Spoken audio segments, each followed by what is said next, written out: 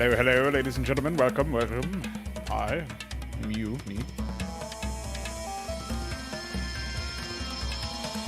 As you can see, I have here the AI. I've been testing already. I have improved the performance of the Zerg, but not to spectacular degrees. Although the last test could have been it could have been unfortunate in different ways, but they seemed really slow on the roll for grabbing upgrades.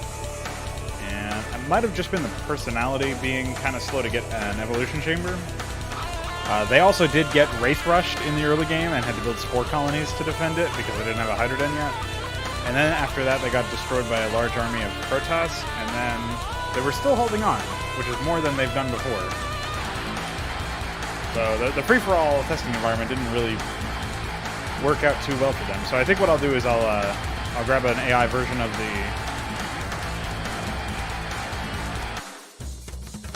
isolation tank now, and I will have them be cross positions. I have also modified the Terran AI a little bit. Nothing crazy, but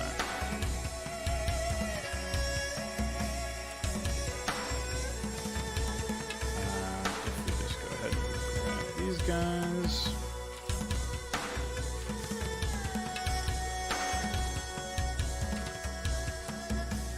And we just need to give them an overlord and remove those blockers. Although I wonder if maybe I can set these to be owned by a hostile player or something. For now, we'll just do that.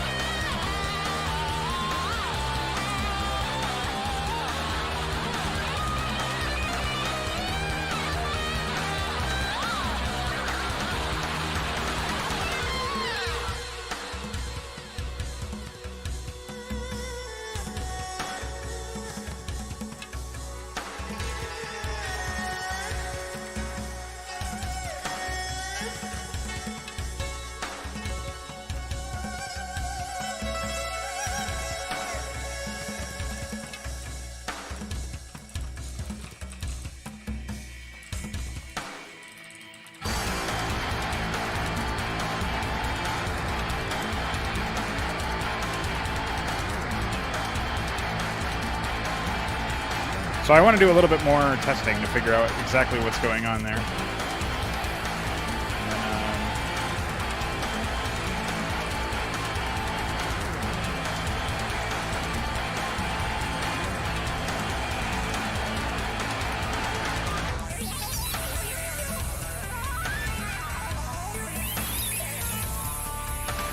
I've been reworking the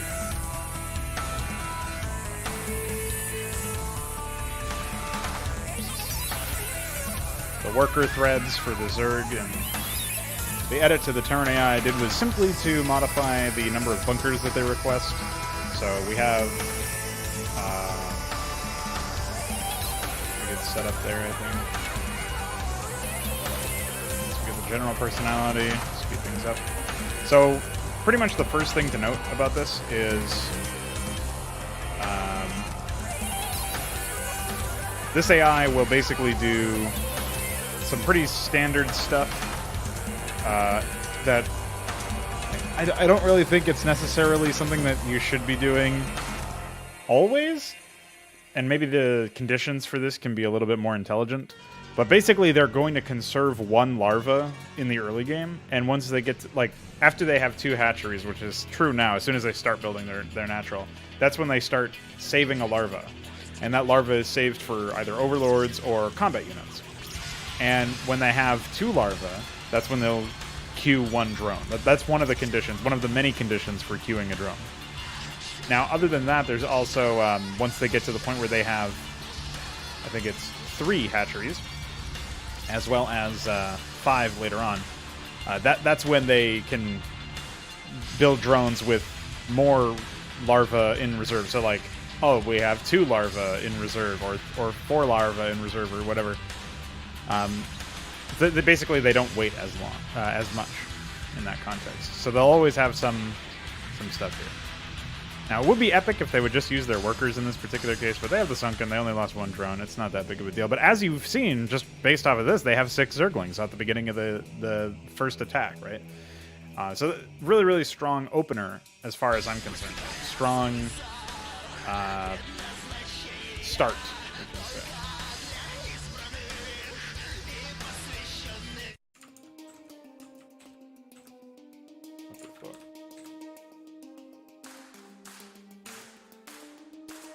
A comedy of errors.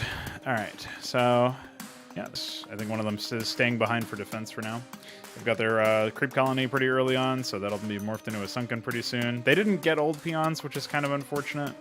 And it does seem like they're waiting a little too long for the larva now. I don't know what the fuck's going on here. Now they're making drones.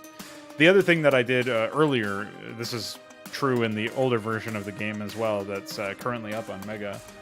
They do limit themselves to a certain number of workers per town now, so I think it's 12 here, and they wait until they have enough money to put into other things. So at this point, I think the Evolution Chamber request should come a lot sooner. Don't think there's any reason for it to be so late in the game. And like even now they don't have enough money for it or whatever, so they're going to idle back and forth now and then. I don't even really know what they're getting. I think they might be getting more drones now.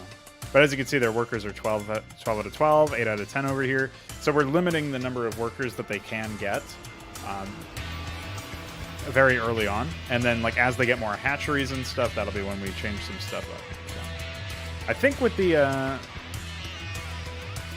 one of the other changes I might end up making is calling creep, I think it's creep 4 for smaller areas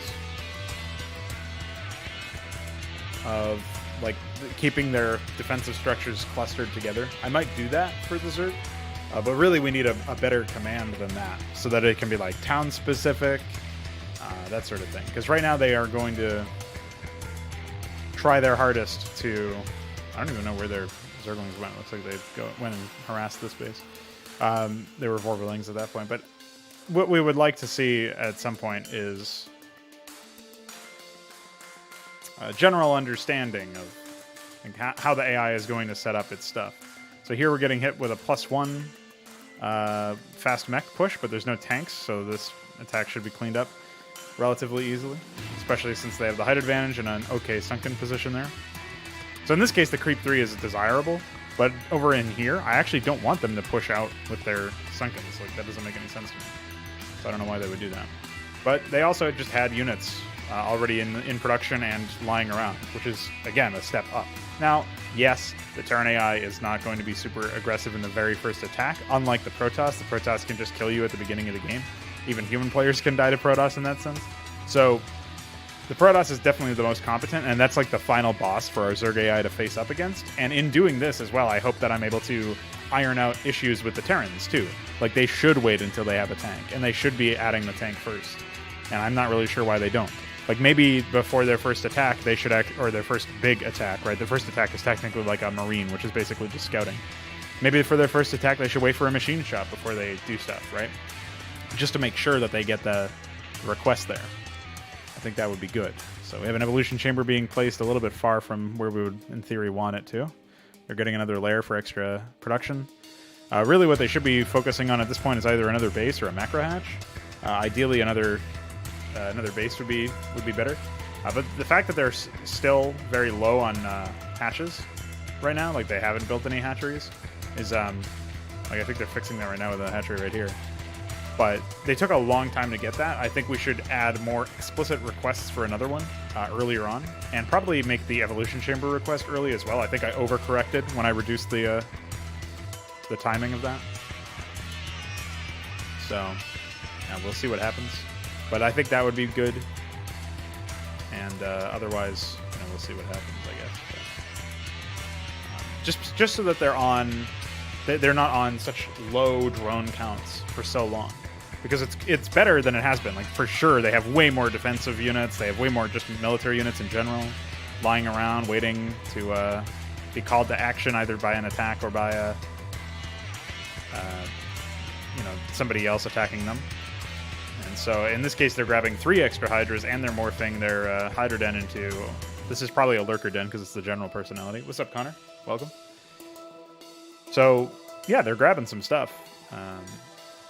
And they're even, like, massing up for an attack now, which means that they have enough resources to justify that. They should be going for an expansion pretty soon, ideally. And they are going to get hit with an attack over here, which includes just 1 tank. Looks like they've already scouted that out. They only have a weak Sunken here, but they have another one in the back line. Maybe in this situation, after a certain amount of time, what we could see is the Sunken Colony stuff actually adding more to the main. Like maybe they could get 5 or 6 or something. I didn't really experiment too much with static defense in this context. They also have a fast +1, or fast-ish. But they have, right now, in the current moment, they have +1 missile attacks, which is more than they've had before. So that's really cool. Good to see. Grabbing their Spire for potential tech switch. They did just lose an Evolution Chamber, which means they probably just lost a lot of progress on an upgrade. That's where the tank went, and then there's a couple of other tanks over here. Thankfully, that tank is going to go down. And there's some Zerglings to deal with this one, in theory. So, yeah, we'll see what happens. But so far, much better results than before. I would have liked them to be a little bit more aggressive, obviously. And I also would have liked them to be a little bit more intelligent with like how fast they prioritize extra hatcheries. Now that they have them, they should also be prioritizing building the hatcheries. And so maybe what I can do is I can like increase the wait for them to look for an extra hatchery, or increase the resources to wait for before they get an extra hatchery. I might do that for the sake of... Aha, ships passing in the night, by the way. But just for the sake of them providing, a certain amount of... just having a certain amount of surety that they would prioritize building expansions over building macro hatches. At least, like, when they get their 3rd up and running, that's when we can talk about everything else. They are doing some damage over here, even though they don't have that many upgrades. They only have 1 missile attack. That Evolution Chamber snipe probably really slowed them down, if I had to guess. Oh, will he get him? No, 1 HP. Thank you, Regeneration. Because they have +2 weapon now? Yeah. So this attack won't do too much, but it did harass the 3rd. Whenever the Terran has more bases than the Zerg, you're going to be worried. But that's okay. Unfortunately, as well, this is something that is really specifically plaguing the Zerg player. I don't know why this happens. But they are player needing like crazy. And the player need overflow, which is just like a bug with the request command or whatever. But player need basically tells the AI, hey, you might need a Hydra Den. So build one if you don't have one. And then it says, oh, well, you have one, but you still need one. And like the same is true for the Queen's Nest. Like they had a Queen's Nest already. Evolution Chamber, they're getting 4 Evolution Chambers now. They already have 2. And they're trying to build what I assume is a colony. And then there's obviously another Hydra Den that's going to be upgrading to a Basilisk Den. Okay, then they have Basilisks, but there's no need for a 3rd one. Like, I don't know why that's there. I like that the Siege Tank was not interested in attacking the Hydralisk there. It's pretty epic. It's okay. That Siege Tank will draw the ire of some additional men. But here we go. We got another expansion attempt. More hatcheries. And... oh, there we go. So, like I said earlier, definitely... oh, they have a second Lurker Den. So that's not even as intelligent as I was giving them credit for, where they have another tech option now. They're just dumb. Good to know. How are their upgrades doing? They do have +1 Carapace now. I haven't... oh, there's a Hydra I can look at. No, nothing yet for the ranged upgrades. I'm sure that'll be changing soon. So yeah, judging by how late their expansion was, judging by how dumb their money spending has been, where they wasted so much gas and minerals and drones on the shit over here, I'm guessing that the Zerg will not win this map, were we to see it until its logical conclusion. But they are getting Spire upgrades. I don't know if they're actually going to add some air units to their attacks. They do have a Queen. That's about it, though.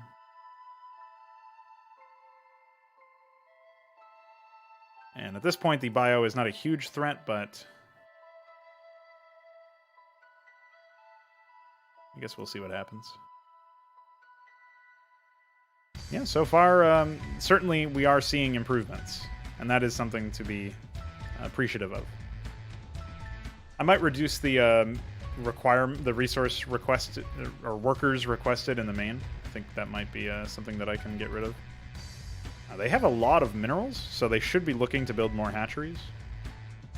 Maybe they are actually looking to build more hatcheries, and they're just being really stupid about it. And they do have air units now with +1 carapace, which is better than having no carapace, for sure. They don't have adrenal glands yet, but they do have a hive. These Goliaths are going to take a while to go down as a result. But that factory will be dead. You know, there's some gains here, and they are getting a faster expansion than I expected, actually. They're looking for 2 at the same time. Very impressive stuff. Definitely did not expect that. Meanwhile, the Terrans already have 4 bases set up, and they're getting 2 themselves. So Terrans are getting on to 6 bases now. They're far from saturating in all of them, but they have 4 saturated, it looks like. This one's not really saturated per se, but it's up there. It's getting there. And then Zerg just have 3, 2 saturated, 1 sort of saturated. It's on the path. And then 2 more on the way, so... Oh, here we go. We got another one. So they are actually looking. They're like cross-mapping and everything. They're doing all sorts of weird shit now. It's like they woke up. And this is what I mean. The way that this is working out, like, this is what we're looking for, actually. This is the kind of shit we're looking for. So I'm really looking forward to seeing how much farther I can push against this, right? And again, this is the mech strategy. Like, it's not really that optimal against Zerg anyway. The Terrans probably would just wipe the floor with them if they were coded a little bit better or they picked a different strategy, but, you know, we're getting there. And in fact, the Terrans should have improved in a different way. They shouldn't have any issues lifting their structures off anymore. That was something that Iquor just fixed, he said. So I'm on the lookout for that, but I don't see anything substantial over here. This is epic. Gotta love the blocking of the stuff here. So they are trying to save their new-found bases. And transferring a bunch of workers into certain death. Good idea.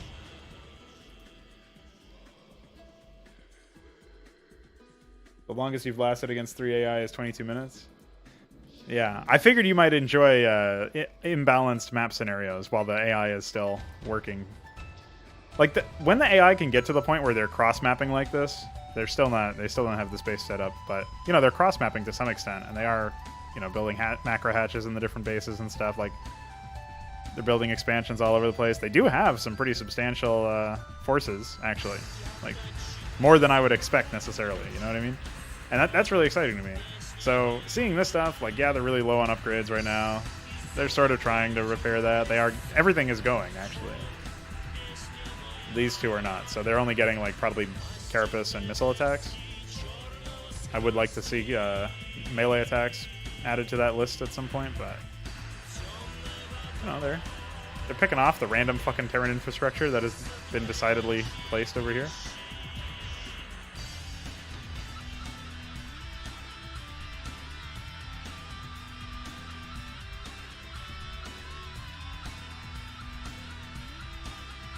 Parasited, by the way. So yeah, at this point they've got quite a few workers. And they are setting up that base now. Getting another hatchery over there, getting a lair over there. Why not? Give them some more units. Aha, you should have built your colonies.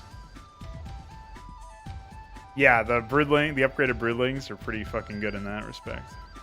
Looks like our AI test buddy here has decided it's time to fuck up the bottom left base. Can't have them cross-mapping in this capacity. Meanwhile, they're still sending drones all over the fucking place.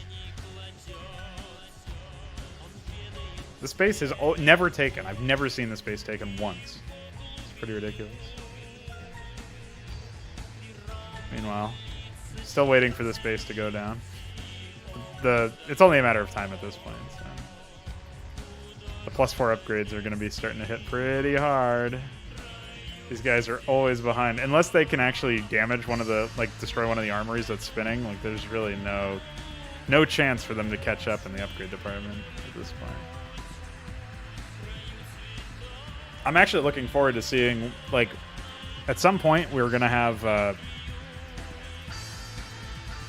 some pretty good changes to the setup here, where you're going to have, like, the Future Station, which is an add-on for engineering bays and armories. It will improve, it will speed up the process of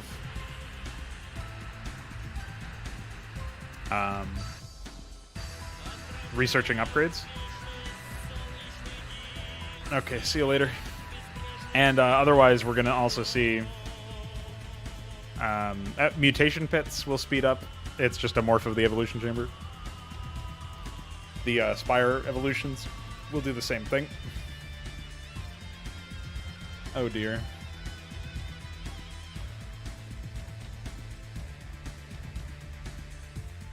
There are a large number of units coming to defend this, but I don't think it's going to be for any good reason. I love all of the factories that are just scattered around the map.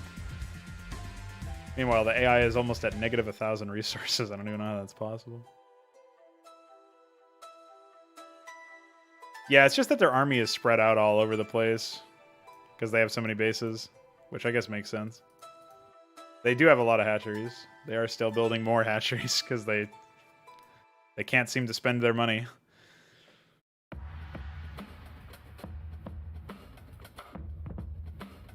But they probably should be saving some of this money to use on men. I don't know why they're not doing that, actually.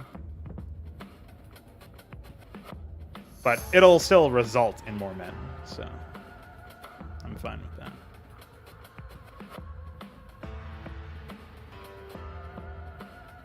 that. Yeah, gotta love the Hydralisk den. Yes, more Hydra dens. Dude, this guy's like building altars to your name, Connor. He's building as many Hydra dens as possible. Holy fuck, I was not expecting to see that. Not yet. Iquire actually was working on Niduses at some point, but I don't know. Dude, they're doing 1 damage per hit. Dude, that's not okay. You can't do that. Holy shit, Zerglings are so bad right now because they have no upgrades for them whatsoever. They do have a Defiler now. Where's that? We're getting so many Spires. It feels so bad to see the AI waste their money like this. Because, like, I don't think there's an issue with that happening in other capacities. Nice mech army, by the way. Like, I'm not seeing that anywhere else. I'm not seeing, like, 1 million science facilities or too many armories. I think they say I actually only has 4 armories. And then I'm not seeing it for too many engineering bays. I'm actually only seeing 1 engineering bay right now. I could be wrong about that.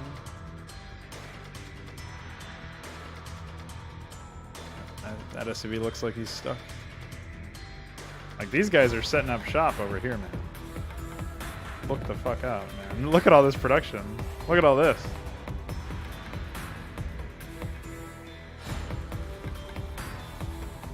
Well, there's not going to be any Brood War stuff, so I don't know what you mean. What is Dunes of Shakurs? Is that a Brood War map? Must be. I like the news story, yeah. Oh, man. +4 armor means that Zerglings were previously doing 1 damage to tanks. That's pretty psychotic.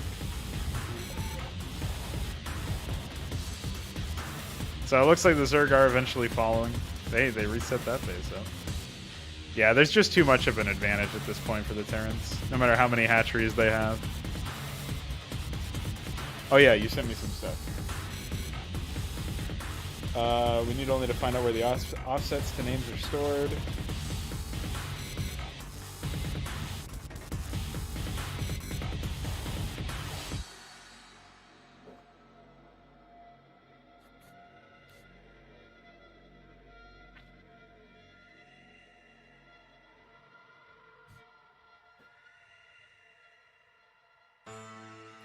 Yeah, I think that would be really awesome. It's just a matter of getting to the point where we can do that.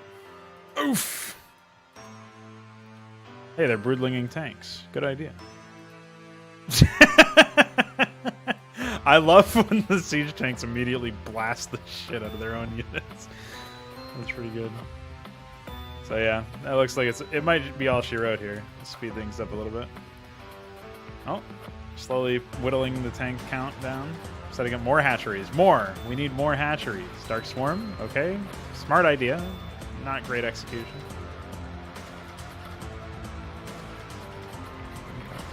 Can they do anything? I mean, they have all these hatcheries. You'd think they would be able to. They have ultras now. Good idea.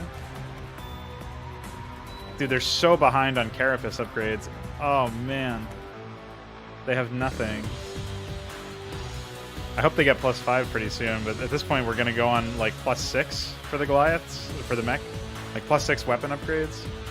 That's coming soon. Alright, we have a pretty good Hydra stack over here. What can we do with it? What can the Terrans respond with? You got a Wraith, it's dead. Tanks are in, yeah. They just mop that up real quick.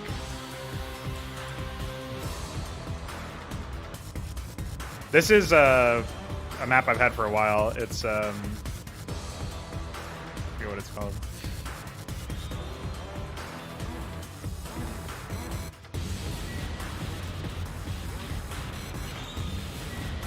It's isolation tank. There you go.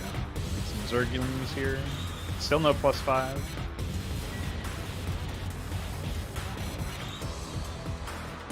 Oh, I see what you're saying, Ikewear. I thought that we would just allow the AI to do that themselves, but I guess that makes sense. That's much safer than trusting the... Yeah, it's much safer than trusting the AI to do it themselves. Oh no, the ensnare has not worked out very well here. Need my drones. Yummy. Why did they do that? Why did they build so many drones? They must have been... Holy fucking 58 drones, by the way. I think it's because they don't have any place to put them, actually. Oh, they were rebuilding the drones from over here. Yeah, that's where we need, like, Isn't there a way for me to make it so that the Q command will queue only at that town's stuff? Wow, nice mischance, by the way. Yeah, there's the +6 I was talking about. Still no +5. Man. Well, I will say I'm impressed that the AI has lasted this long, but I think we can call it here.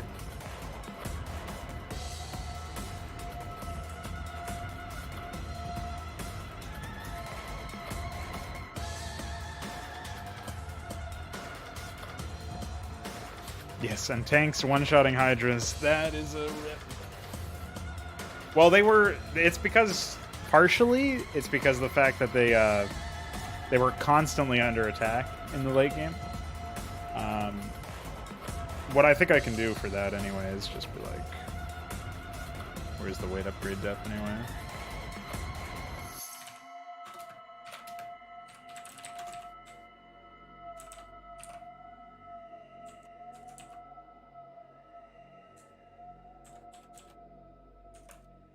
I'll just reduce the resource blocker there.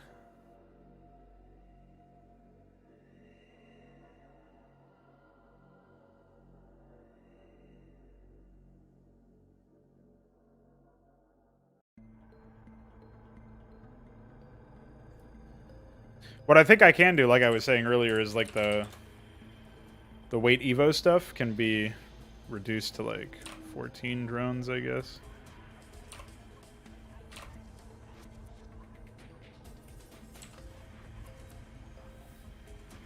And then I think the weight hatch can go up. When do I weight hatch for the general guys? Yeah, we can do it right. We can swap that in the Hydra one. That'll be fine.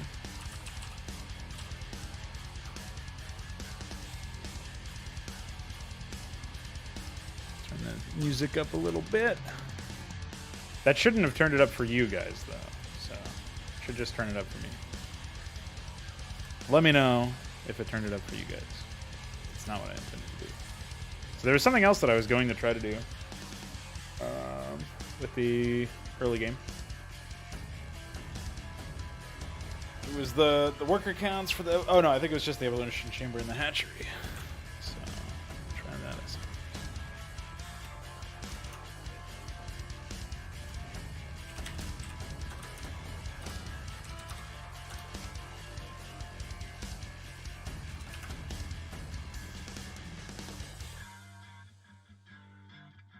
Hey, we got the same match. General versus mech. Let's see what happens here. Oh, they definitely should wait for a second hatchery before... Oh, wait. Isn't there like a...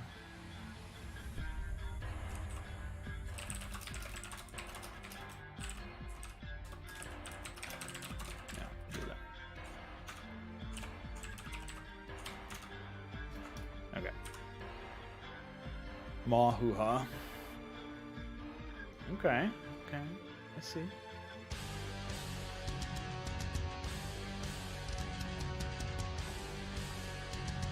Oh, I haven't uploaded the most recent stuff. Oh, that was the other thing, actually. I wanted to make it so that the AI was a bit smarter with how it expanded, or a bit faster on the first or second expansion or something.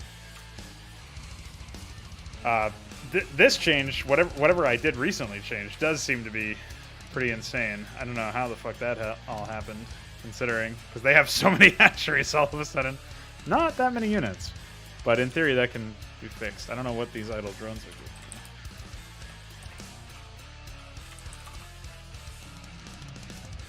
Oh. You know, they just had a casual desire to expand to about 80 different areas, I suppose. Where are those? Oh, yeah. I was wondering where they went. Well, I don't know why they are expanding so psychotically now by comparison. I won't necessarily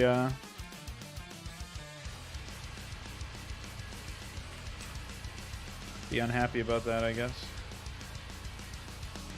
But should probably find expand.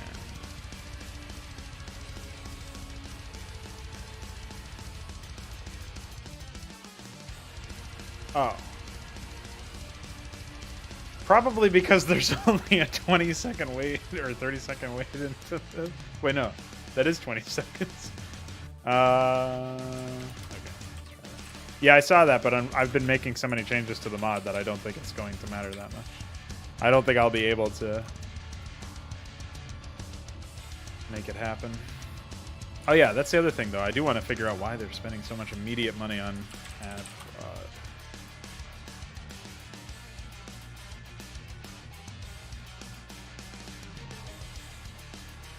I guess it's because it's not even that long here. Let's try that. Just a slight extra weight should work.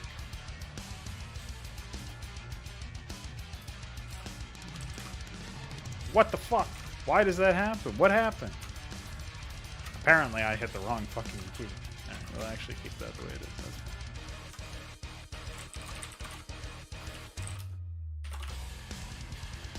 fine. Alright, let's see what we got here. After speeding up a bit.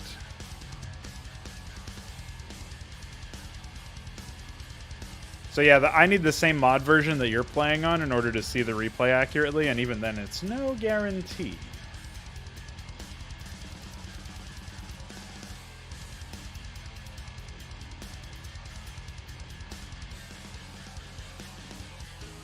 Pranked.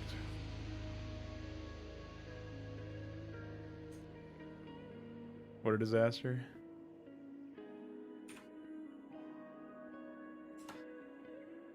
Shaman status operational.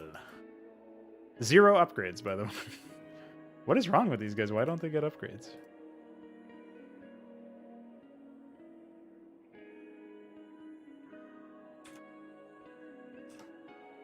They actually have no upgrades. What the fuck? Alright. And they have no Hydras. Why didn't they get a Hydra done? They don't even have it requested.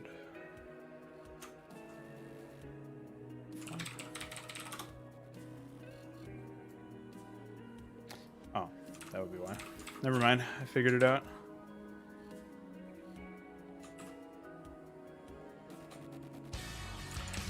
Alright, I'll add a second wait Evo call at the beginning there. Just for the general AI.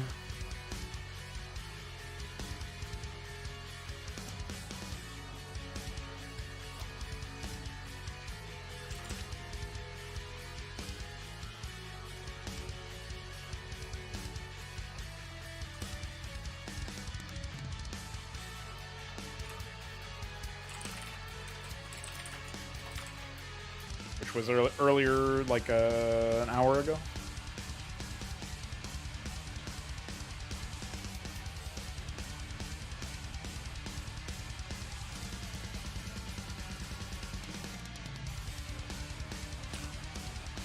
No, that's fine. I just downloaded the EXE, so in theory I should be able to watch that.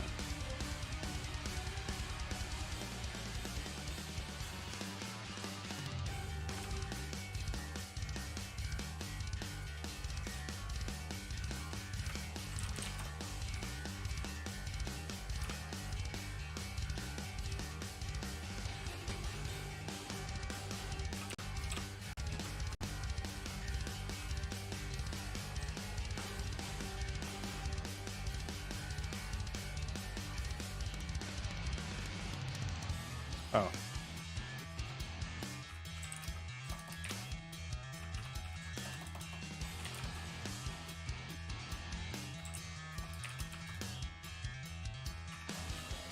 Alright, so who's who here? You're orange. Got it.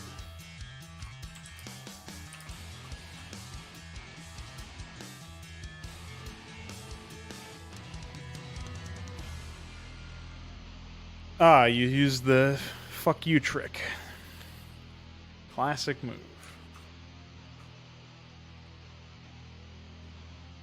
Oh, okay. Yeah, I don't think I'll be able to,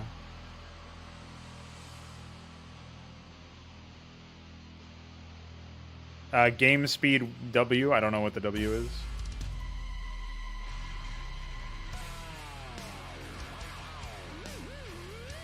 What's up, Veek? So did you purposefully set this up as Zerg, or was this just happenstance that they all ended up being Zerg? It's pretty funny that they're all Zerg. Fucking idle drone SMH. I'm so trained to look at AI that I'm like, whenever I see somebody who has an idle drone, or I see somebody doing something weird, I'm like, what the fuck? Why did the AI do that? Then I remember, oh, that's a human. All three random to Zerg. Pretty cool. 1 in 9 chance. Ha ha ha. Wow, this might actually be a dead dead hatch. That's pretty nuts. Dude, how the fuck? That's such a prank. That's like the swarm AI versus something else or something. There's no way that they can do anything in the main area, of course, because of all the sunkens, but it's okay. Alright, so Brown gets set back. Well, the randomized start location is on, presumably in melee, so. But yeah, who knows why that's the case. It's usually, I think the in-game, the Hydra has, something in the Hydra plugins have stopped the colors from actually randomizing. It's always the same colors and always the same starting locations as well. Like, player 1 will always start in the red start location and so on. So I don't know what we broke there, but something's going on. Floating some money over here. Definitely could have expanded again. See what happens. Nice spore colonies, by the way. But I like how the AI just left you alone. You really lucked out here. You haven't even scouted to see what's going on.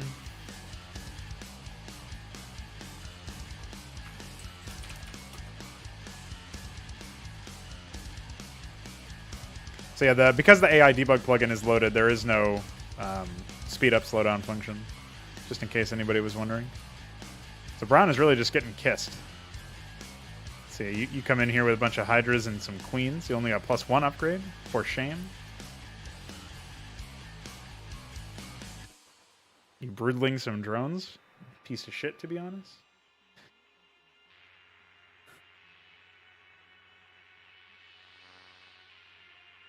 We got some mutas. We got another hatchery out here. Got to build more Hydra dens. Altars to Connor, of course. Yeah, this AI is performing way worse than the AI that I was just watching, so I already see some pretty significant changes in that respect. I'm like wondering how they drive you back at all, though. They only have fucking Zerglings. Well, I guess you suicided a lurker into the sunken, but oh, here we go. Air units. And lurkers simply can't attack up. 17 kill lurker, by the way. Oh, 18. Meanwhile, banking energy for another broodling. And then they instantly built 3 more hatcheries, by the way. Looks like you got attacked by Brown at the same time, but it was a pittance. Oh, and then you got kissed. Wait, what are you doing? I think the replay desynced, because I'm pretty sure this didn't happen. Yeah, this happens to me every single time I watch a replay. AI behaves differently than they did.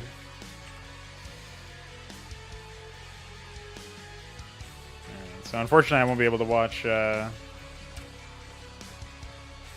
Connor's replay because he's using an older EXE. But hey, that was neat to see the opening moves, I guess. Yeah, I definitely feel like there have been improvements now. So go ahead and drop this there. And yeah, you guys can pop in a few games on that if you want. The Zerg AI specifically have been improved. I haven't done any improvements to the other AIs. I will be doing that thing I talked about with the Terrans, with the Terran mech build, where they wait for a siege tank before their second attack. Or wait for a machine shop, rather, before their second attack. Or wait for, like, I guess a certain amount of time. What? Connors? Yeah, Connor sent me a replay, but he used an older EXE, so I can't use it. He posted it in the channel. You still playing the Elder Scrolls music or something?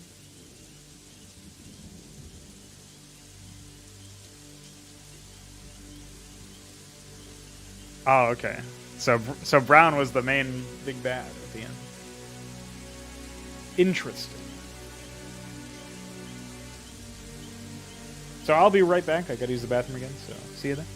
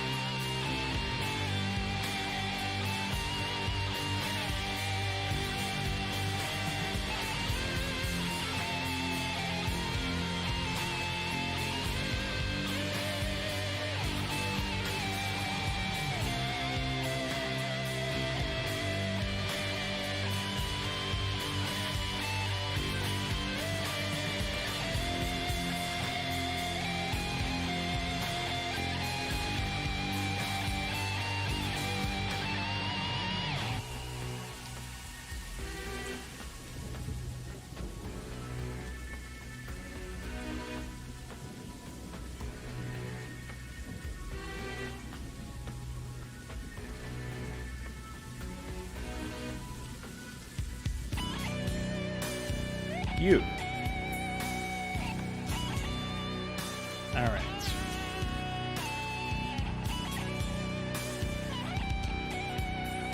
So let me actually pop into the Terran build here.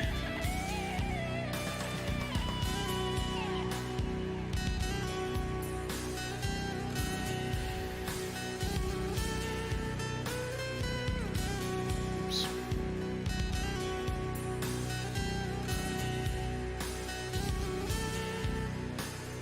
Actually, I think for the Terrans, they should probably be set up for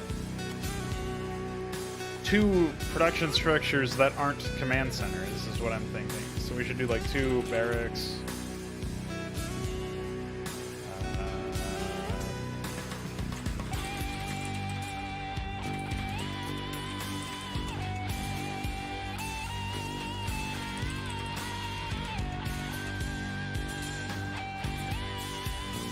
Okay, I got really confused. I thought it said barracks guardian. I was like, what the fuck? It was basilisk. Thanks, Notepad. You fuck.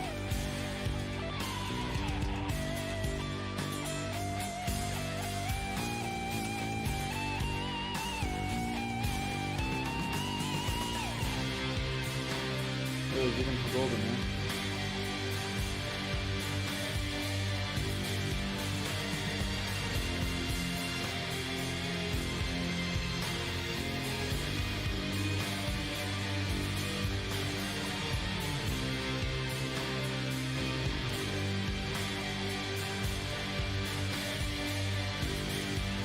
Let me know how it goes, Connor. Hope things end up spectacular. So I'll check the scale for this one.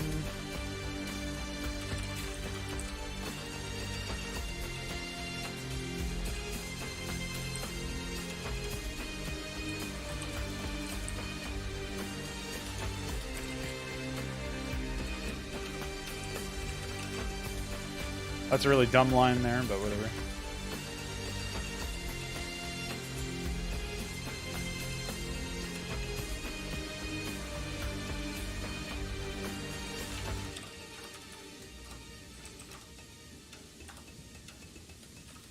You know what we'll do is we'll go a step up and we'll check out their performance in a free-for-all. We got 2 swarms. 2 a Terran a Protoss and a Terran General. Okay. Sounds like that's it.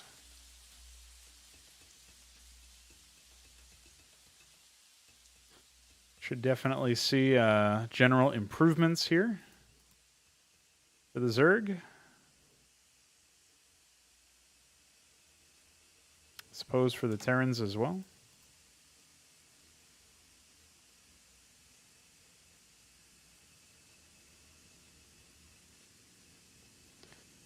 Pretty large number of Zerglings at the beginning of the game here.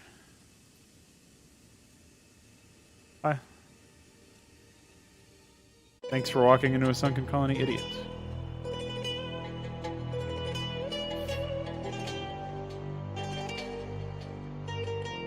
Pranked. Why is everybody ganging up?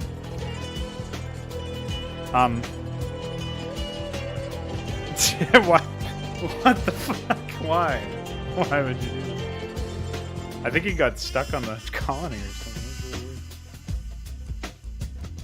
Oh, it's a free-for-all inside his base. Love that. No?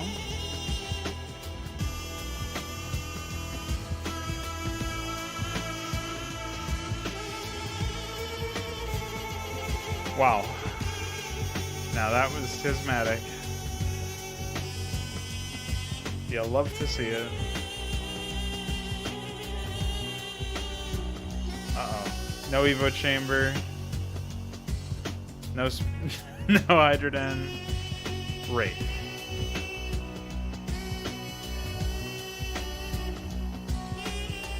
See, this is what I was worried about.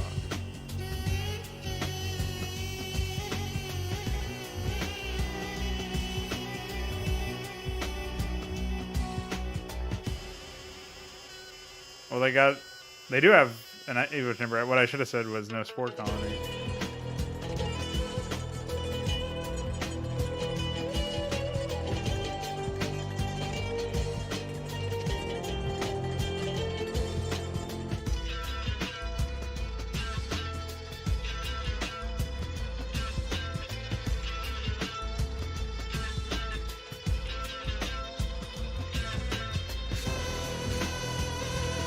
Disaster has struck.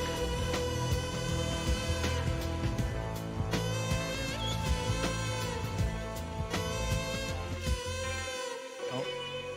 Except free-for-all.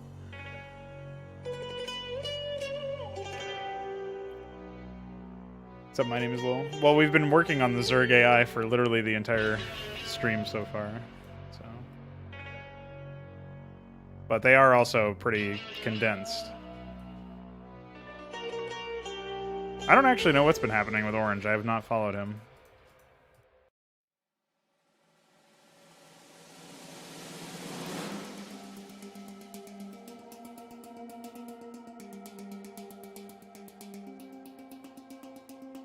I think Connor just left to go play a game, but yes, he is here. Fuck him up. Bully, bully. Billy, Billy. The correct response here. Getting 3 kills, by the way. Oh. Hello. This is rude. What if they needed those SCVs, huh? Hi. How are you?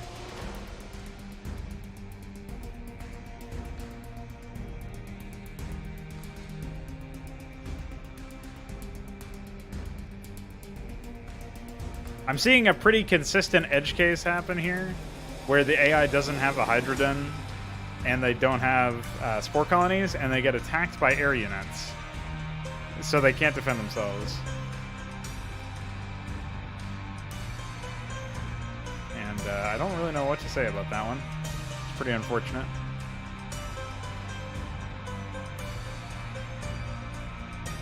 Thanks. I was hoping people would receive it well. It's definitely on the more philosophical end.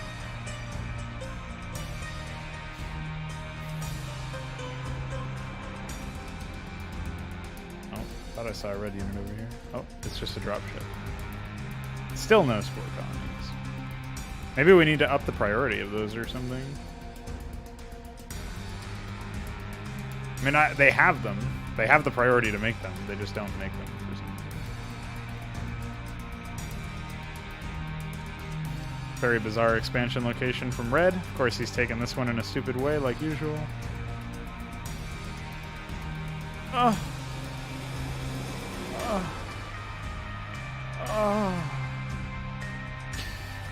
How did they all survive? What's up, Ichabod? This has always pretty much been the way things are. Hi. Hydra. Dude, where the fuck are your upgrades, you piece of shit? Oh, he has 3 evolution chambers at least, so he's working on them.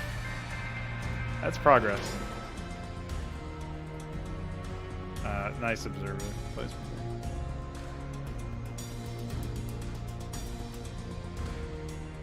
Yeah, this map is probably not cut out for Zerg very much, based on the fact that they take a little long to get their transport research.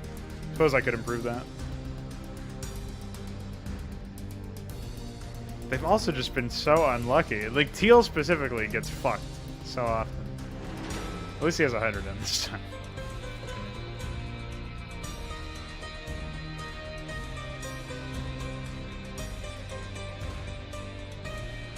I was scared that I would start advertising Skillshare. I think I did use Skillshare just to see what it was about, because obviously a lot of people were using it, right? But it wasn't that. I wasn't super impressed by it. I mean, that's one of those things where you really need the content creators of the website to justify the content, like, or justify your quote-unquote subscription. I got like a free 2 months or something, and I decided it was not worth re-upping.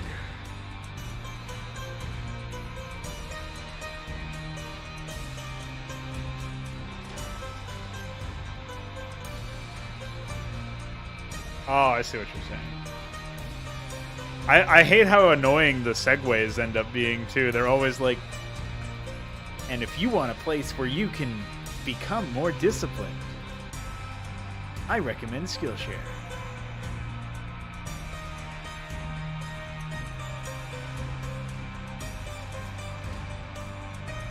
Oh, not the Overlord. Oh.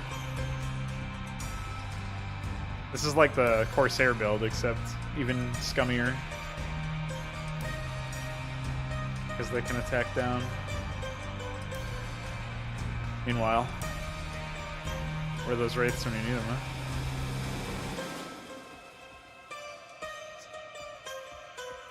Can he survive?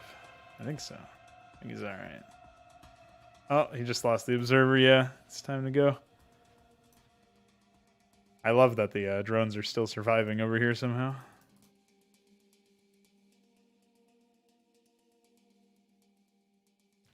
Gotta love that free-for-all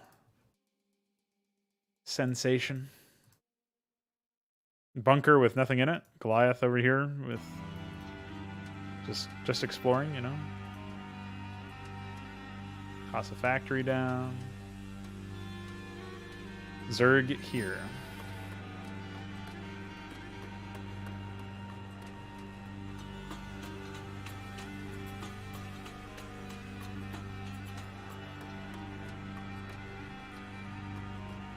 Yeah.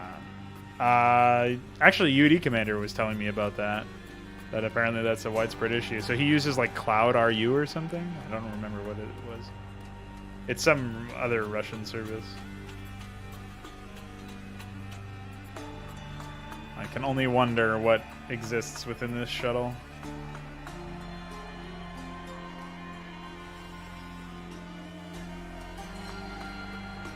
Will we ever find out?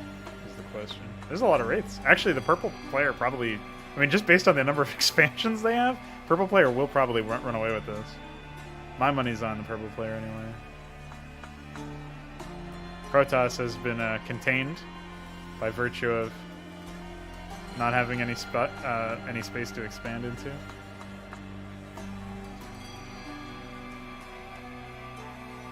Oh, we got some actual Zerg here, guys.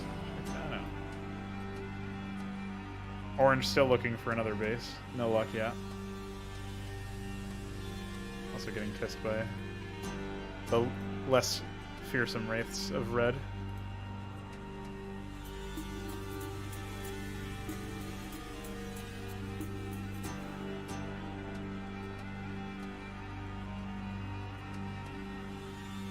Yeah, that's... I mean, it's a really PC, like, it's a CPU intensive service, which is really unfortunate. It feels like it shouldn't be as performance intensive.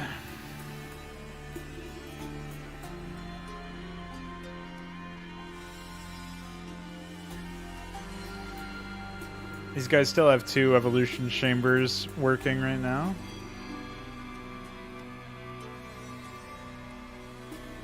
These guys have a ton of evolution chambers, but only 1 working. Oh, 2. They've got more than twice as many as they need. Well, I guess exactly twice. Unless they saw... Oh, there's another one. Yeah, more than twice. Bully that tank. Get him.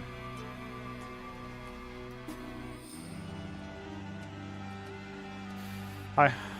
We heard you like Zerglings and Bridlings. What a fucking disaster. Hey, Purple, what happened, man? You were supposed to be my main man. Ah, you're getting fucking dropped, you idiot. I like how he doesn't even know where to bring his wraiths. He's getting tag teamed, I suppose. And meanwhile, Orange... I mean, I don't know what Orange is doing, besides queuing a bunch of drones randomly. This is actually a bug. Like, this is just a straight up bug with the AI. This has been observed before. They just build a lot of drones for no reason. And, like, with an AI that's as busted and, like, what's the term? Inconsistent as, the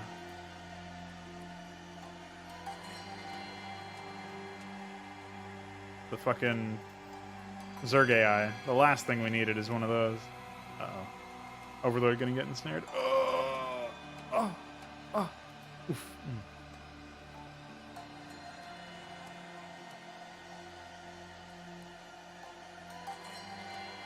So.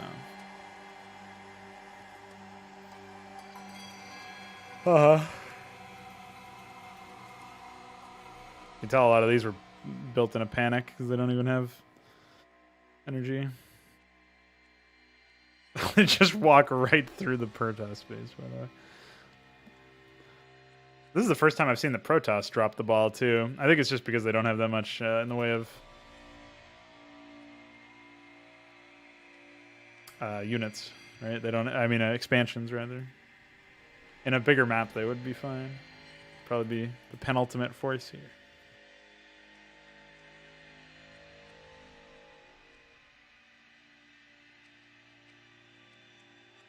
Well, all right. We are seeing some action here. We're seeing some Zerg here. Somehow Orange is not dead. Off of his 2 bases and billions of drones.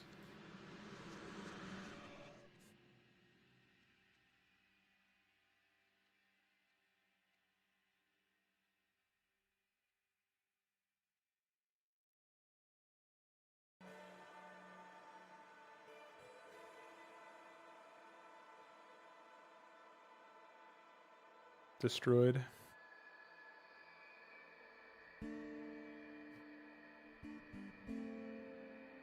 How you like them apples?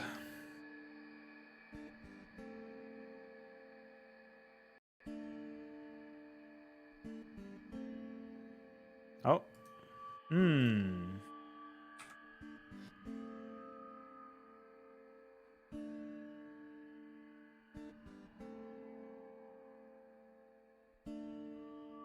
I do love seeing 4 people in one screenshot. Oof. He's kind of lacking on his slacking on his mech upgrades there. See, there's tons of stuff to improve here. No, that's perfect, actually. That one right there is excellent. Look at all these expansions. Look at all these buildings. I need even more buildings, thanks.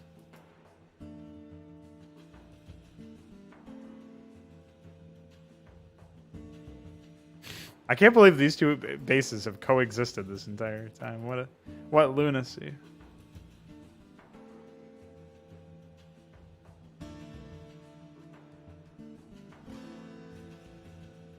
Uh-oh. Bye.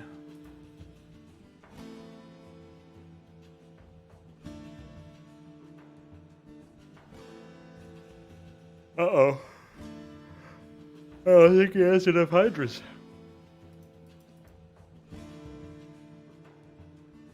Better be making some. I still see a lot of larvae. Oh, I see a lot of larvae. He should have enough Hydras soon. Methinks. Well, even now he's got a pretty good amount. Still no eggs. I don't know where he's pulling these Hydras from, but it must be his ass. Hey, dipshit. You got some Hydras? Any Hydras? No Hydras. Okay.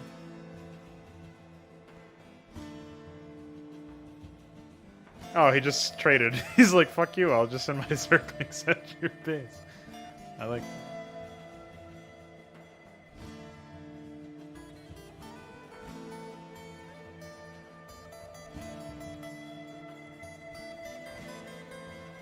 Executed.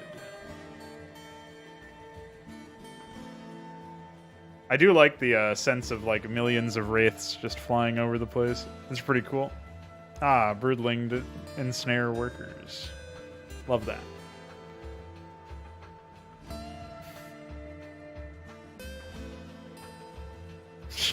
What is happening over here? Oh!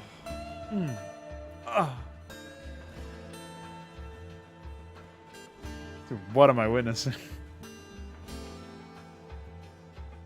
Thanks, Overlord. Really appreciate the help, asshole. There's some pretty good comedy in this. Uh-oh.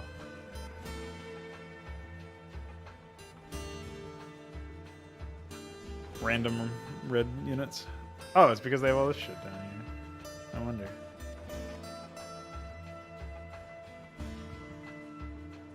Meanwhile, anytime you guys want to wake up and smell the coffee. Oh, there we go. It snapped into existence.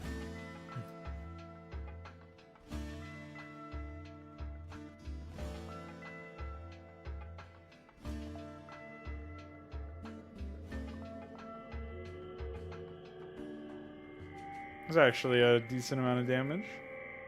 Yeah, so we are seeing that the AI can hold its own in this capacity. Those Protoss are kind of cucked, but, you know.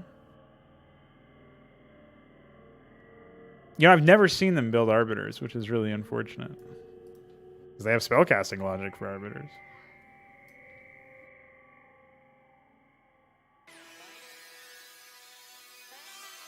Oof. Oh, +4 ship weapons. Love to see that. Oh, irradiate. Yes, yes. Perfect. Beautiful. That's it. It's like that Overlord was mind controlled as well, and the player is just griefing his own units. What the fuck?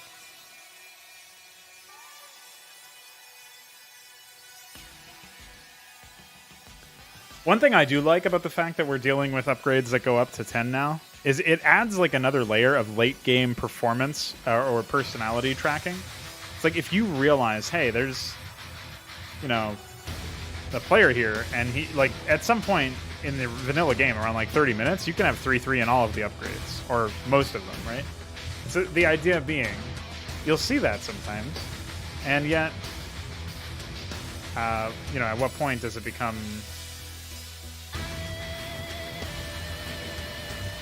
just generic?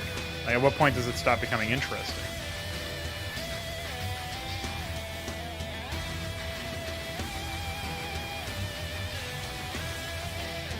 That was almost a dead tank. Oof, that was almost a dead tank.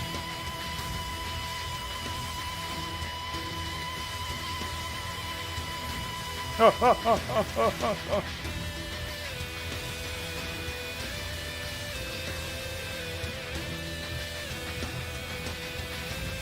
Now these tanks are just catch up at this point. There's nothing they can do. There's like one tank that has 2 health or something.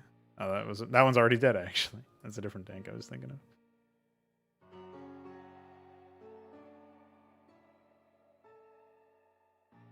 We have no air upgrades whatsoever, by the way. I think this is their first spire they're making right now. Oh, they're making 3 spires. Maybe 4? Do we see a 4th spire anywhere? Yes, we do. Just had to happen. I wonder what they're casting Broodling on at this point. Maybe they were just parasiting a unit of some sort. Might have been a parasiting a probe. I don't think they're not supposed to be able to Broodling probes anymore.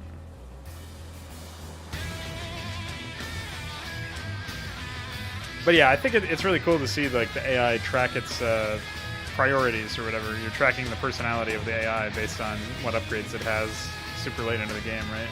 So when you see like tier 5 air weapons or whatever, you know it's like, oh, this is different.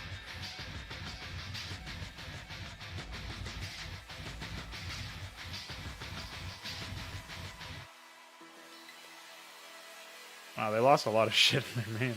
They're still losing a lot of shit in their main.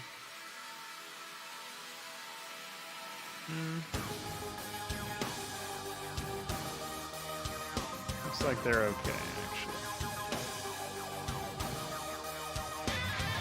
They can repair it. They'll get there in time. It's fine. Meanwhile,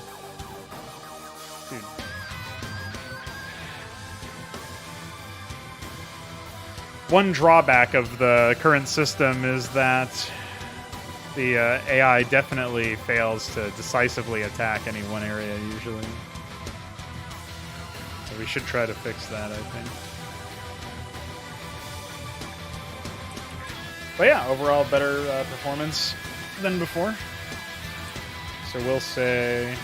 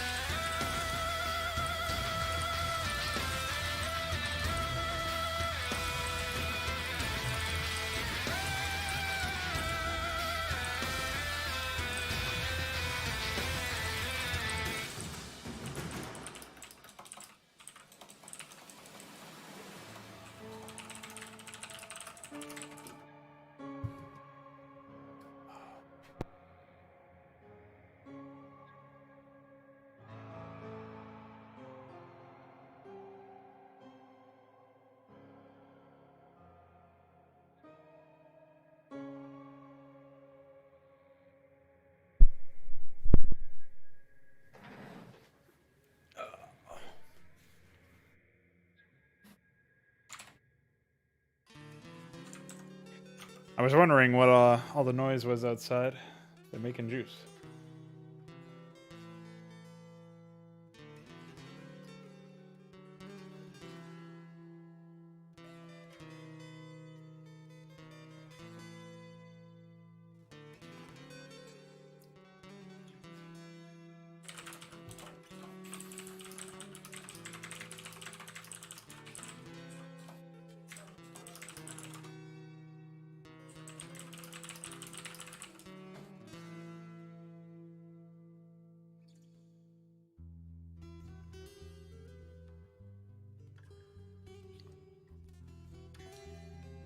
Welcome back.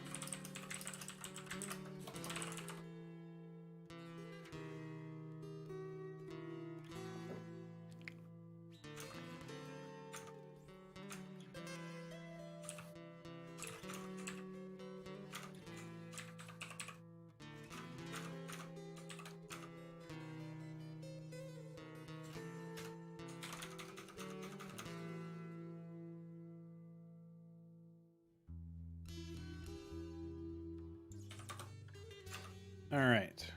So now...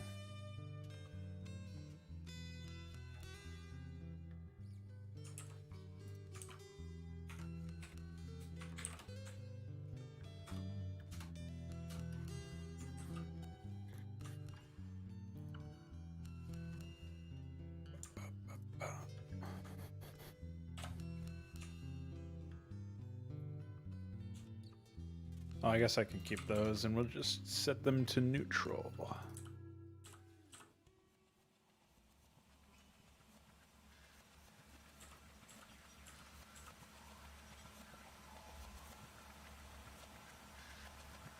So let's see.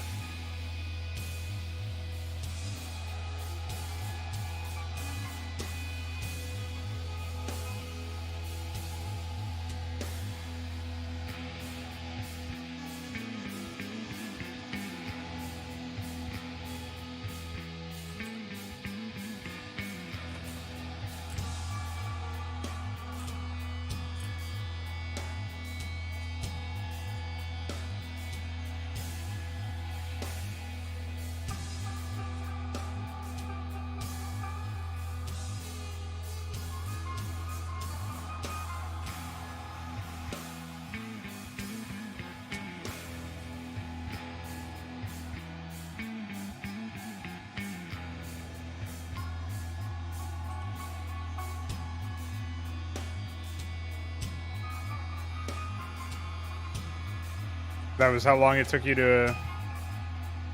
Oh, you were still playing against 1v3 or whatever.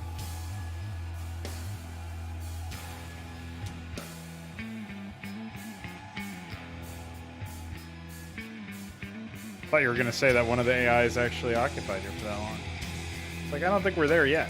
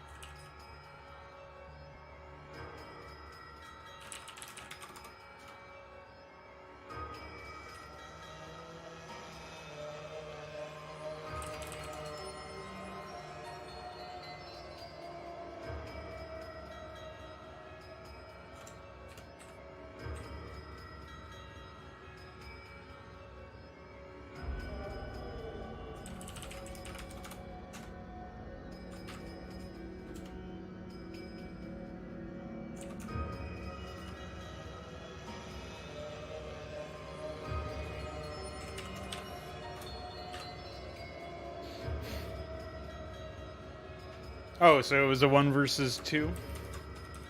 You said Zergs plural, so... Oh, still 1 versus 3, okay.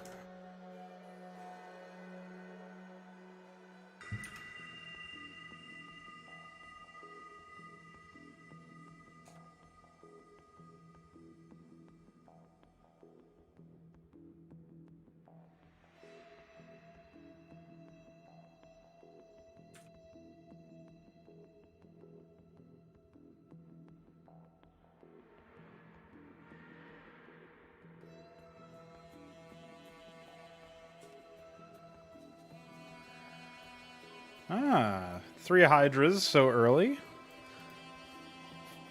Okay. Okay, Connor. AI personality. Don't lose your overlord. That's all I ask. Oh, you lost your overlord like a fucking idiot.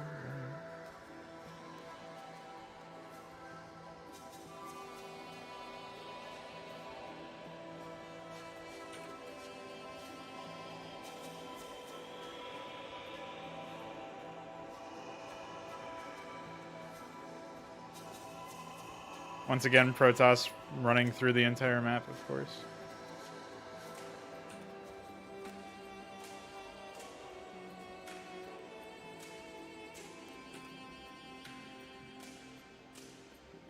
$10 Dragoon. Did it pay for itself? Yes. Almost certain.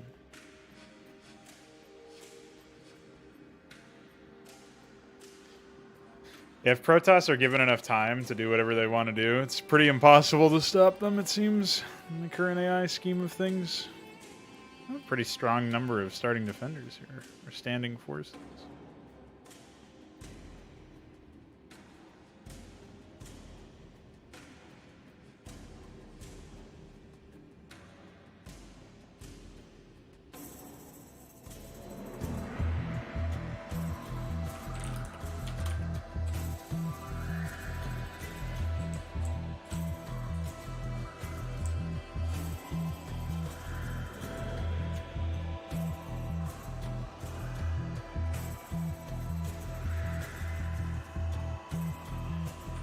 They are going to wish they had not moved out.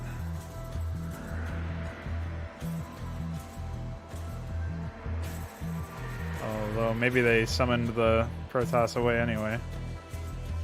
Considering the sudden absence of immediate death.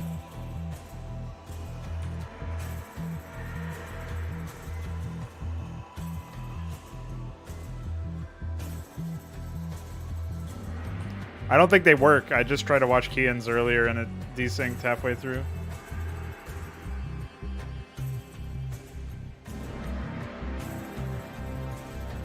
Yeah, I'll give it a shot, but...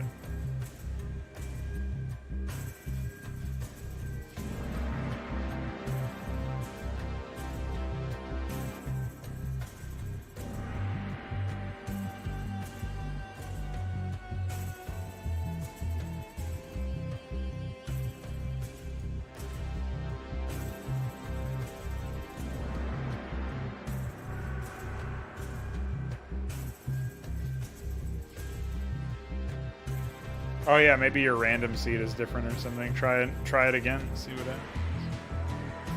Well, I guess you have a different. Well, no, you just said you mirrored the mods. So.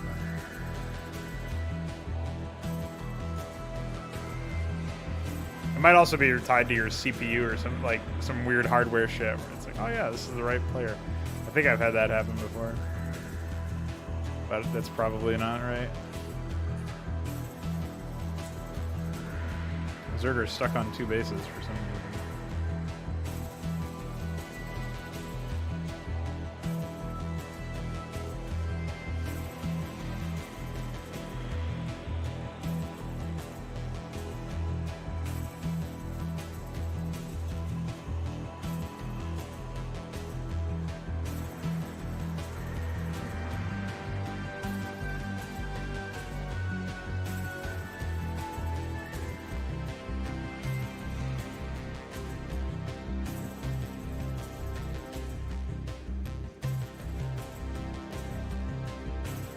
Spooky stuff here and zealot fake outs.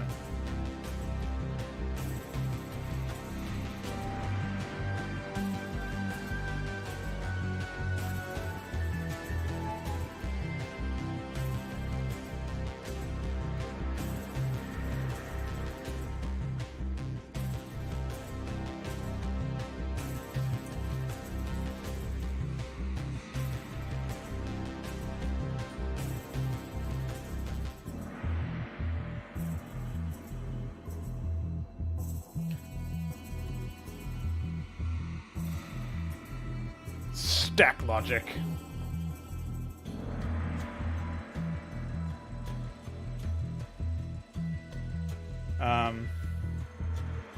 Yeah, this might be a problem.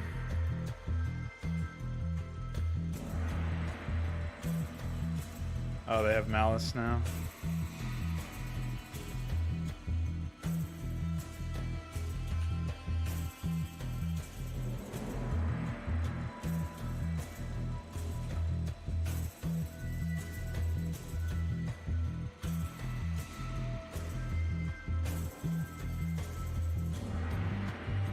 How rude.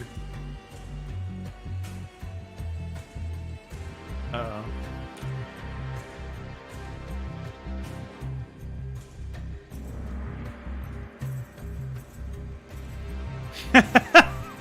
This is BM. This is rude. Can't do that.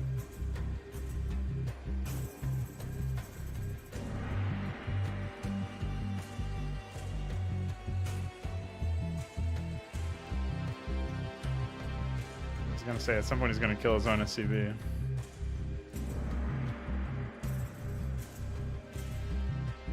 Incredible.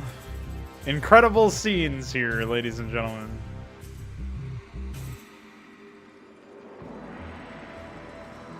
Couldn't make this shit up if I tried.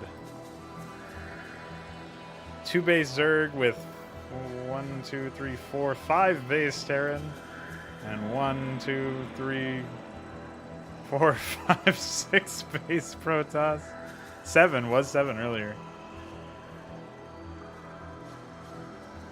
Pretty epic. Can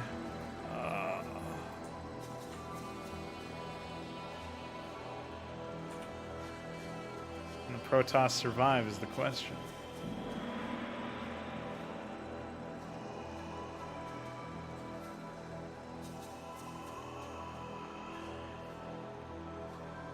Pretty large outpost over here.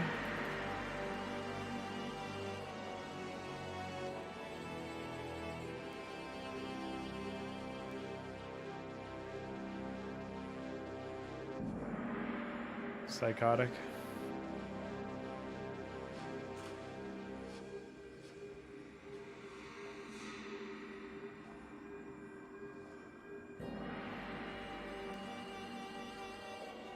Oh, okay.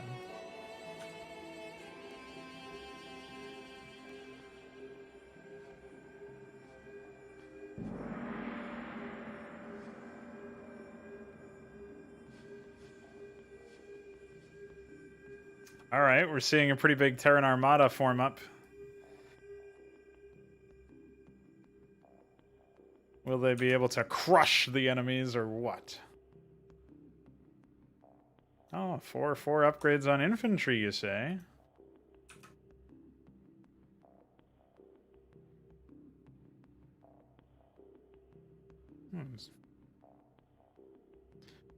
A not insubstantial army going on over here. Uh-oh. They lifted off because there was creep there. XT. Yeah, the AI needs some way to, like, tell itself to land. It's got a bunch of shit lifted off. Oh, okay. These are pretty considerable forces, to be honest, but they're doing it off of 2 bases, so it takes so long for them to amass them back up. They just can't,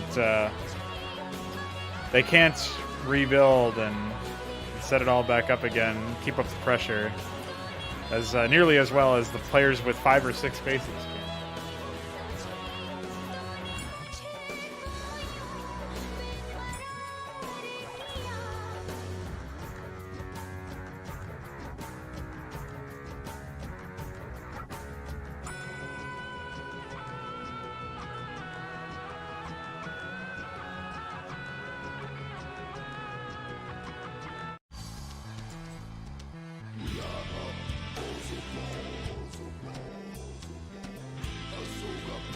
Yeah, I don't know how that happens, man. That's really weird.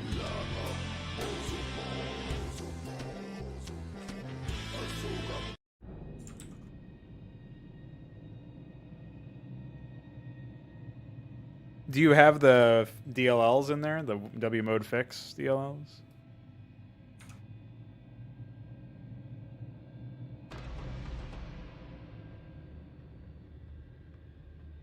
Very strange.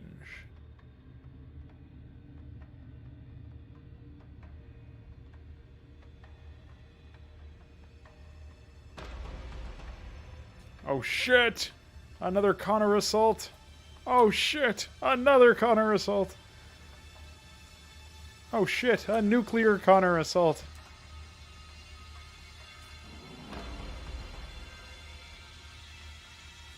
Slowly beaten back.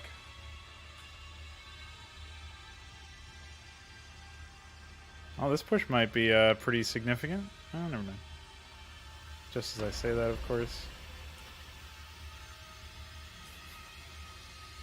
4-4 on the mech upgrades here for the Terran. Pretty good. 4 armor on the Protoss. Not great, but not bad either. Dude, this is sick.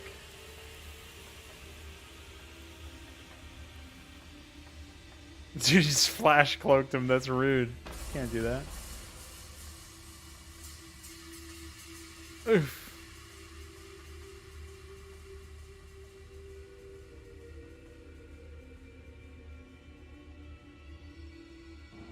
Check out my badass ghost.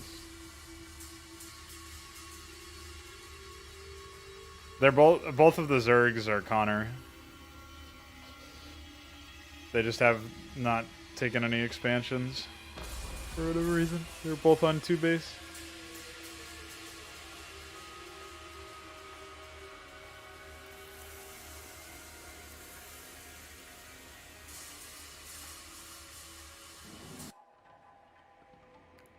There's no place for them to go now, but they had plenty of opportunity before. They just decided not to.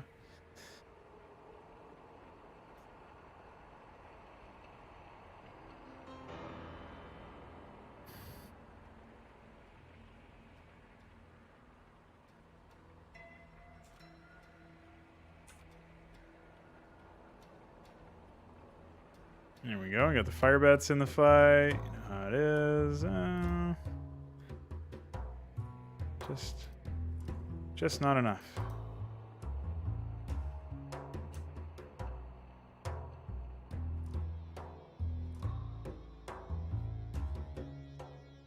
Aha, so you're not sure where the bug in your hook is then?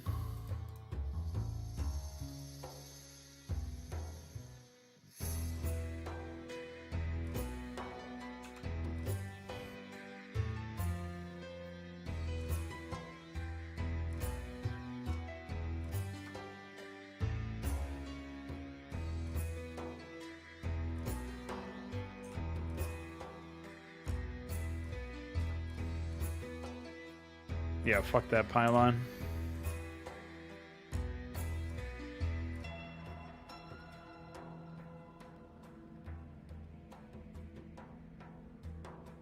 A lot of minerals, no gas.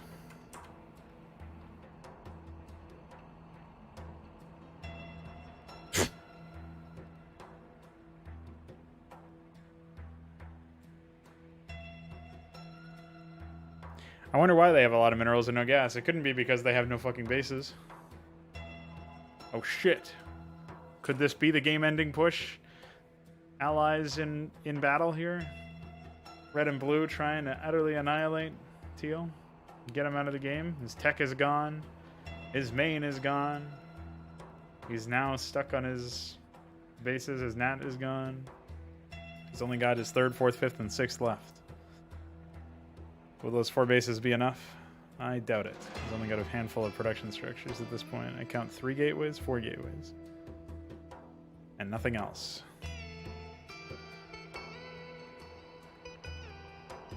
Victory is but assured. The next armada awaits. Zerglings here. Wow. I was not expecting to turn around and see that. Yeah, fuck that hatchery. Teal's trying to reclaim lost ground. It's not working out. Immediately, another command center. Gotta love it. See, red's not fucking around. Blue is, but red's not. Still bullying all of the purple shit over there. When you have 10,000 minerals, you should probably build 1 billion Zerg.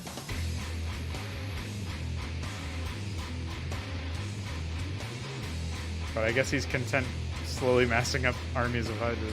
Oh, hi.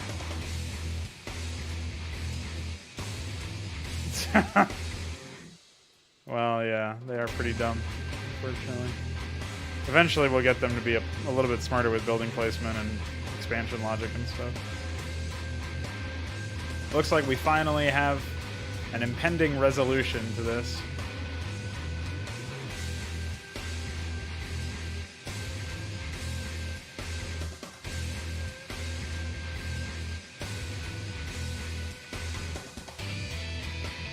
I don't know where the nuke went.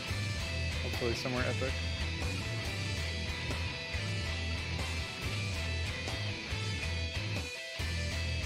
There you go. It's the end for Teal.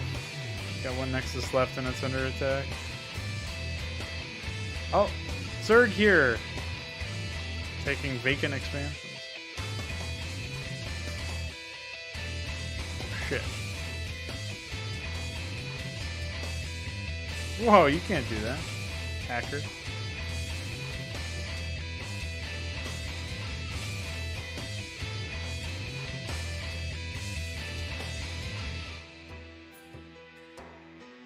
Will we see some actual gas? We might see some stuff here.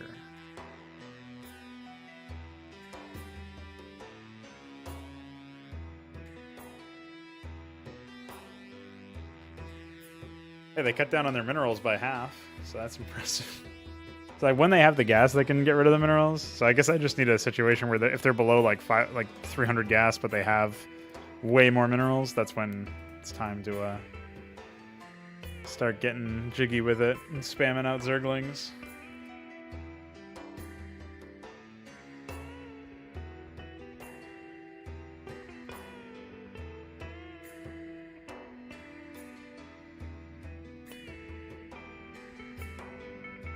What a disaster.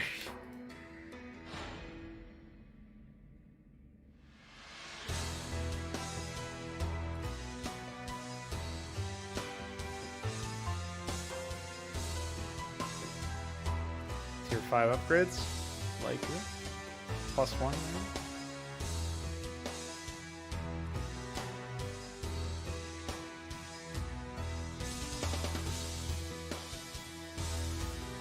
Alright, well, that's all she wrote over here. Check out all of my production structures, by the way. No wonder this fucking turn AI was... How much money are they still floating? They still have over, like, almost 6k minerals now. Pretty nuts.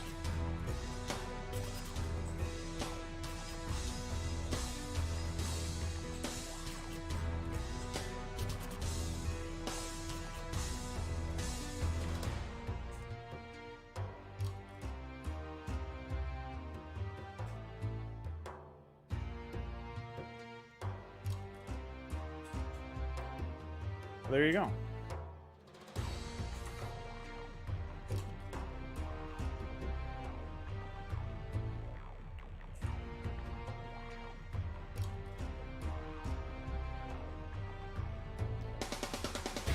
Actually, that weird AI bugs might have happened again, but whatever.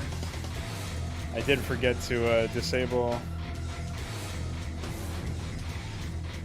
randomized start location. So what I can do is in the upgrade... Oh no, I already did that. Oh wait, no. Yeah, I think I should just do that.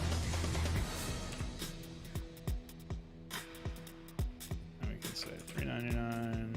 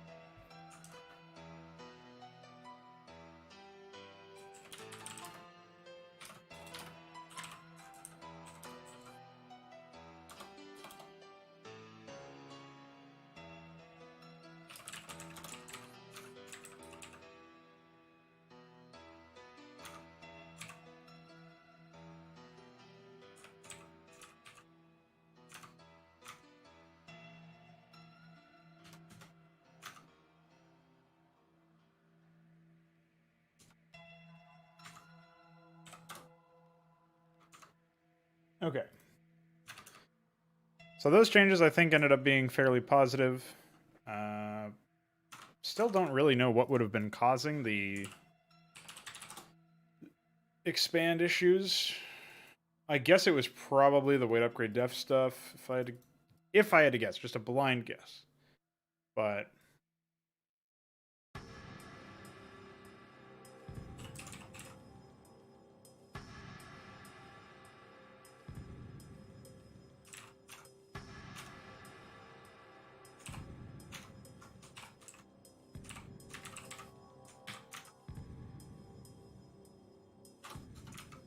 so we'll do that, and I'll upload this version as well.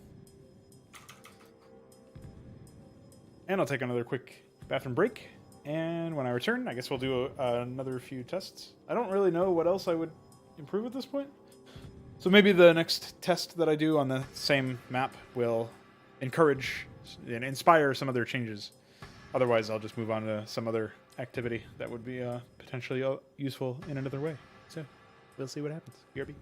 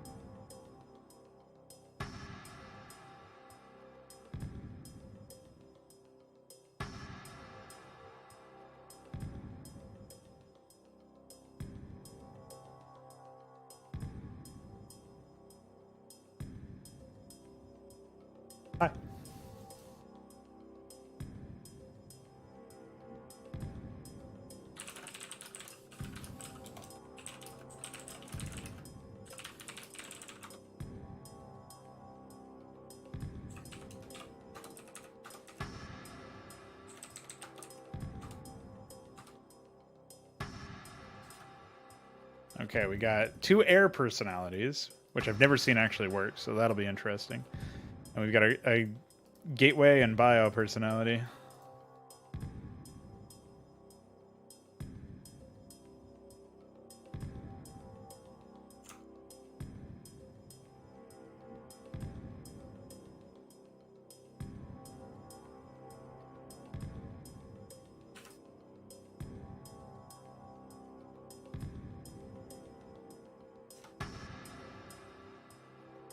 I think the air personality should expand before they bother with spawning pool, but maybe the weight is not accurate there or something. Okay. Okay. I see. Oh, this is interesting. Nice quick marine push. Unfortunately, all their marines are now out of position for the zealot push that came in as a counter. I was just about to say they have enough marines. They should be able to do this. And then all of the zealots survived with like 3 zealots were at 1 health. Like if you just micro a little bit better, you stupid idiot AI, you wouldn't have this 14 kill zealot romping around in your base. Meanwhile, the air personality AI is definitely interested in swarming the entire map. At least blue is thus far. Unfortunately, he has nothing to back up his approach now.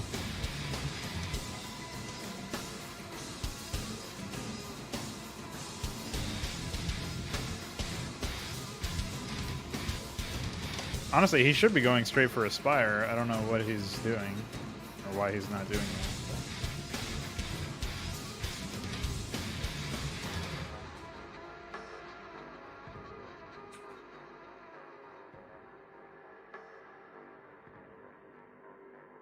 that. Oh dear. It's all gone horribly wrong.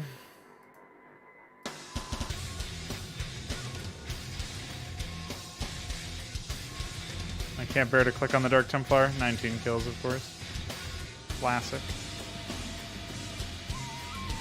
Will we finally see a resurgence of psychotic Protoss? I think it's happening. I mean, they are up against like a really gimped AI somehow, but I think it's happening. That being said, there are 5 fucking bases for this guy, so he has the larva production to come back in this context.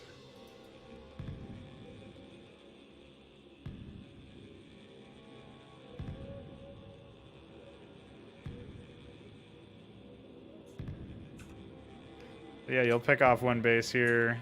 Pretty big army, though. I don't know that they'll be able to drive that one back. That might be the end, but...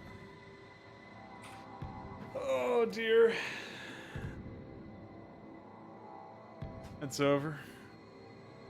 I like the early hallucinations. That was not what I was expecting whatsoever, but... Dude, what the fuck?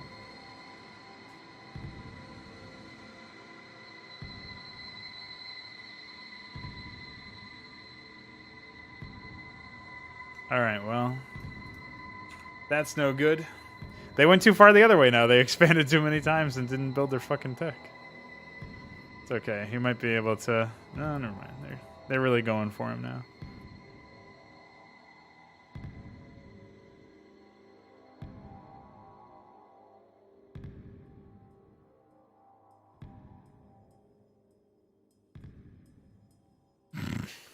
Alright, bye. And I just realized this purple AI expanded over here. And it's now harassing the Terrans. What a disaster.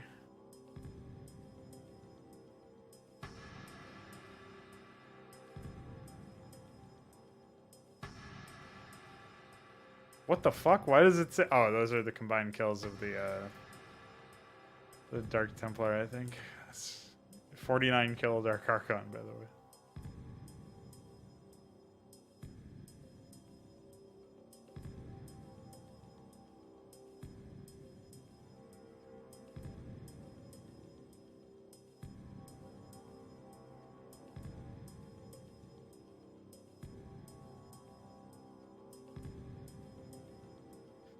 Well, that was a much quicker game.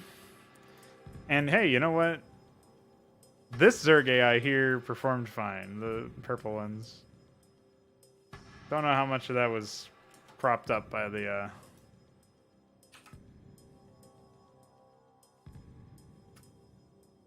psychosis of his ally, but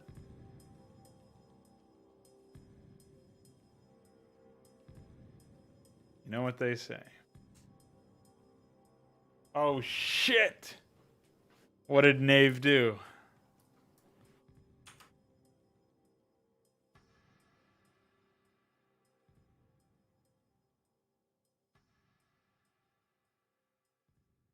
Aw, fuck.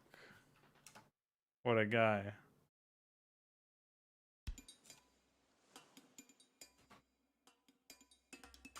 Well, I guess this is a valuable lesson, that right? That you might want to...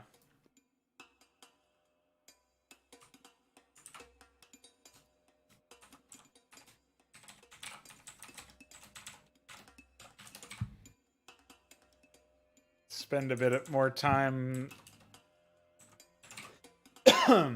taking a second longer look at the information or whatever.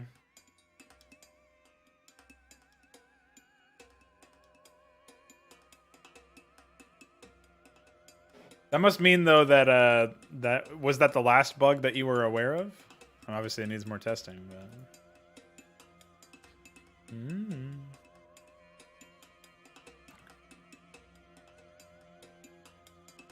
Oh shit.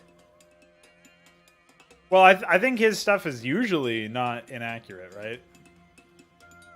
So it's still a really useful resource. It's just that when there's bugs, maybe that's like one of the first things we can look at is like, if we get an unexpected value and our code seems legit, we could take a look at the list and say, all right, let's contrast this against what we can find through debugging and disassembling.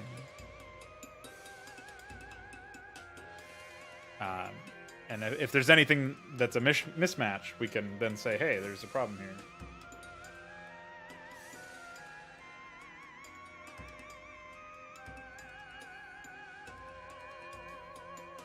Oh shit, he swapped the X and Y tile, huh?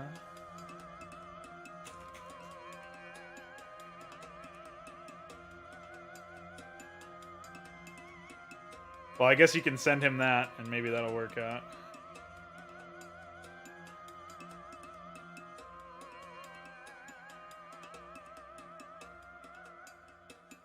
Oh yeah, and Veek asked for my DLLs.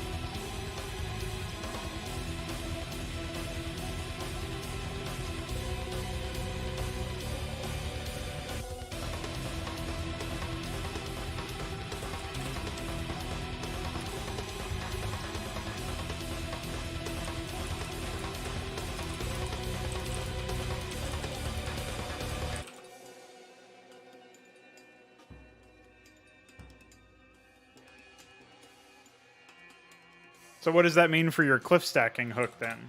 Or I mean your cliff stacking. Your stacking fix related to your building hook. Where are we going to go with that?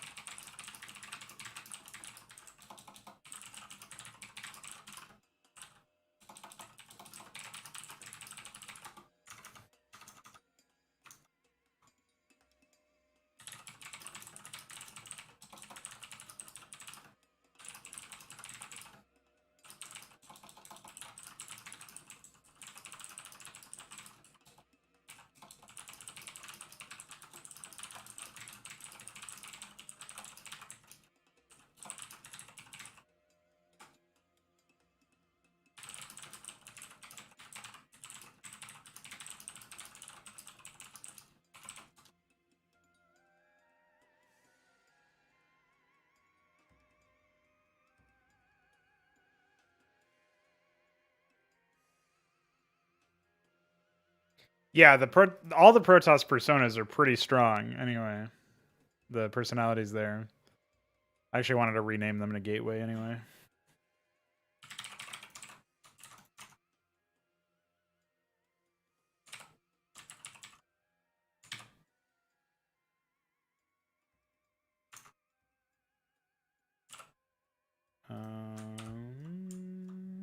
Yeah, Gateway Man. I was actually thinking of that exact thing, to be honest.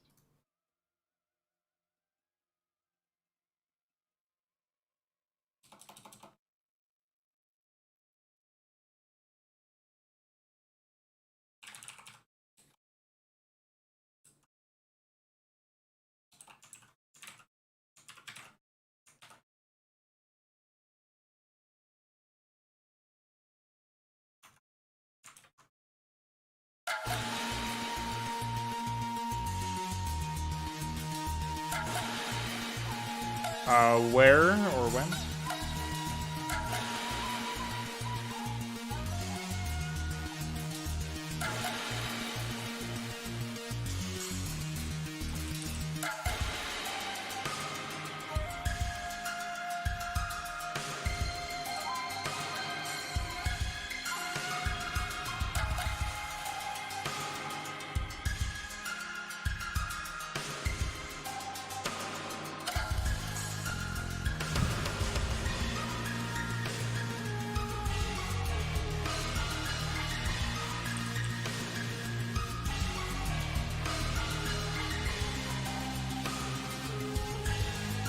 Which map, though?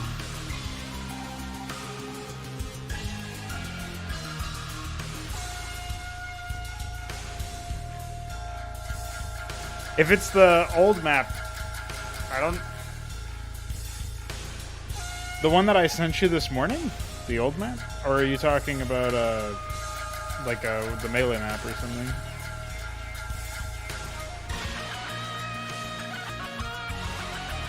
I don't even know what map you're testing, so I can't really help you out.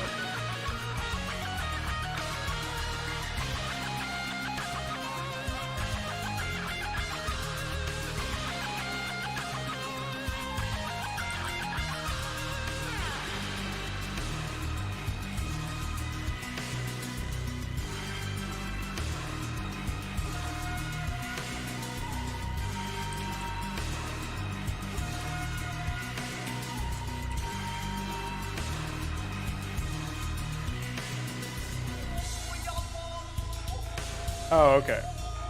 Well, there's no custom AI for that map. It's all the melee AI.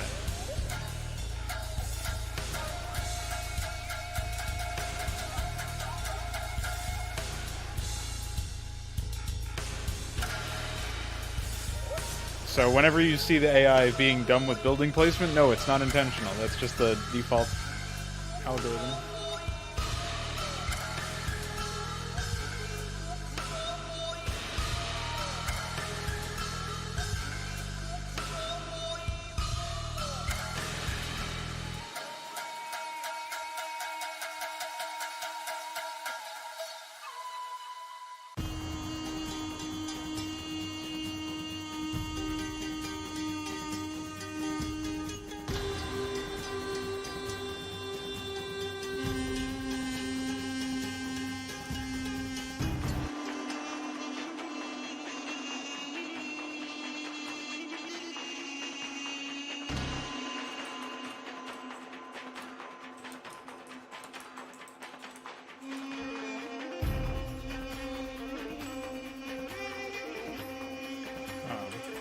Import the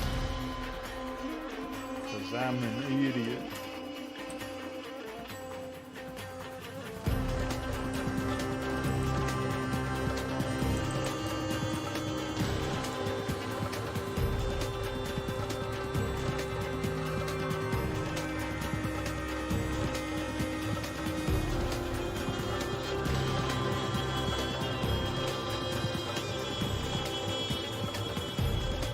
Ma, hoo-ha.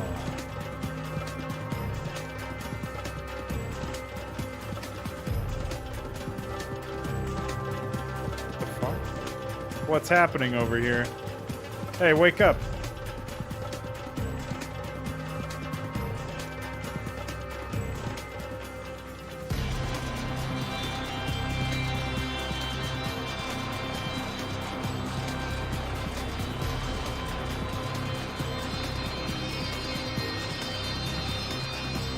Oh no.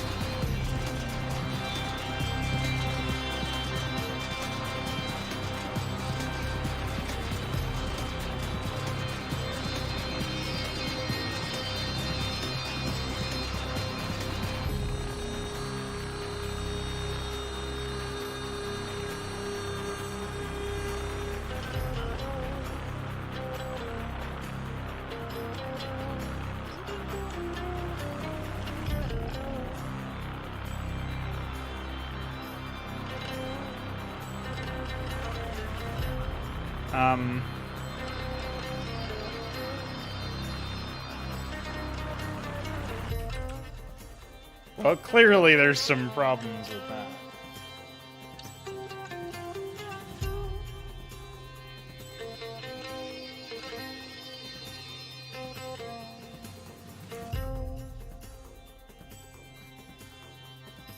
Why have there been so many upgrade-related issues lately?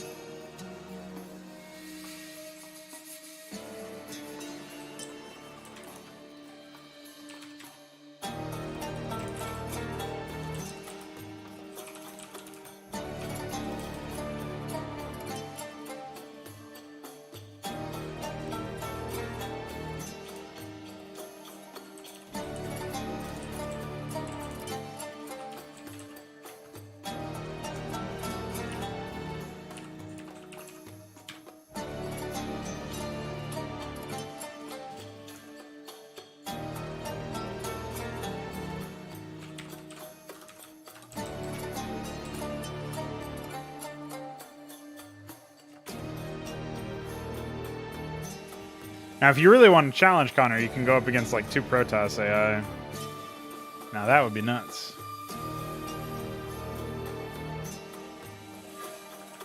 Oh, I forgot to do EXP loop next.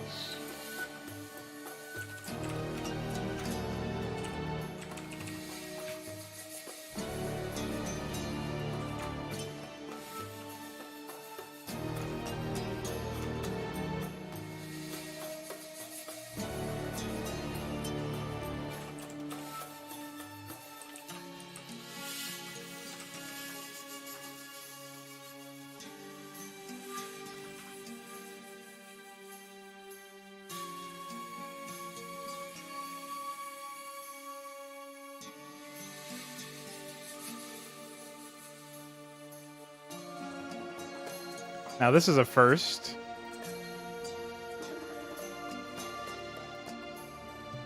The Zerg having Zergling speed and 6 Zerglings and being the ones who are attacking first?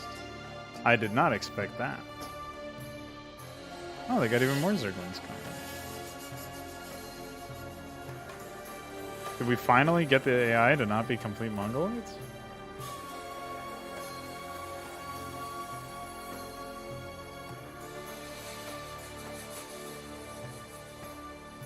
I could definitely do something like that. There's plenty of room. Like, the way that I made the AI is such that there's really a lot of room for extra permutations, or basically like doing certain things for I get in certain matchups. There's all sorts of different things that I could plug in, thankfully.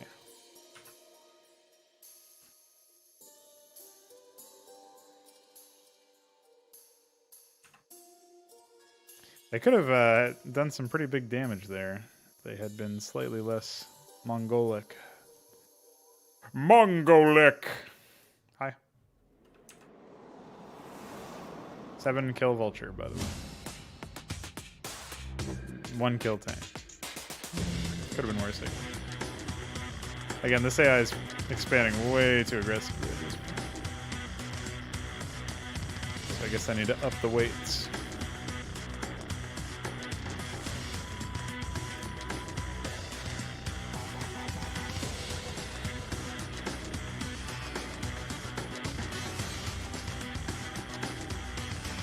No, they don't even. They barely now have an evolution chamber. We made some pretty good progress at the very beginning, but it's like they just don't fucking look at the.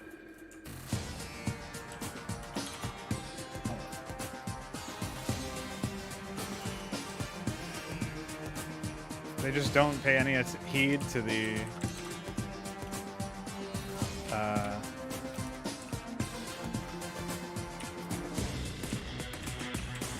The weights or something. It really feels like they just are ignoring the weights straight up.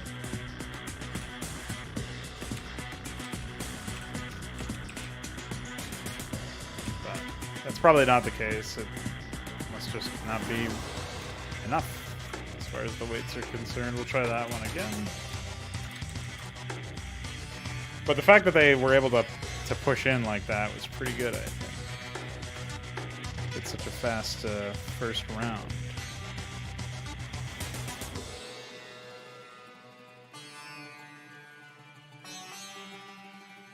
The early second hatch, I'm not sure, is 100% necessary now.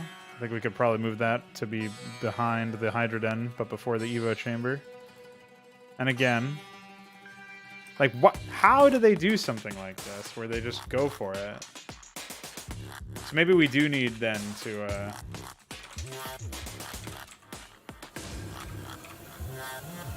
To up the ante here.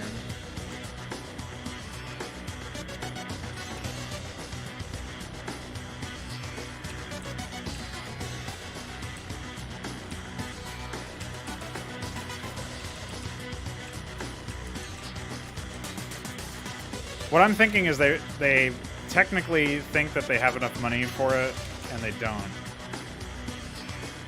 Because of the way that I did the check. So we'll try that change just now. That should help them out.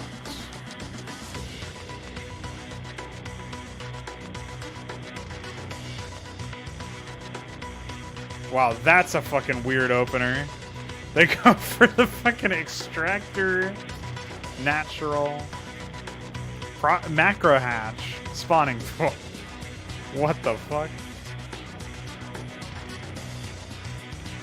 Never would I ever expect that. We do have an Evo chamber and it is working. So we'll get somewhere, I guess. Problem is, you don't have a Hydra den, motherfucker. Oh. You got a second Evo chamber, I guess.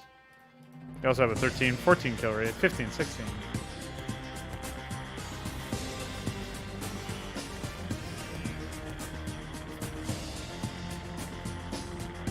Well, it died somehow, or it ran away. Not sure how, what exactly happened there. Oh yeah. Is it one of these?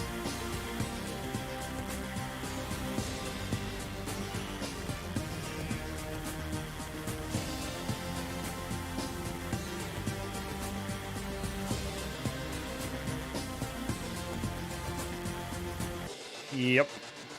I really feel like the AI is just ignoring the weights entirely, which is really bizarre. Like that's what I mean. Is like there's no way it would just immediately jump for that. And I think it also had the same drone bug just now, where it occasionally just morphs all available larvae into drones, which is really bizarre. So let's take a look here.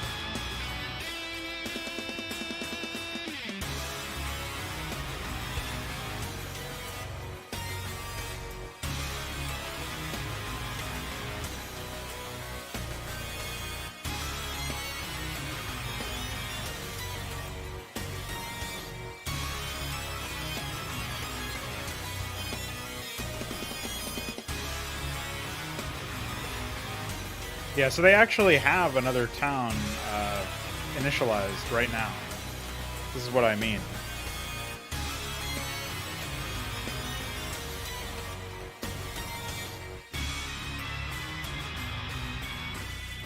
Just got their fucking asses handed to them on a silver platter by Ahmed and friends.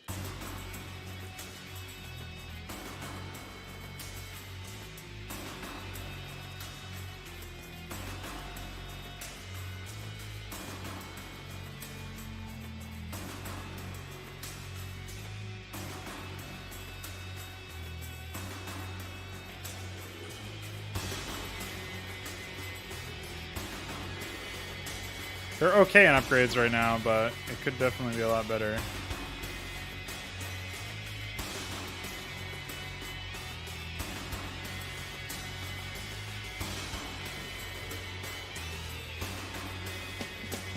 Still, this is probably the, despite the early losses, which were very considerable, this is probably the highest we've seen so far in terms of their ability to stay in the game.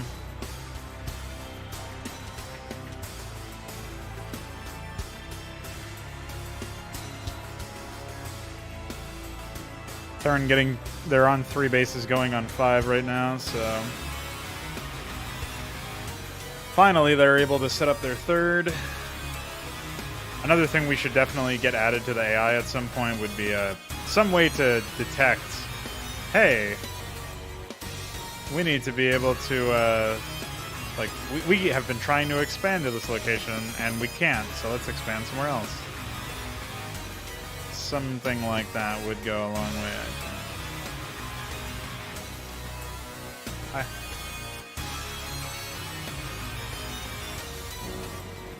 I don't know about that one. Slacking on the Spire upgrades, unfortunately.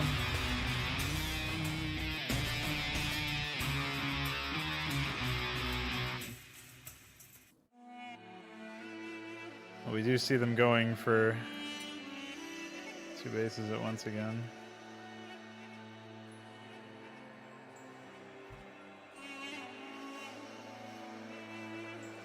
Looks like they got nuked.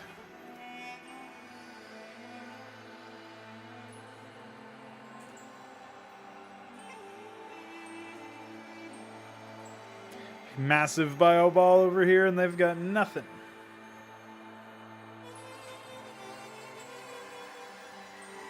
The fuck? Hey, there's a drone stuck underneath there.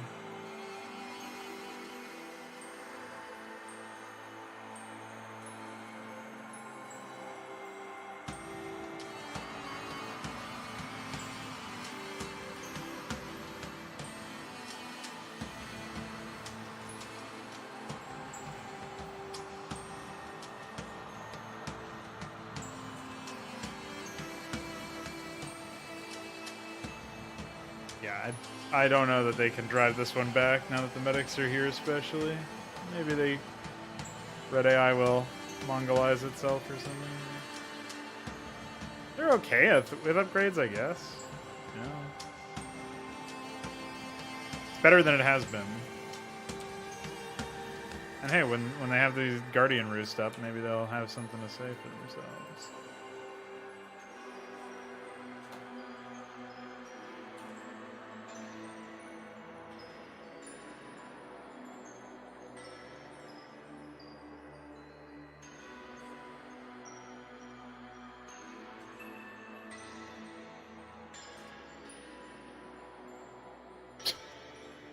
See a nerd?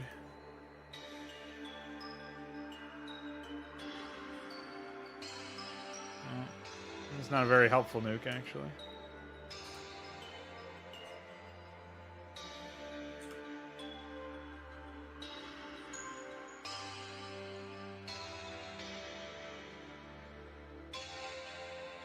I'm very surprised that they're still in the game.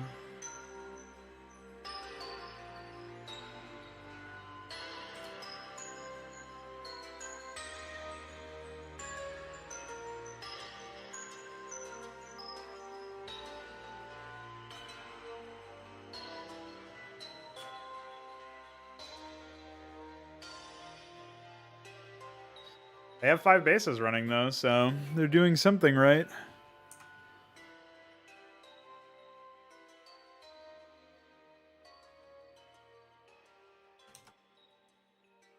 They just keep getting nuked over here.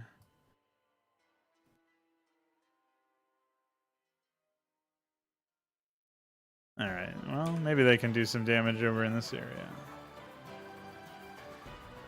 Yeah, they've got a lot of stuff going over here. Only +1 weapon on the fucking mutas, dude. Holy shit. They're done for.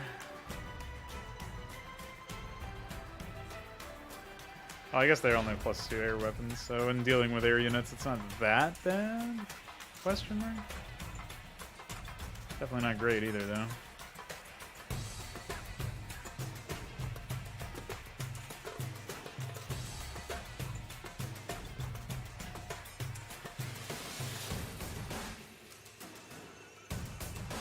We got +2. Not that bad, I guess.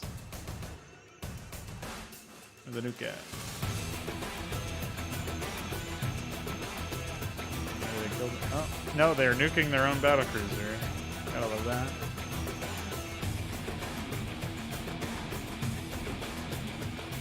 Zerg AI is slowly coming back into the game somehow. Yep. I think they double nuked their own battle cruiser. So if they can keep holding off the assaults here, and if they can somehow get a worker over there, I don't know what worker is assigned to it, but they appear to be stuck somewhere doing nothing. That'll be a pretty good boon, because that'll be one more base that they have.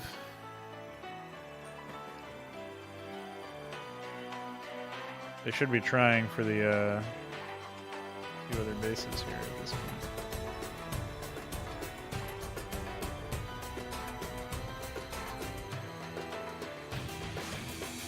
Oh, those upgrades. Holy fuck.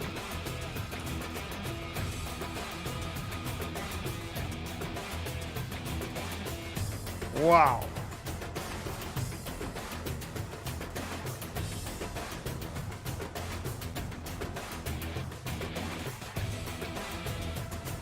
Alright, they did manage to set up a base over here. Pretty big deal, actually. I don't know where they're trying to expand to.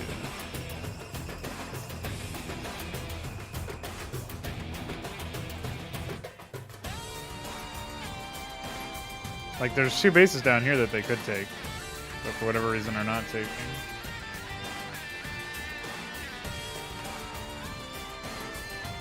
Aha. Looks like they want to take the Terran's bases. So obviously I've been focusing a lot on looking at the Zerg's performance. I am kind of confused as to why the Terrans aren't walking away with this game. They have +7. They're almost doing double damage with their Ahmeds. They're actually doing double damage with their Marines. I mean, obviously, armor upgrades, right? But that's crazy. Zergling's dealing double damage as well.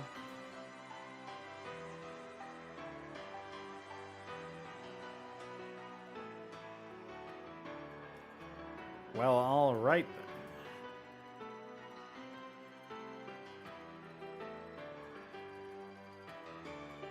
Still can't believe it's only +3 on them. 61 workers, by the way. Yeah, the worker bug is really disproportionately hitting these guys. I've never seen it happen in any other capacity where the AI just decides I need to use all available larvae. So repairing that fucking SE. I mean, command center.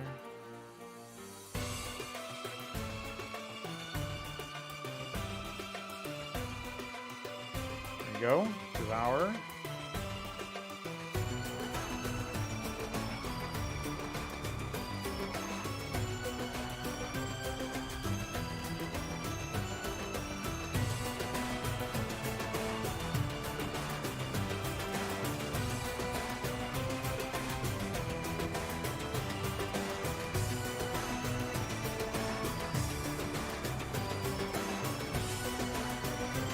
Phew.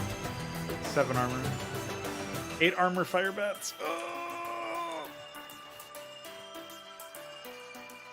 The destruction.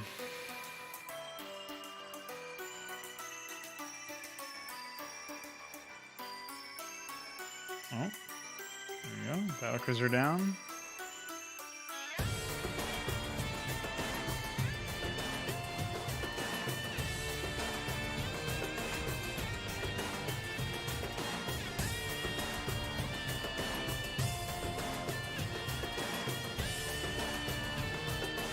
I like how long it's taking them to bully those guys.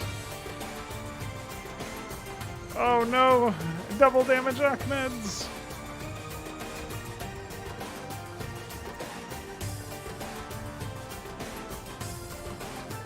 It's okay, question mark? Because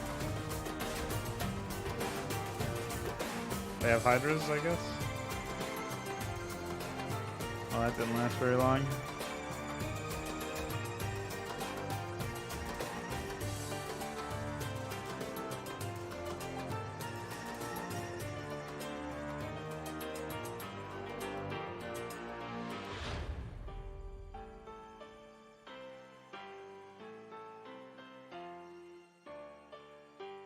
Holy moly.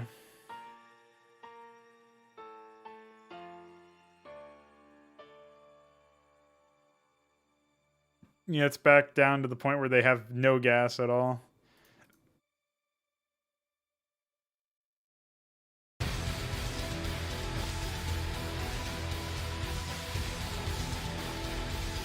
Even though there's 3 available bases, of course.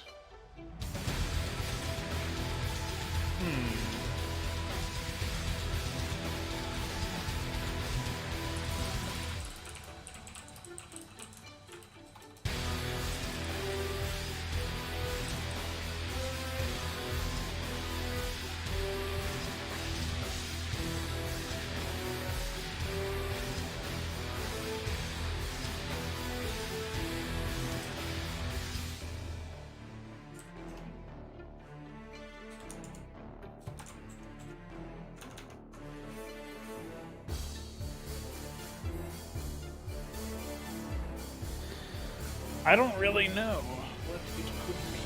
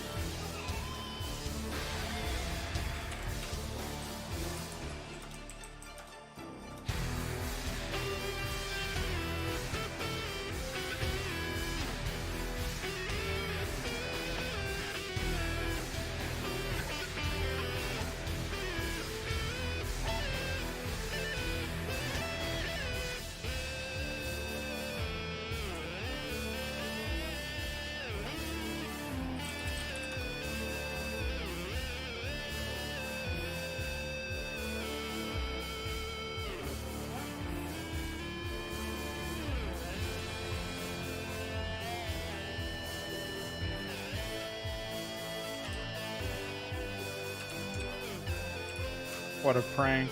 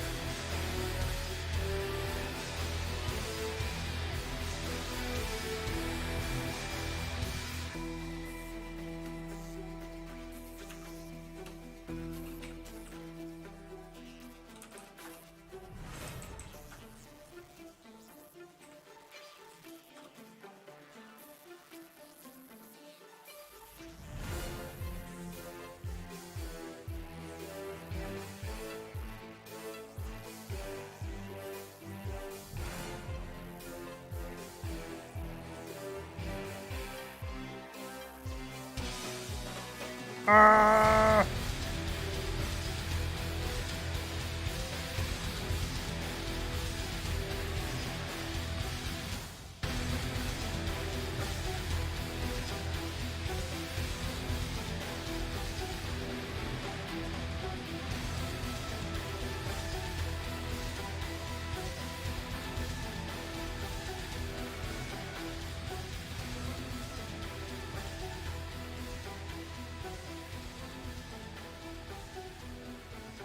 Oh, okay, bye.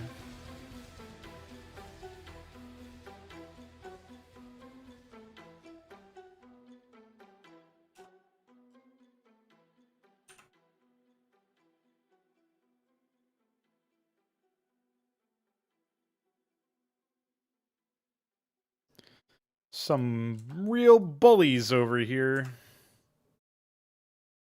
How we doing in protest land? Any stacking? Nothing yet.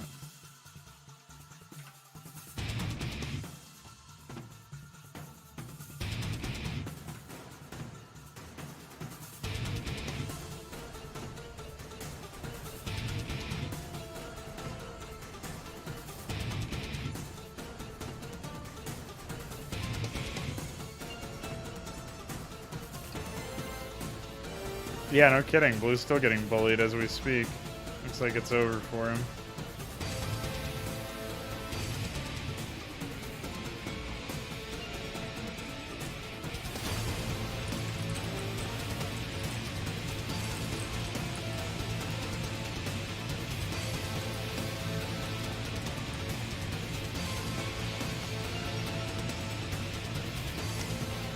Did they think maybe they should build a spawning pool? Instead of a billion hatcheries?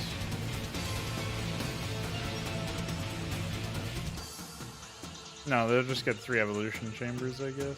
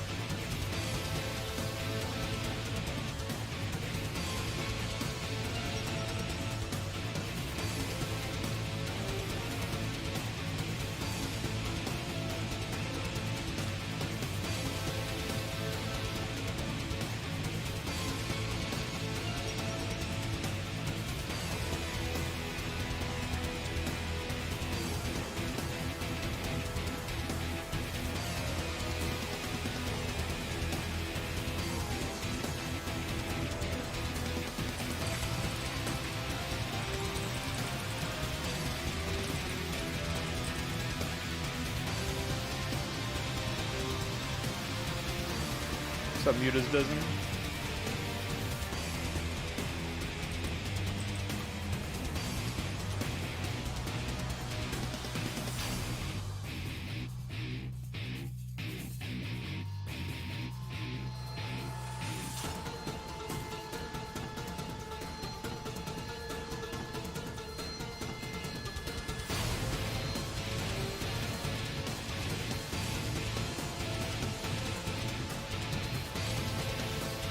Seeing a lot of Zerglings getting stuck lately. Yeah, things are going pretty well. I made some eggs earlier. And I had some juice. Vegetable juice.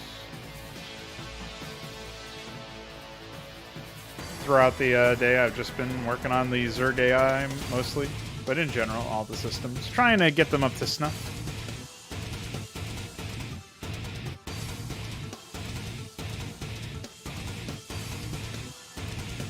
Those Zerglings could be ending the game right now, but I don't know what the fuck the AI is waiting for.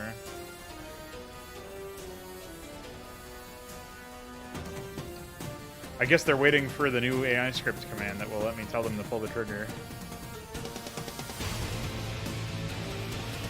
There you go.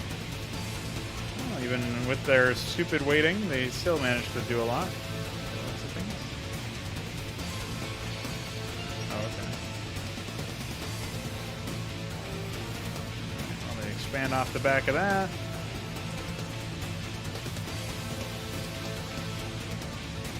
Looking good. Some more macro hatches in the main. Why not? Another EWA chamber. No Hydra done yet, which is pretty concerning.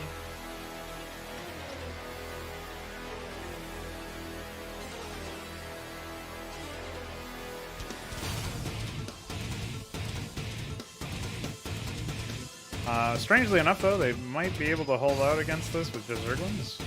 Achmeds make it a little bit harder, but... Where the fuck are those Zerglings? I guess they're just getting picked off so fast I don't even see them. Holy shit. I guess it's because they have no fucking upgrades.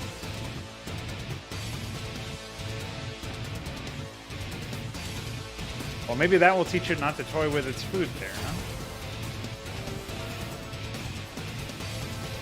Uh-oh. Vulture here.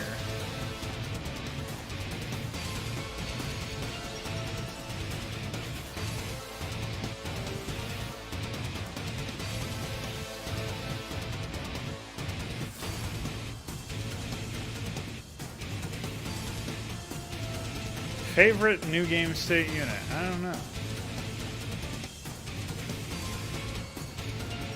There's no change in the blood. I did make it so that all the corpses stay alive longer.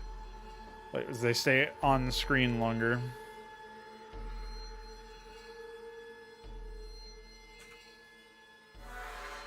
Yeah, the AI desperately needs some way to micro, that's for sure. I just did the first two. Those are the ones that are up there. I'll be doing more today after the stream at some point.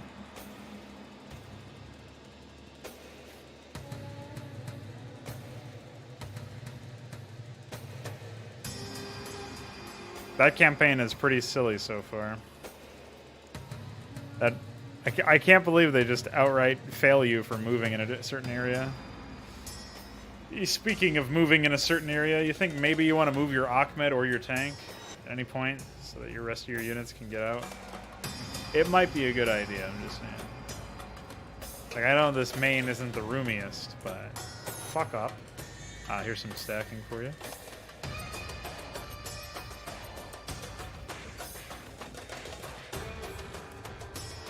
Looking for another base here. Looking to annihilate this base here.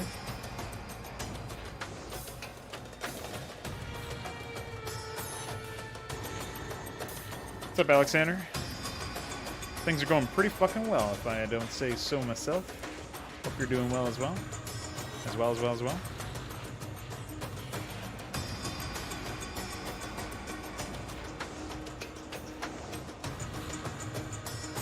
Well, okay. I have it on good authority from iQuare. That was apparently the most bizarre one. Yeah, we exposed him, alright. iQuare was working on trying to figure out some issue with the custom hook that's going to allow us to fix the stacking bug. He was going to, he was like, oh, I wonder why this isn't working. And he apparently spent about 3 hours trying to fix something that actually was just Knave's fault the whole time because of some incorrect information. So now we're saying that we've exposed him. You know, sensible. I like the Ultra and Defiler stuff going down at the same time. And Guardian, why not? Just get them all. Get all that tech. Get all that yummy tech. Mwah. And he's grabbing the last of the bases here. Oh, even the base right in front of his enemy, you know. Of course.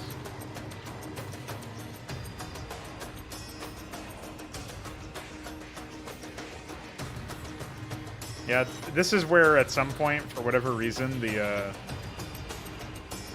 limiter that's telling the AI not to expand everywhere breaks. But in this case, it's almost okay. I just need to figure out why it breaks. Oh, you fuck with me, huh?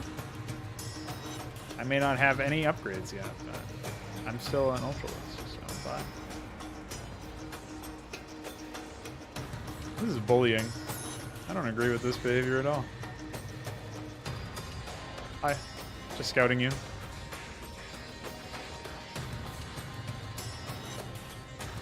I think it is pretty fucking funny. They're just running around with this Ultralist like a lunatic. Oof. Punished.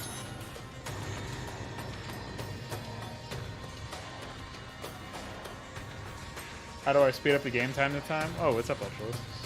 We just saw you die, so that was pretty cool.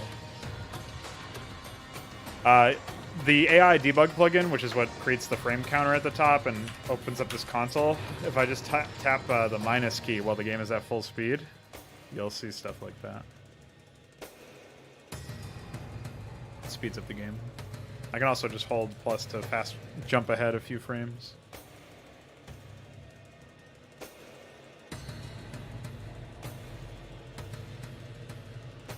This is pretty psychotic behavior, to be honest. It's okay. There was a massive attack force. I don't know where it went. Maybe it died. It must have rubbed up against this cliff and died a horrible death.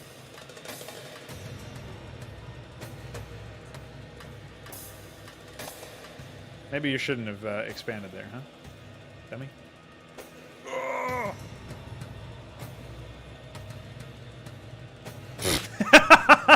That looks so stupid. Hi.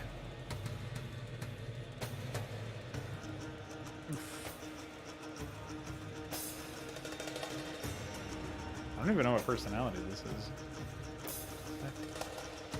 Oh! Overlarded. I think they don't take these bases because of the stasis chamber.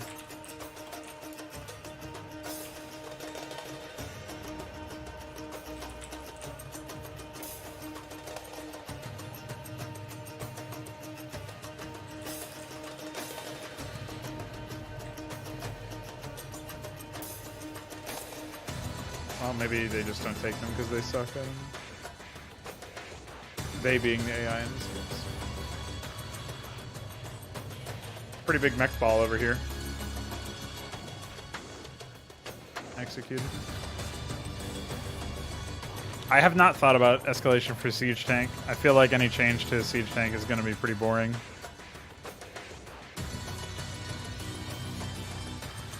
But I could be wrong.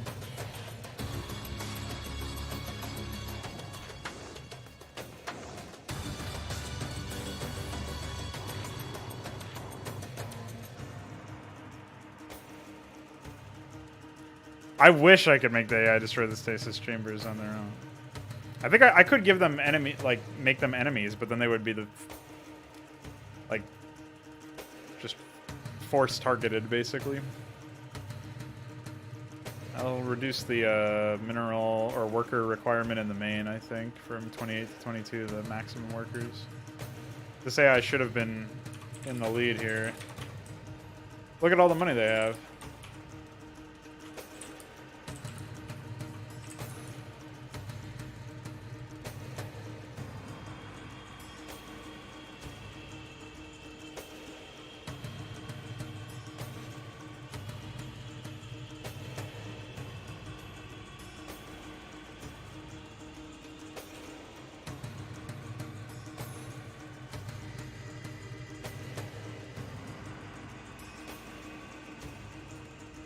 They have some pretty good ground upgrades.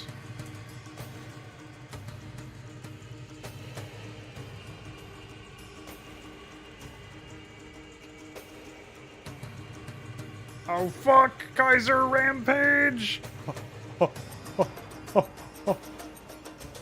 Destroyed. Yeah, I do. I have got for Cyprians and Shamans. AI doesn't really make a huge amount of use of them.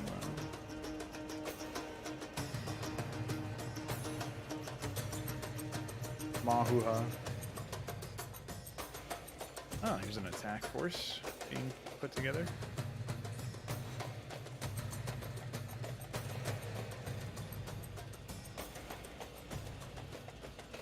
I really like how the Ultralisks shaped up with their upgrades. No, that's like borrow charge or something. The upgrade so the Ultralisks don't have either of the Brood War upgrades because I felt like bonus armor was kind of boring and the movement speed counteracted one of the main weaknesses of the unit. So instead what they have is they have an upgrade that gives them 50% of the damage they deal is returned to them as health, so they have lifesteal, which is why this Ultralisk is not dying. And the other one that they have, so that upgrade's called Saber Siphon, and then they have an upgrade called Kaiser Rampage, which is when they kill a unit, they get double speed for 1 second, or 150% increased speed for 1 second. It's one of those. Yeah, this is the mech personality, so there's not really a whole lot of infantry in general. There's more Marines than anything. I suppose I could definitely add more Cyprians to the attacks.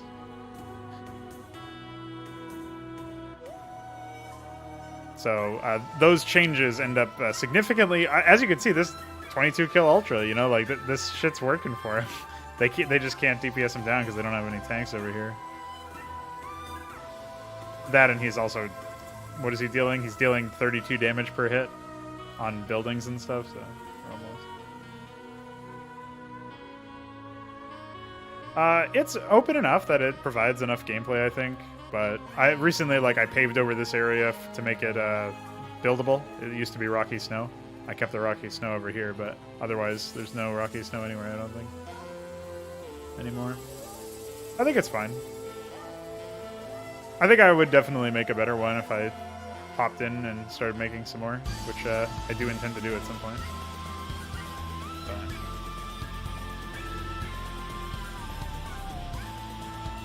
for once, we almost have an upgrade advantage, or at least upgrade parity across the AI. Pretty epic. They're still working on all three, so that's pretty exciting.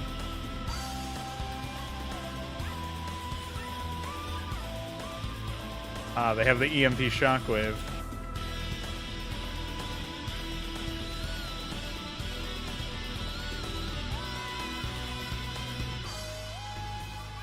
Poor Cyprians. Just couldn't cut the cheese. Oof. Brudland. Classic. Somehow they still held on to this base. They have a million tanks over there. That's probably why.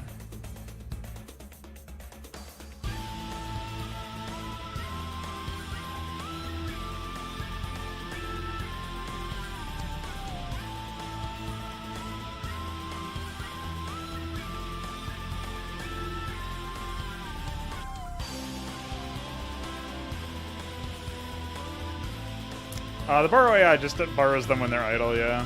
Not when they're spinning like this, of course. Yeah, that's what it was called. Indomitable musculature. That just made them immune to slows, but that was also boring in my opinion. So we ended up reverting it. Thankfully it wasn't that much work for Iker to do.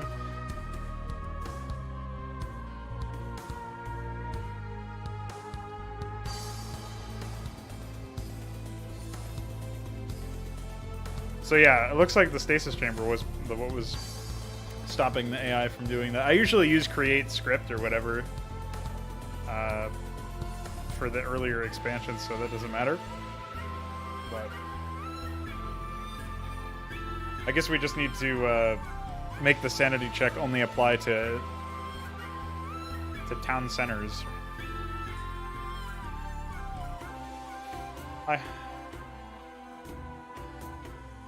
If only they had more units.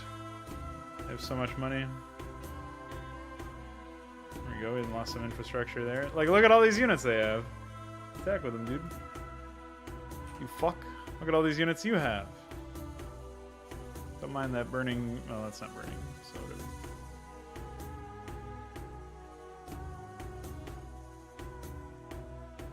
As mech, and I think this is just general.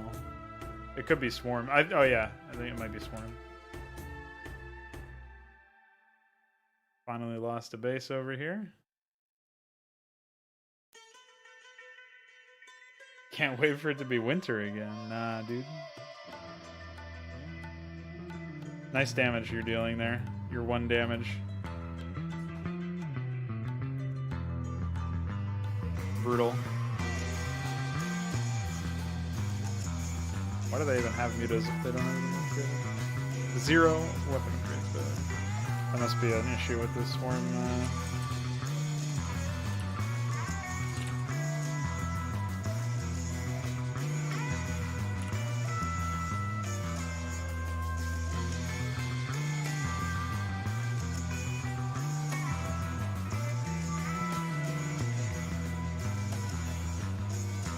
The swarm check for this is if they have at least 1 spire. What the fuck?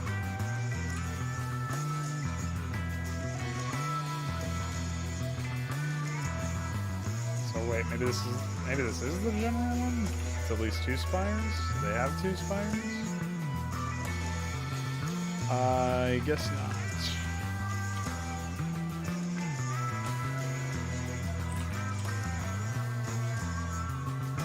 Well, the root cause of that issue is not having an extra spire, so in addition to adding another condition, we'll also find the general tech.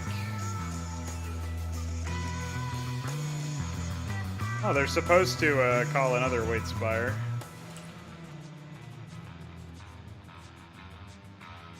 Which by itself is supposed to... Oh, that's fine.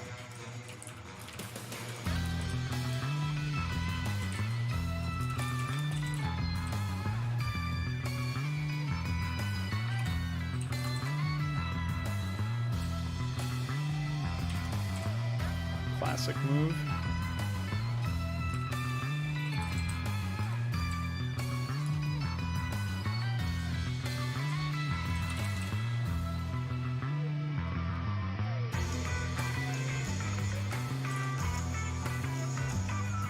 Well,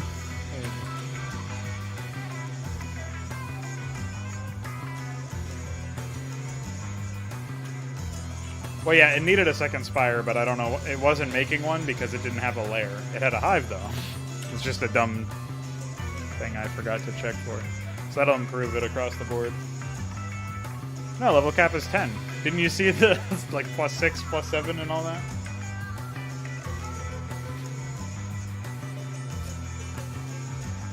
Custom player colors in Melee. Yeah, if we could add that to a drop-down menu, that would actually be pretty baller. As well as like being able to set it to random. But that's not super important.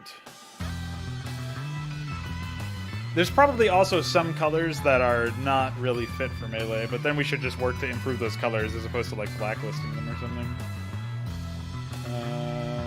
And yeah, for whatever reason, randomized start location actually doesn't randomize the player or their start location. Like it doesn't ever change the color, so the color is always different.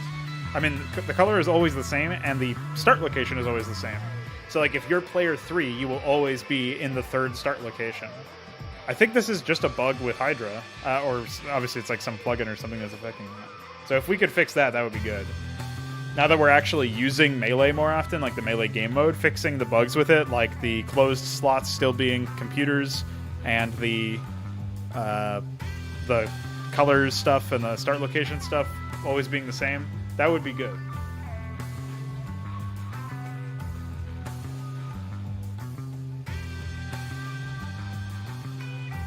So how are you doing anyway, DF? Haven't talked to you in a while. Well, I guess I did technically message you a while ago. As far as a further answer to Alexander's question about how I feel about the map, like one of the biggest draws for me for this map is like how I can combine these new aesthetics of the ice water and a total snow map as well, with like how well I can combine that with like actual interesting gameplay. And I feel like it was an okay experiment. Like I don't think it's a super novel experience. Beyond the visuals, like gameplay-wise, it's probably not. It's like probably derivative, I would say. The stasis chambers that I removed for the AI version of this map are okay. I think they're interestingly placed because they actually block movement in the middle of the map, so you have to go to the ramps or destroy the stasis chambers. And they also block the back entrance to the thirds, you could say, of the red and teal start locations.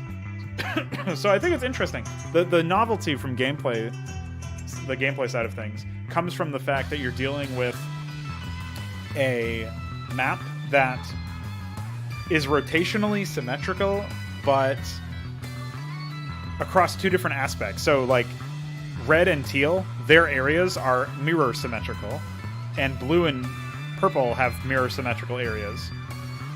And that's like that's what really was interesting to me about it. And I try to get capitalize on that with Tarpal Tunnel and with I already forgot Magmaticus. Yeah, I try to capitalize on that with those two, but Magmaticus suffers from not having reverse ramps. It's really bad there as a result of that, and I haven't made steps to fix that on the tile set level. By like taking shitty looking reverse ramps and then fixing up their tileset flags or whatever. And because of that, it's not very good in that respect. Like you'll see AI build a lot of stuff. And it probably has just too many small corridors for the kinds of gameplay that we're going after here.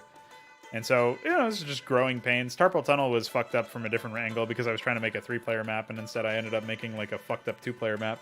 Similar to Consecrate, how Consecrate was initially supposed to be at first I was like, oh, this will be a 3v3v2, but I put the 2 in a really shitty position while thinking I hadn't. But like I underestimated how shitty their position actually was. So that was pretty unfortunate. So then I decided, okay, we'll make it a 4v4. But then even then it wasn't really that fun because there's a huge gap in the middle of the map where there wasn't really that much of an incentive to expand into it because there's so many expansions on the outer edges. So I miscalculated that.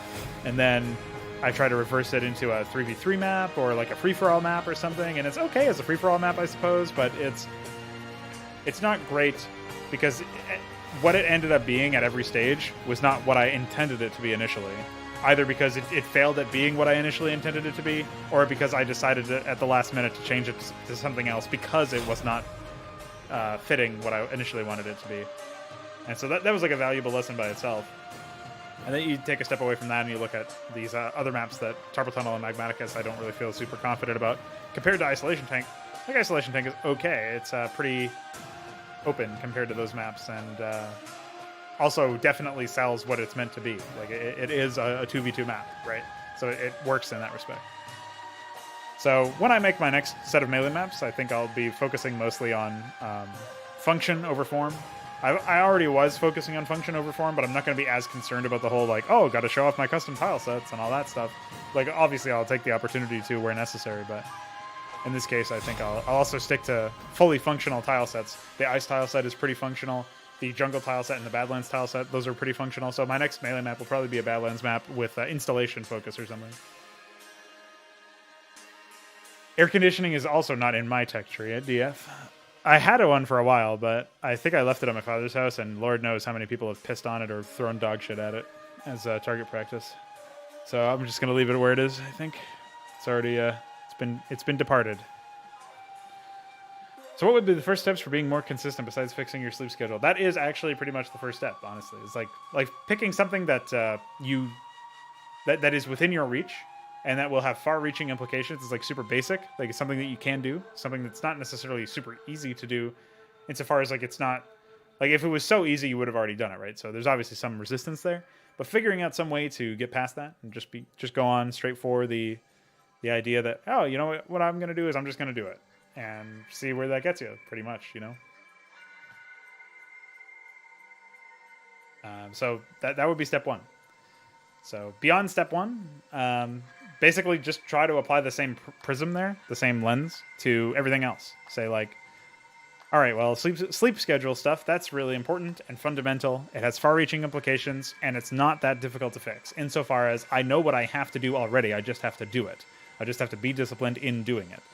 So when you find other things that are like that, like maybe your diet's not the best, and there's an obvious way that you could fix it by cutting out something that you are eating or adding something that you're not eating. Like this is another obvious thing that's very fundamental, has far-reaching implications because your health dictates how much energy you have and all that stuff. So you could also do the same thing with exercise. Like maybe you don't do enough push-ups, or maybe you don't go running enough, or like whatever the case may be. And if you have no experience in any of this, then you should obviously do some research and figure out. Like basically what I'm telling you to do is find stuff that you already know the solution to, but just haven't done the solution for whatever reason, and then stop making excuses for not doing the solution and do the solution.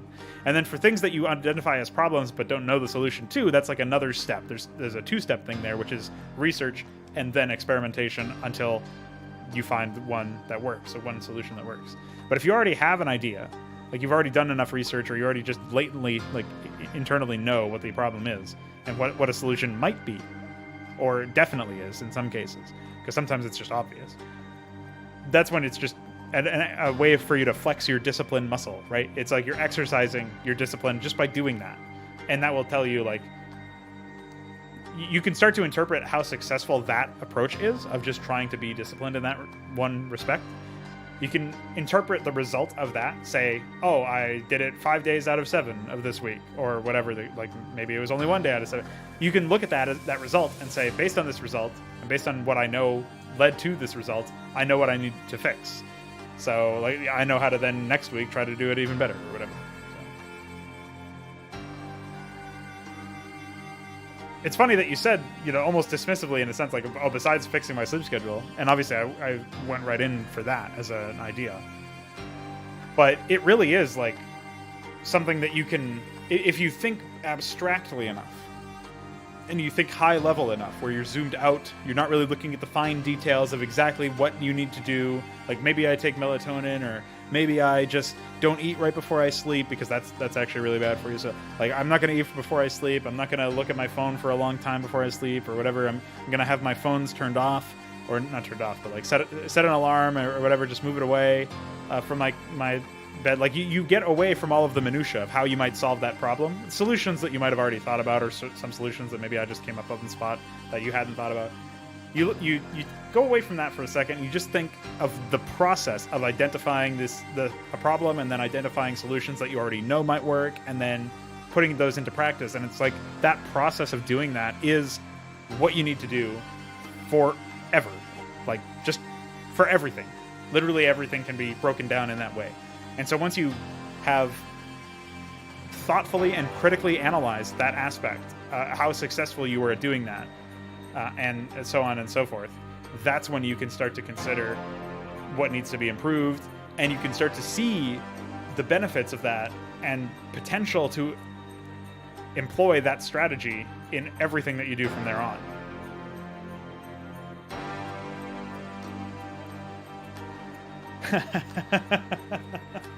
Well, I'm glad to hear that, Ultralisks. I think it's something weird because I haven't really seen, I haven't talked to too many women about this stuff, but for guys specifically, it seems like, and I'm sure women are not really that different in this particular respect, but for guys, it seems like really common to see one guy like look at another guy and be like, well, that guy's doing that, so I gotta do this, and they use the other person's accomplishment as fuel. Like, maybe the guy doesn't even have to look at specifically a guy. They might look at a girl or something and see like, oh, that woman really just did this badass thing, or does this badass thing all the time, or whatever, and that's an inspiration. But for whatever reason, I've only ever seen that in guys. It's probably just that I haven't talked to girls about this specifically, but it is funny. It's like, that's like almost a quintessential aspect of the modern man, is like looking at other people for in search of the inspiration that will inspire them to be great. But that's what I went over in that by design video that I released yesterday. It's like, you want to be searching for greatness, searching for competence, and searching for success, whatever you define success as, however you interpret success. And maybe you're searching for a definition of success so that you can then contrast that against yours and see like, all right, what parts of their definition do I like, and what parts of my definition do I think could be replaced with other parts of their definition or something else that makes you think of it. And so analyzing that, and then finding things that inspire you in that sense, and finding things or people that seem to have had that same success that you're after. Then you can try to demystify their success, and you can figure out what they might have done to get where they are, and you can ask them if they're within reach, but otherwise you can look at interviews or content that they've put and try to reverse engineer it. There's so much stuff that you can do to get that done. It's like, it's really it's weird because we live in an age of literal information. Like, just information all over the fucking place. There's more than you know what to do with. But that means that you have the tools at your disposal to find things that will be what you need to make yourself stronger, to leave yourself richer, to enrich your life. Like, you have the ability to find all that stuff. It's just figuring out what keywords to use, or where to look at it, or how to interpret the information that you are finding, and how to mine it for value, and all that stuff. Yes, that's what I recommend. I mean, that's by and large like what is most useful for most people, because that's generally how humans evolved. Is like when it was dark, they went to bed, and when it was sun up, they woke up. That will vary depending on where you are in the world, and also where your family came from. Sort of like how some people have, based on their lineage, based on their genealogy, they have more or less success on different diets or whatever. It's like, maybe the Italians can eat a bunch of pasta and stuff, but if I went to Italy and ate all their pasta, I don't know that I would necessarily come away with a lean gut, if you know what I mean, because my genealogy ate differently. So it's probably something similar. It's probably some genetic thing where maybe if you were, like if you were an Eskimo or something, like if your history and your genealogy lies in Eskimos, then you would be like, oh, well, it doesn't really matter if it's dark because most of my life is in dark or whatever. So maybe I did sleep around 10 o'clock, but maybe I also slept at 12 and woke up at 8 or something, because maybe 8 a.m. was when the sun actually rose at that time and rose later in the day or something like that. So it really depends on where you're from and where you are right now. But I would say figure out when the sun tends to rise and be up at that hour, and try to make it consistent even if the sun isn't rising because of a weather thing, like, oh, it's winter now, so the sun's taking longer to rise, or setting earlier. That doesn't mean that you have to wake up later or go to bed earlier either. making it consistent, just picking a time. It can be arbitrary. It's just whatever works best for you.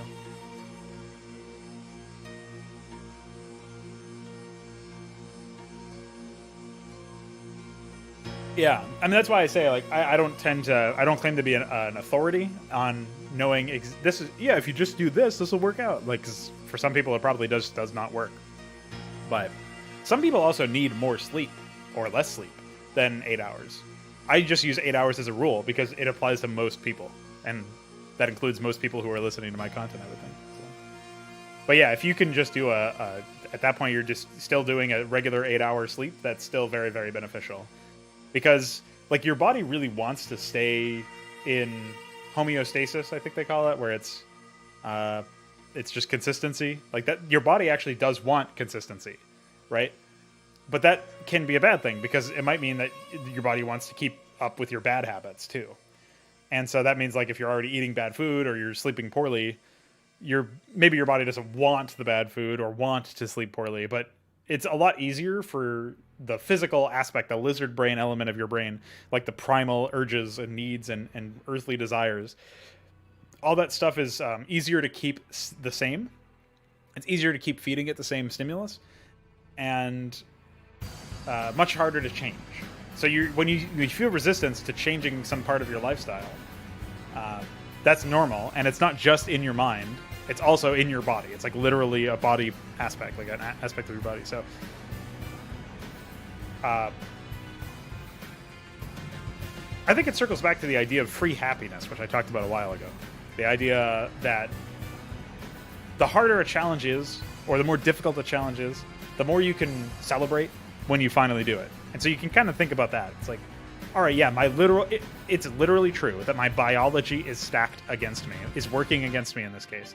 But guess what? I'm still going to do it. You know, like I'm still going to do this. And when I do it, it's going to be so fucking epic that I was able to do that.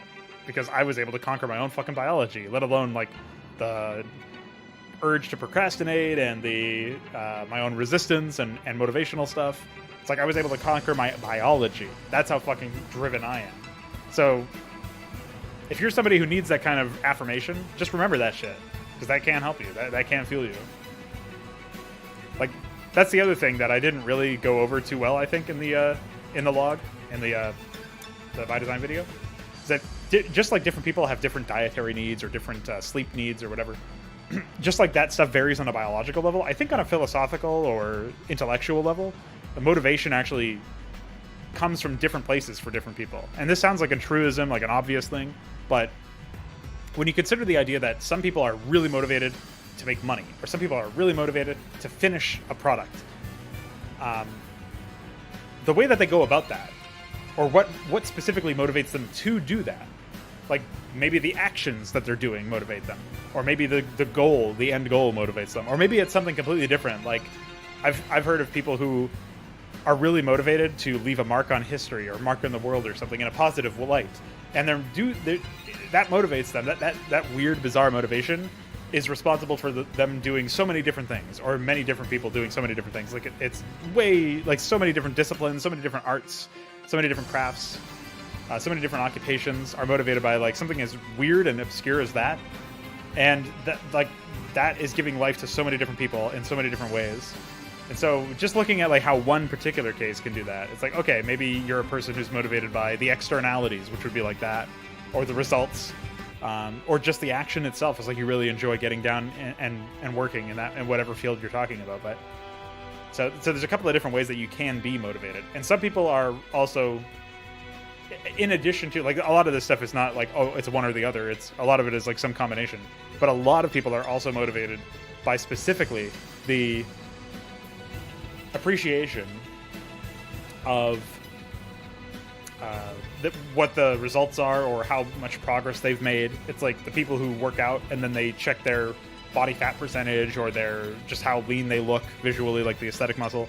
They check that stuff like a week in, and then a month in, and then a couple months in, and they just keep going for progress updates. It's like that does drive a lot of people. So nothing wrong with that. Like, that's why I said when I was giving the forest analogy, the walking in the forest analogy, the idea that it's an infinite forest and you're taking a long fucking walk, and there's going to be plenty of places for you to stop and rest and celebrate your accomplishments and that sort of thing.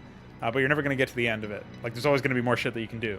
It's like there's no shame and no issue with stopping and celebrating what you've done, or stopping and just recalibrating, figuring out what is missing, or where you need to go next in your walk down the woods, right? But some like that's totally fine. So wherever you get your motivation from, man.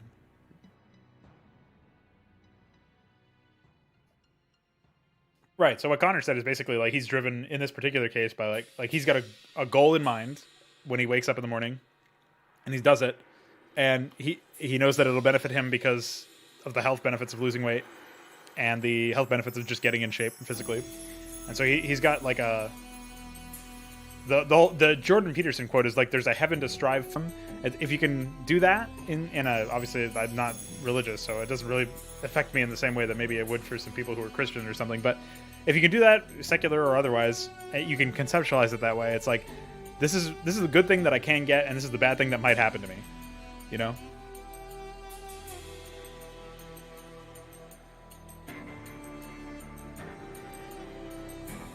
Oh yeah, big time, big time. Well, I have a similar.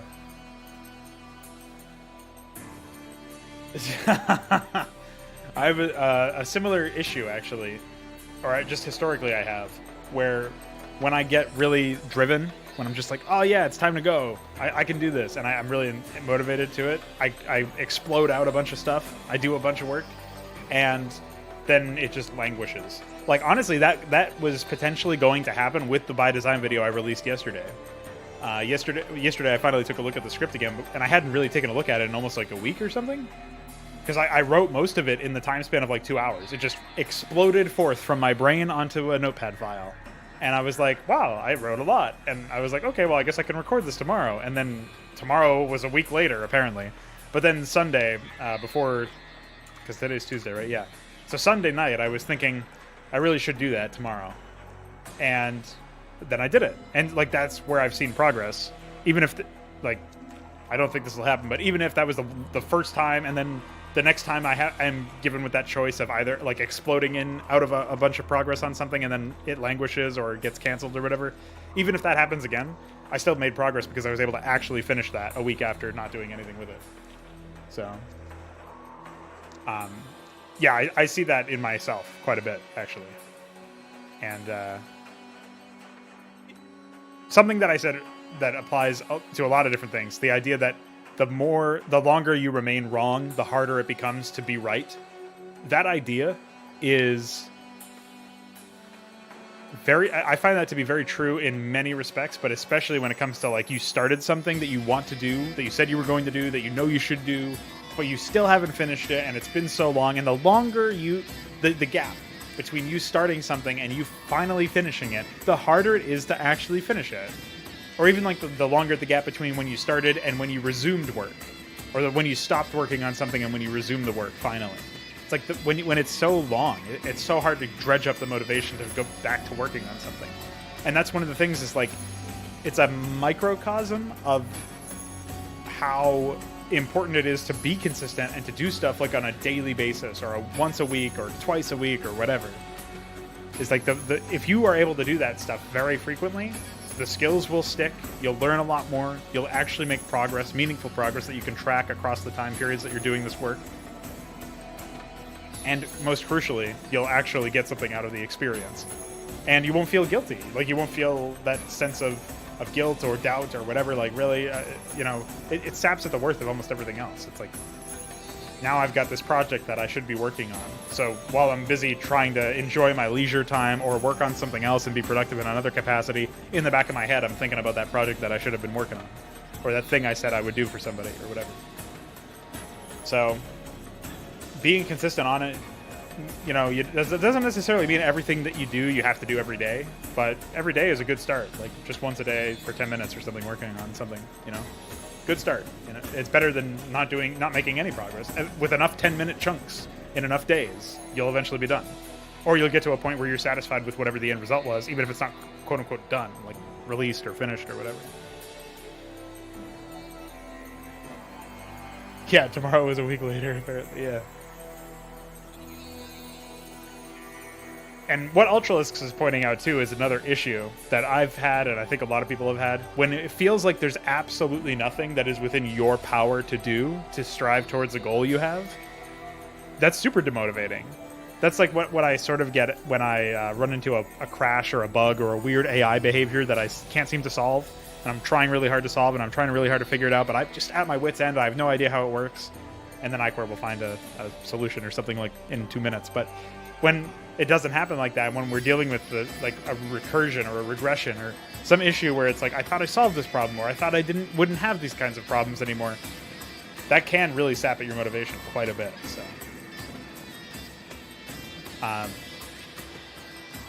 really my advice in that situation is always to like take a step back and say, what can you actually do? What can I actually do about this situation? And if it's nothing direct, what can I do indirectly? Like in the case of trying to write a thesis, like have I done literally everything that I can do? And have I done literally everything but what I can't do? Right? So those are kind of different questions.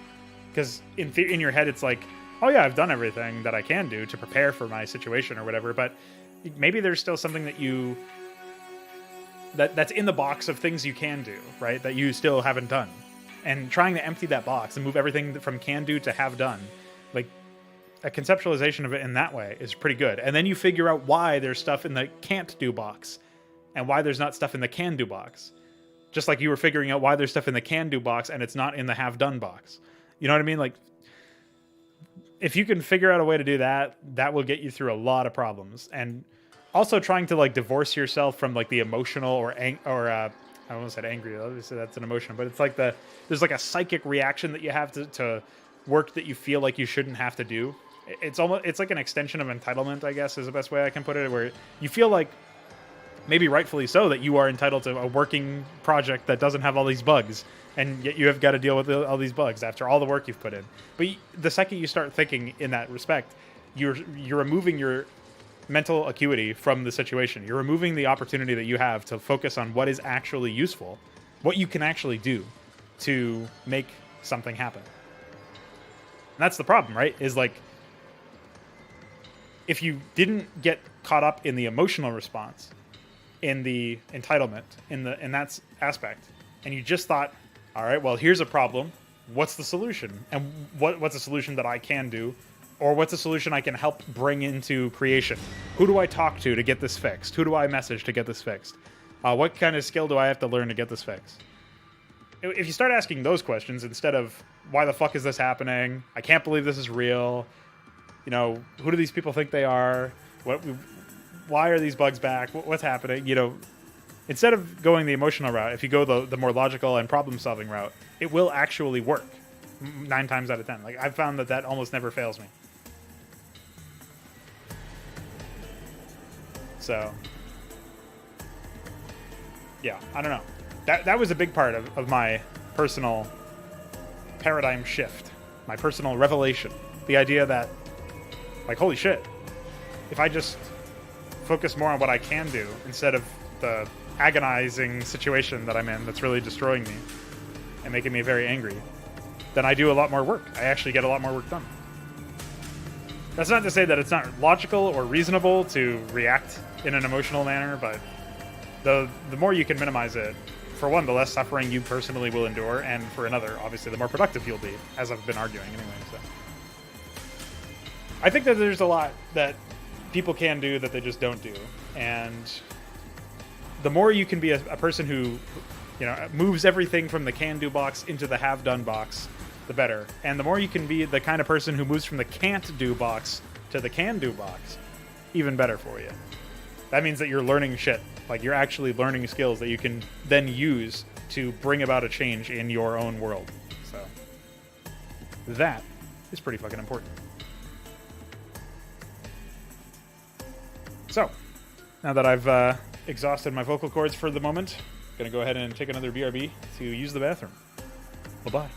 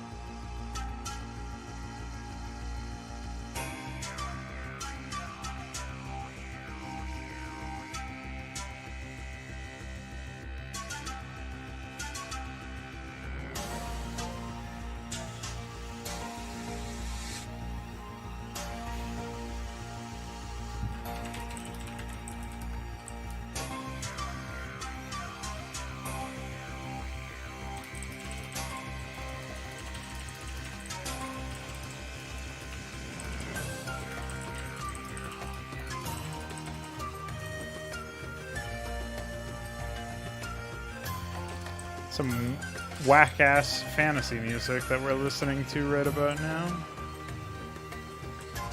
But hey, I feel pretty good about the changes that I've made to the AI lately. I'll go ahead and remove the debug message from the Zerg.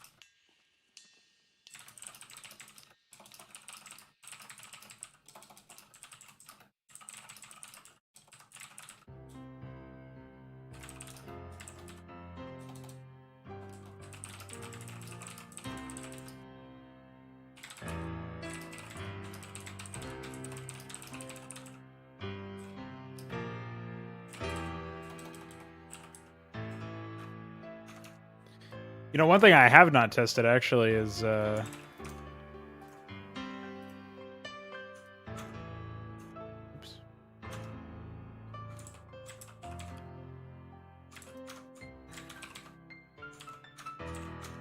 I haven't tested whether or not the extended upgrade stuff works in Melee. I don't really know how I would test that though.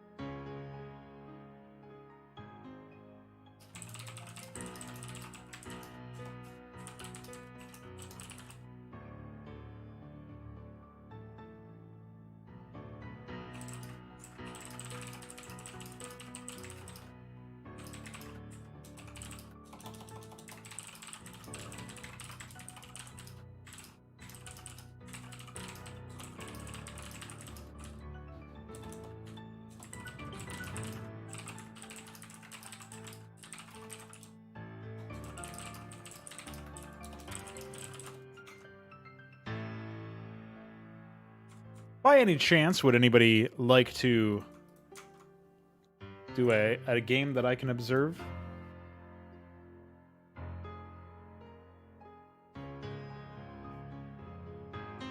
Connor's down. Anybody else?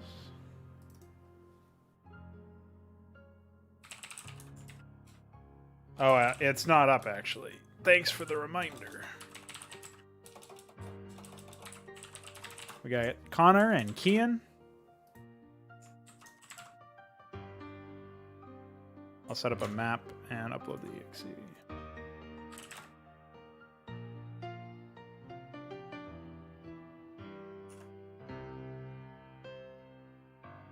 Oops.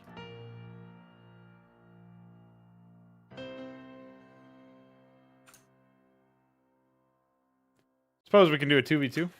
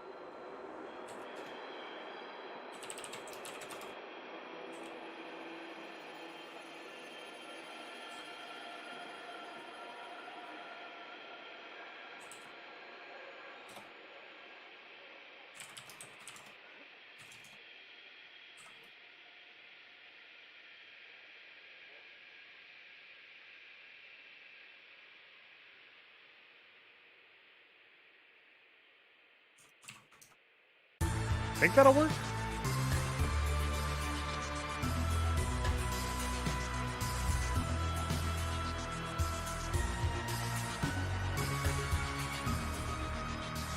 Oh. They're such a random instead, but that's whatever.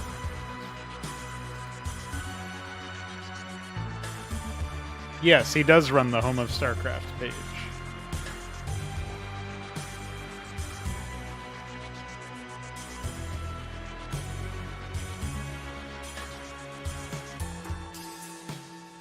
All right, we're in.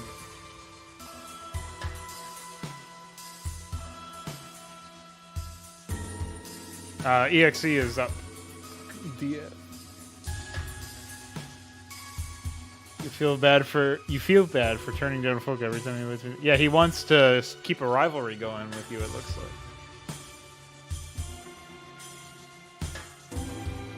Yeah, I was thinking of actually making a melee map after this. I think we need like a 3v3 melee map.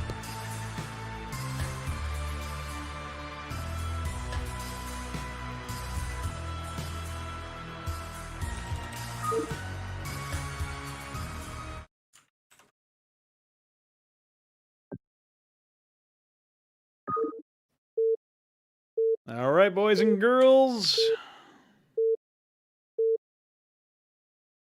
Let's hope that this works. Oh, looks like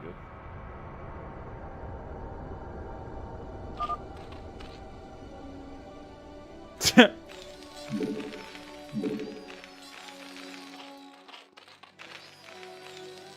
What the fuck, 2 Connors?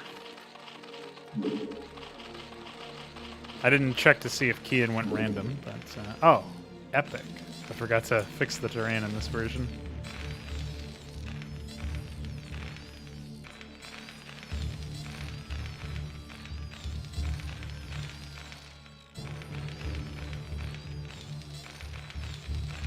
Who's Leviathan again? The air personality for the Zerg is supposed to be the heavy air Zerg. But, they're pretty dumb about it, unfortunately.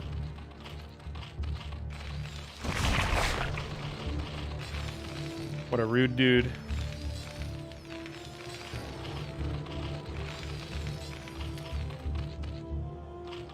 Now, with the Zerg changes, I expect them to be dumb. But, you know, we'll see what happens.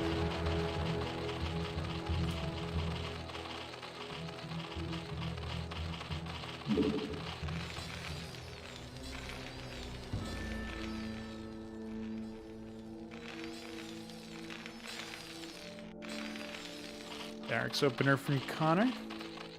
Always epic. Expansion going down here. Zerg here.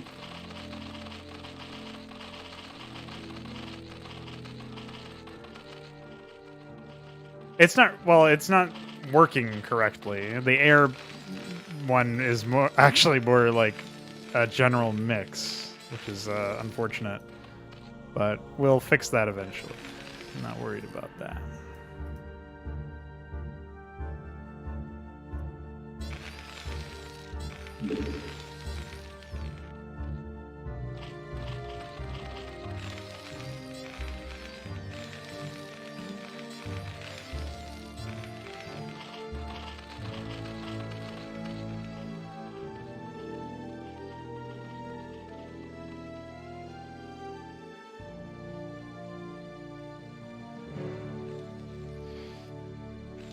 I am looking forward to seeing a Terran Air stomp at some point.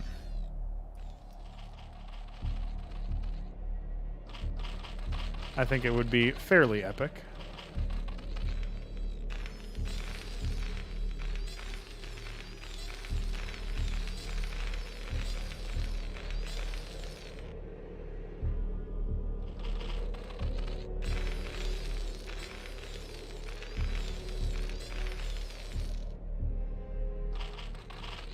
Oh, we got our first scout going out.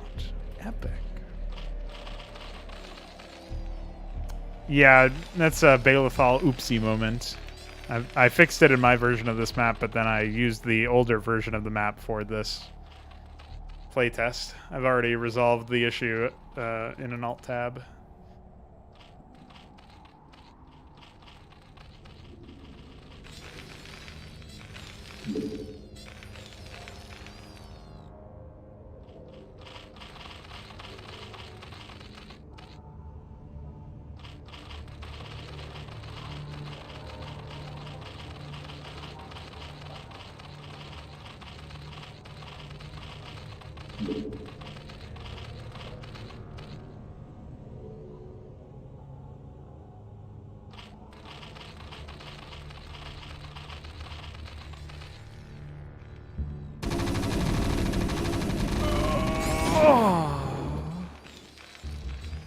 I like that the guy spun around real quick.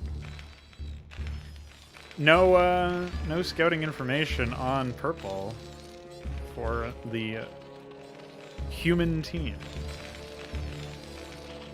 Let's see what happens.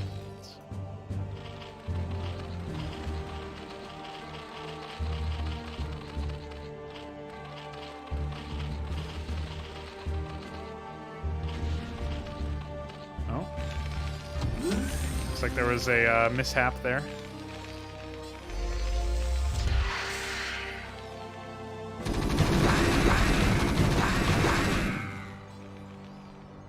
Oh, nothing crazy over there. We got 2 med bays going out. Looks like we're going to be seeing an M&M build out of Connor.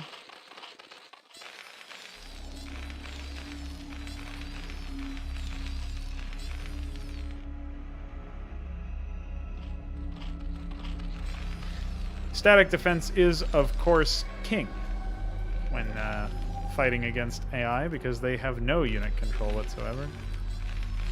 But we'll see how well that approach works out for them. I am personally not 100% convinced, but you know, we'll see what happens.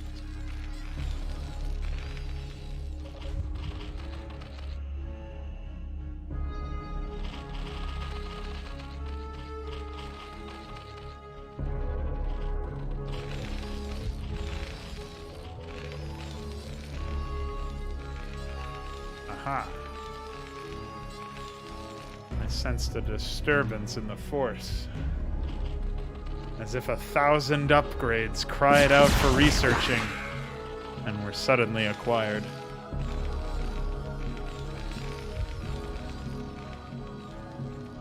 Yeah, pretty much. You basically just have to, like, do a guard or something. You can't really do it with a worker. I guess you could, in theory, do it with, like, a build request or something in the enemy's base. I don't know if that would really work.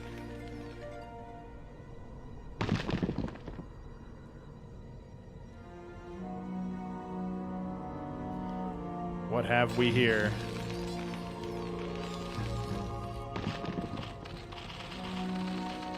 Oh yeah, I never did reduce the worker count in the main, unfortunately. There we go. Some variety happening.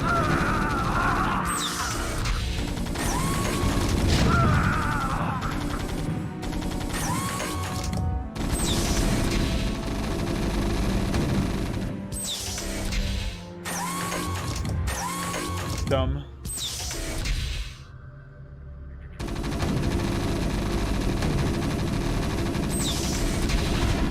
That was also dumb. In every conceivable way. Dumb. What the fuck? What are you doing?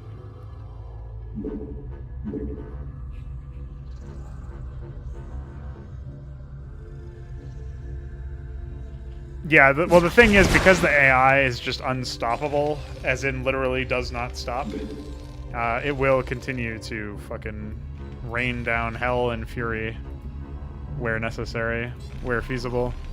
Like, it's always expanding, it's always teching, it's always upgrading when it works, right? And so far it has been working, although we are low on...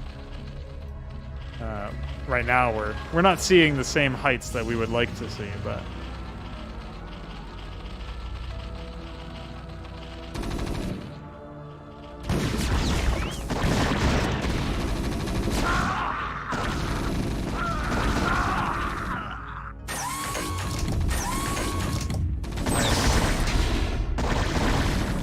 Well, he won't even get that Overlord. How embarrassing.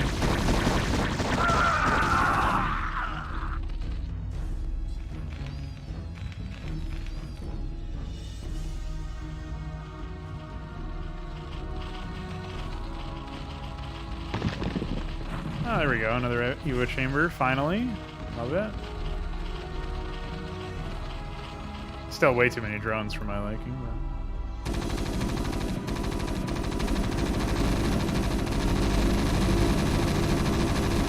Yeah, but they're not made with anything remotely resembling actual usable AI code, so nothing I can do about that.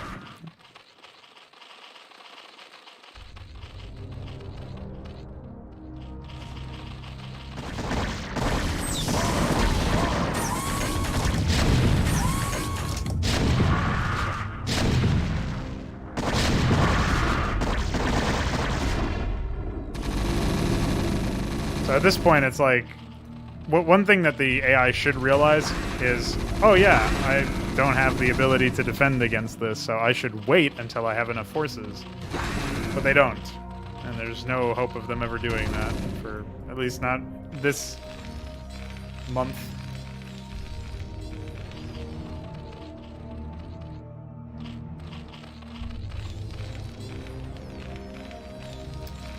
If the Terran AI had more factories, there might be a bit more of a hope.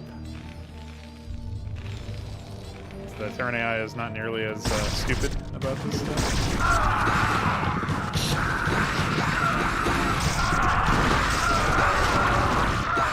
Those lurkers were used a little bit more intelligently too. Could have been a world of difference.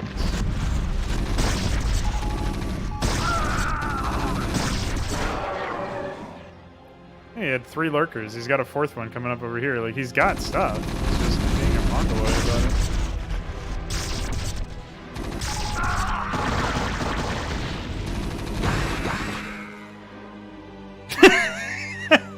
I hope Connor doesn't see that.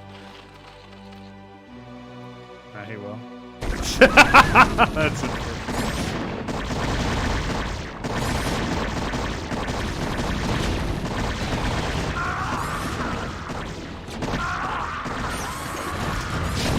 Our only hope is that Kian doesn't know how to spend his money in the late game.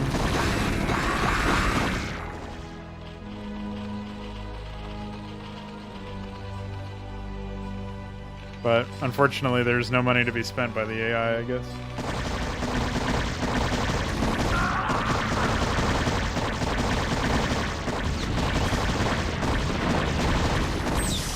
It doesn't help that their unit handling is so atrocious.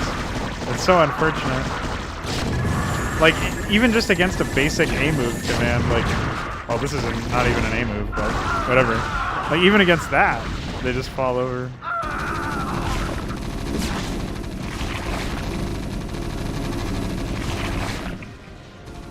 If only they had more lurkers. Or more anything.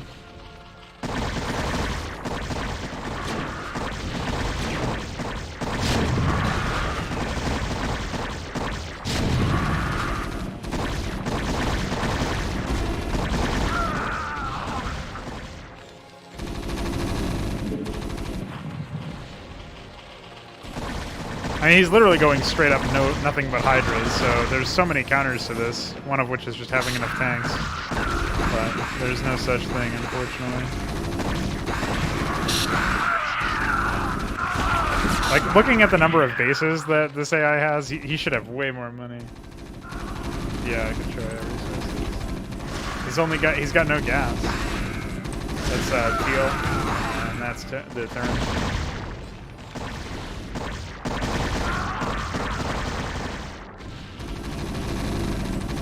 An unfortunately too easy mission.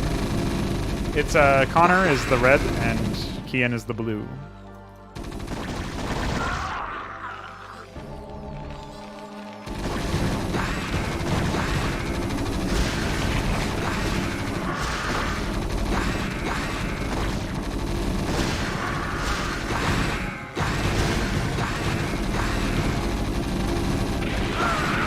The low upgrades mean they can't even really do anything. Like, they really desperately need lurkers or something.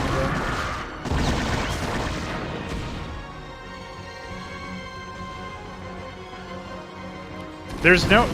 DF, man, you've missed the entire development of this AI, I guess. Literally the only thing I've ever done is tell them to do that stuff. But they don't. There's no way for me to explicitly have them train a certain number of units without like a super obscenely convoluted system. The Zerg especially, like, they have so much shit. The problem is that they're trying to defend with units that cost gas and they don't have gas. Otherwise they try to defend with Zerglings, but obviously Zerglings are not very effective against mass fucking Marines. And Shorevy.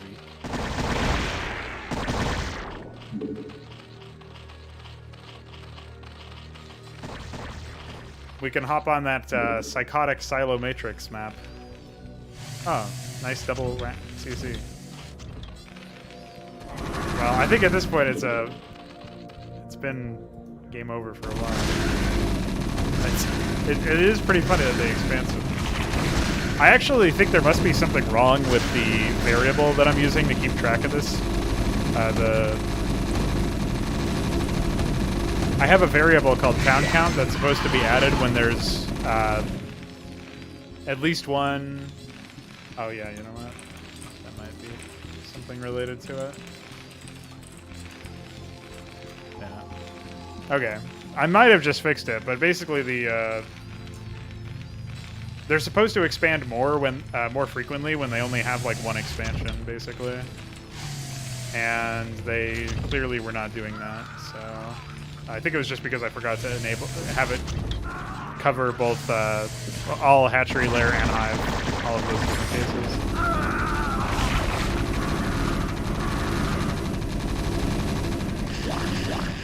I don't see why it wouldn't.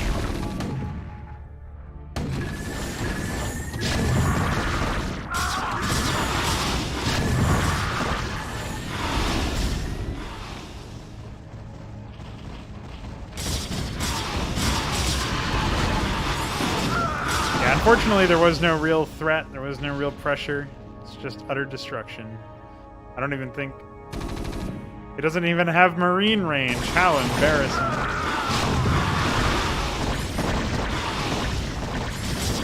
No, he needs gas. That's what he wants. Just so happens that to do so, he finds moons.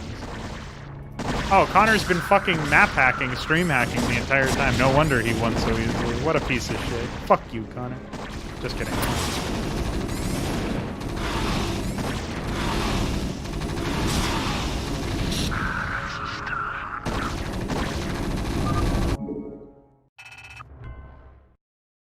All right, so clearly we need to even the odds here. By that I mean I need to add that latest change. But yeah, I'm not really sure why they don't build the requisite number of units. Like, maybe I'll switch back to my other scene real quick. There's certainly a chance that there's some issue with what the fuck was it?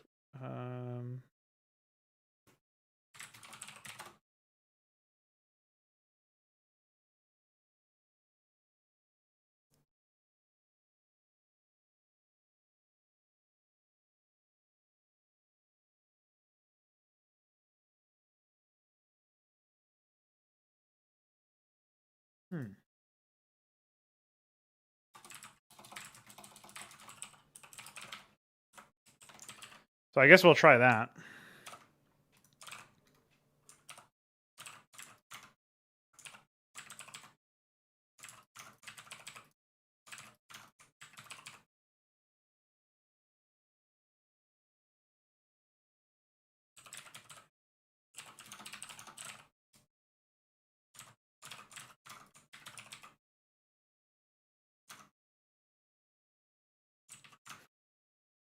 Okay, so let me just update the EXE, and we will be back to playing that.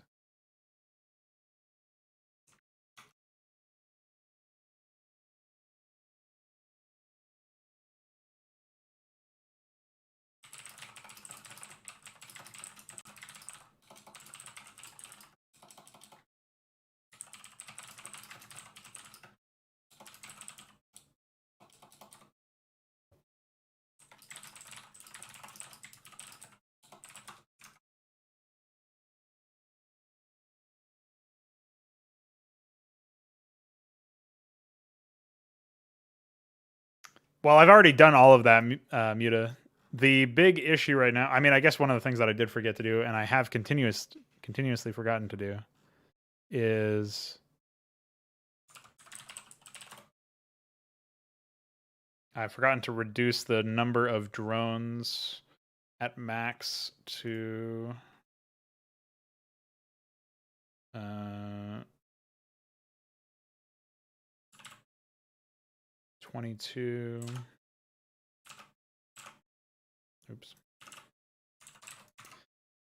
In the main. That's the only thing, though. I mean, it's really not that many more larvae, honestly.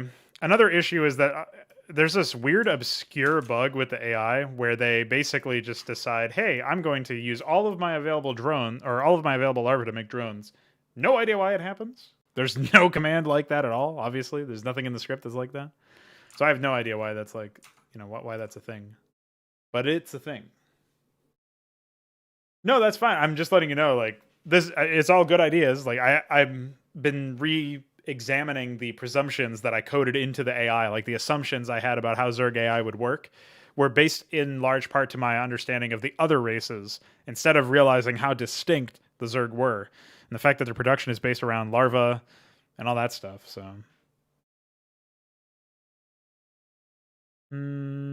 I could hard cap their amounts with a defined max value, yeah, but there's not really much of a reason to do that. Right now, the defined max value for all workers for all races is 128, because the game assumes that maps can be large enough that you would have like 10 mining bases at once or something.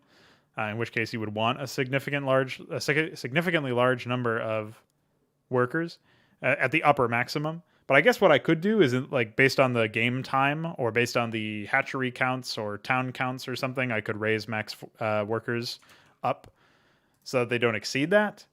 But I really don't know. Like, it shouldn't really impact the game that much. Like, I don't think there's a reason to restrict worker count to 35 or something like that. You should probably have no more than maybe 2022 drones per base as Zerg. But if you have a lot of bases, I mean, just having 2 bases means that you'd be over that limit, let alone 3 or 4. So the number would have to be much higher, and the number already is 128. I don't really see much of a reason to lower that, especially since it doesn't seem to get to a position where it's like that.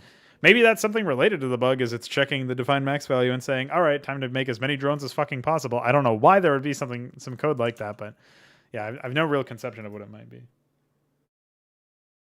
Well, that's what I mean, is I don't see what the point is. I already have a significantly large amount of limitations to the we wait until they have, let's see.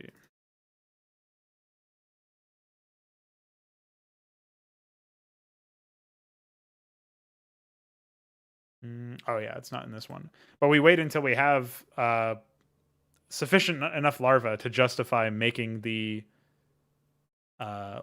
drones. So in the very early stages of the game, when they only have their main and their natural, they will wait until they have 2 larvae to use one of those to make a drone.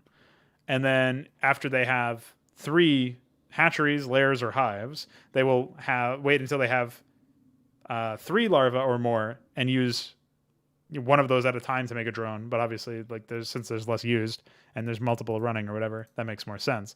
And then they'll wait until they have 4. I guess I could increase the number that they're waiting for in the later games to 3 and 5, and we can try that out.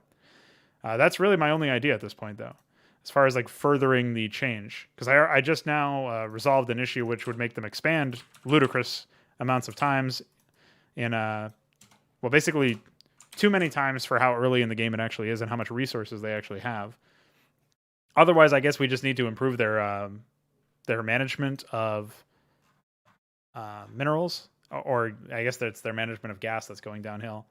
So maybe they just need to add way more Zerglings to the attacks. The problem is if I add too many Zerglings to the attacks, maybe I can do that at the very end or something. But there is a limit to how many units can be assigned to the attack wave, which is 64. So if you have 64 units, like, that's pretty small, even for the other races, but let alone Zerg. So I don't really want to go that route. Maybe that'll be like the next update that I try, if this still doesn't work out, or as an experiment just to see how it works out regardless. That's pretty much the only thing I can think of, though. So I have indeed uploaded that. Let me just double check. No, that was an older version. Here we go. Replace it there. And Veek, you're back. Okay, so now we have 3 people here, so we're going to go ahead and do a 3v3. I don't actually have a 6-player map at the ready, I don't think. So what I will do is I will take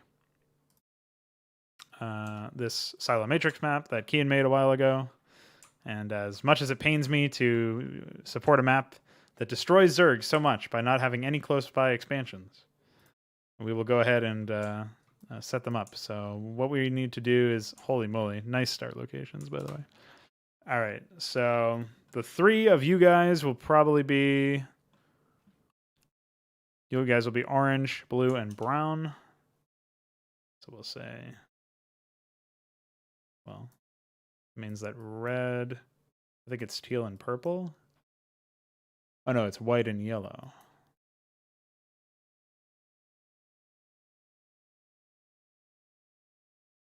Okay, so that means it's 1, 2, 3. And then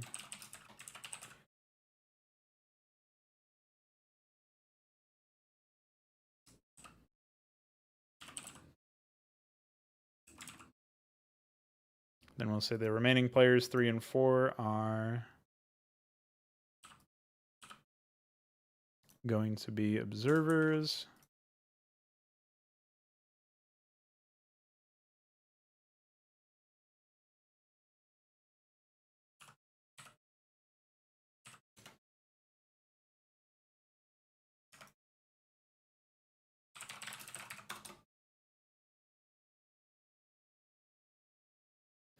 Yeah, no kidding. Definitely wide open. I'm just going to quickly give the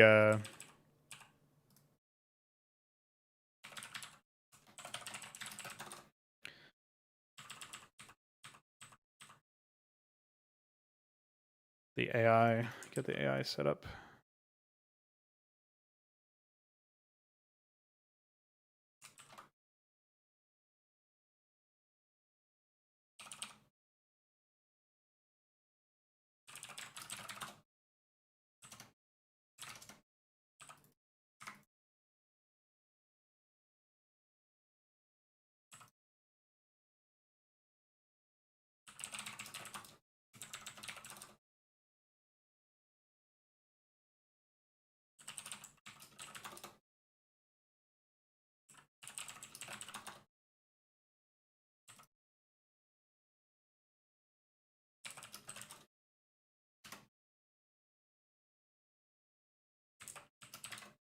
Technically, this could be broken if the AI ends up having more than one of these, but whatever.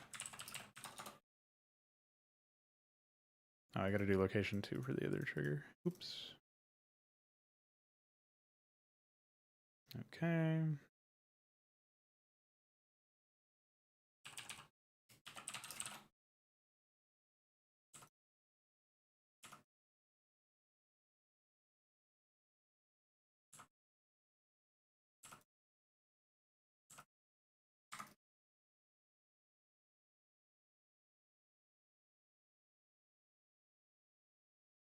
So for force 1, we'll say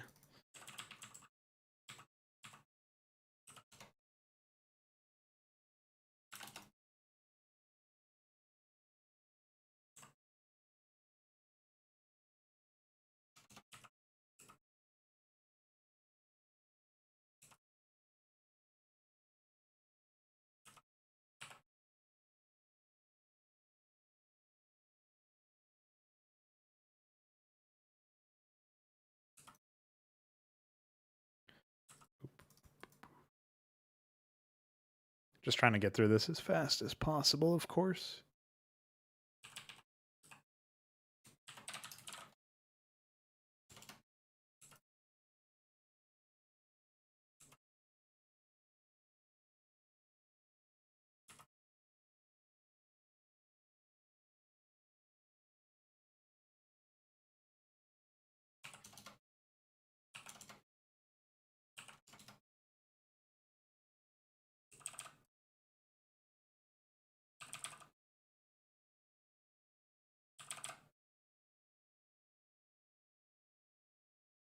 Now this is what I call a stream. Funny how a different background music makes it all. Okay, that's done. Just gotta set this to always, and I think I have to do that condition for the share vision as well. Okay.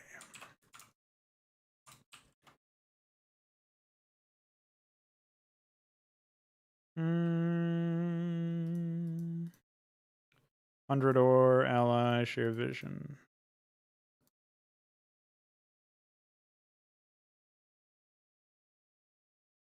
All right, I think I did that correctly, so I'll get us started here.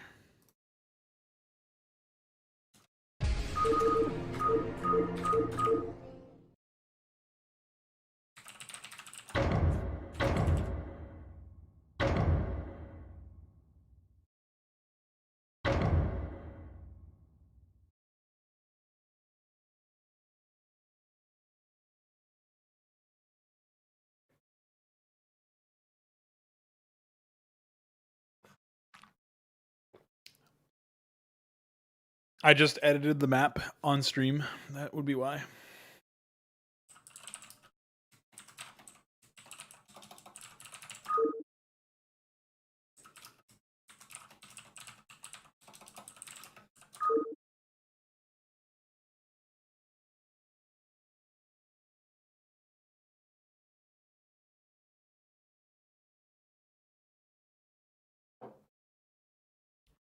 Oh shit, I'm out of water.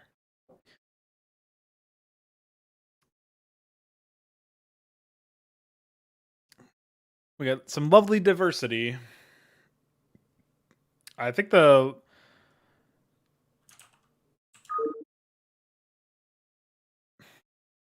What was I gonna say? Fuck, I completely lost my train of thought. Oh, I remember. So the change that happened most recently was we basically had the add-ons changeover. So Covert Ops is attached to the barracks, and that's where you get the ghost stuff. Physics Lab is attached to the starport, and that's where you get battlecruiser stuff. Otherwise, they got dropship upgrades. That was it.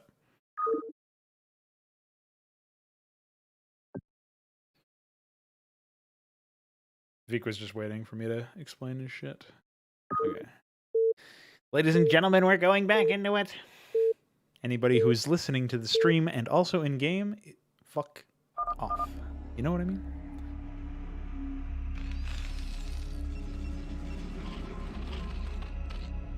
Can't be cheating now. Oh, fuck! Well, I gotta panic. What the hell? Hey, Iquare, are you still here? Why the hell would that happen?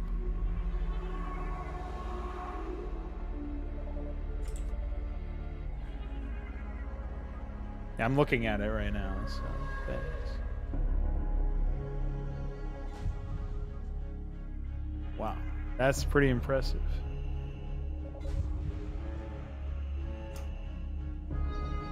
Don't look at me like that.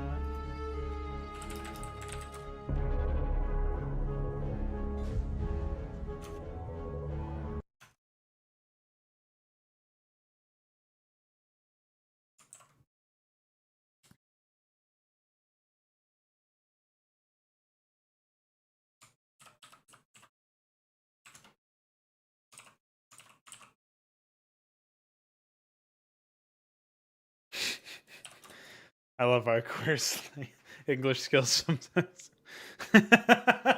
I said to him, I gotta panic. He says, send me to it. Now, if that was intentional, that's fucking epic. All right.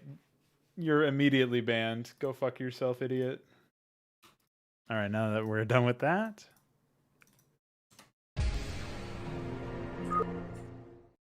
We'll wait for Iquare to finish that shit. We'll go back to our tribal music.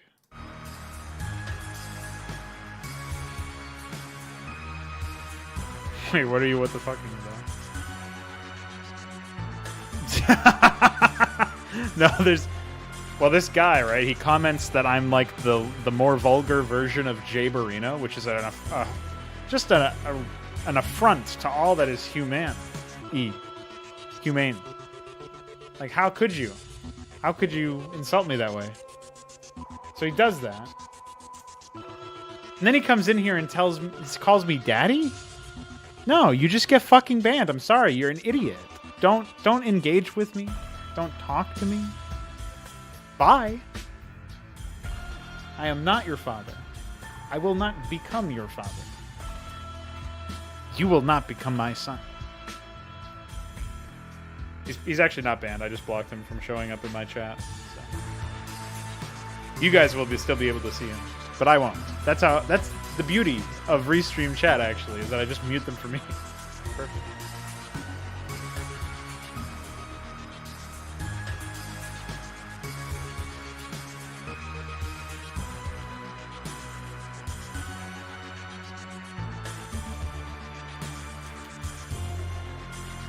Was feeling a little Richard Lewis-y earlier.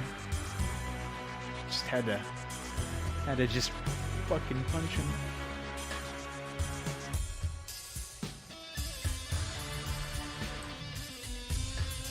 Yeah, he was looking for kisses.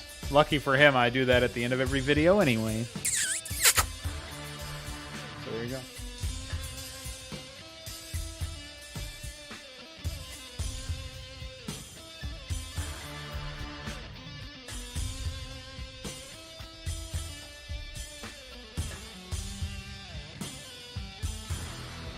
Well, we're still waiting. Enjoy this void. No, I'm just kidding. Put it back to this.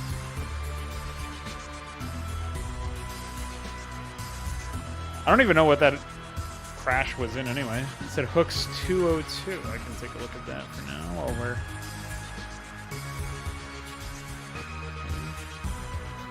Oh, okay. Yeah, it's the latest tile flags thing. So, Kian, tell us about your 4v4 map, or what was it? Was it a 4-player map, rather? 2v2 map, or free-for-all or something? Tell us all about it.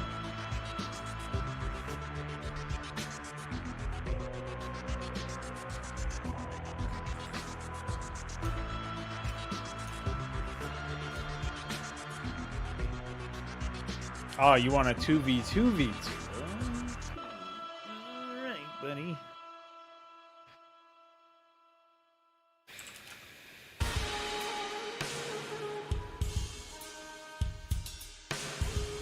My miscolored high dirt tiles.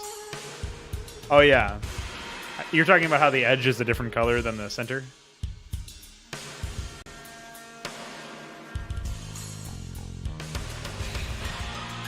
That's a quote to live by, Dia. Thank you.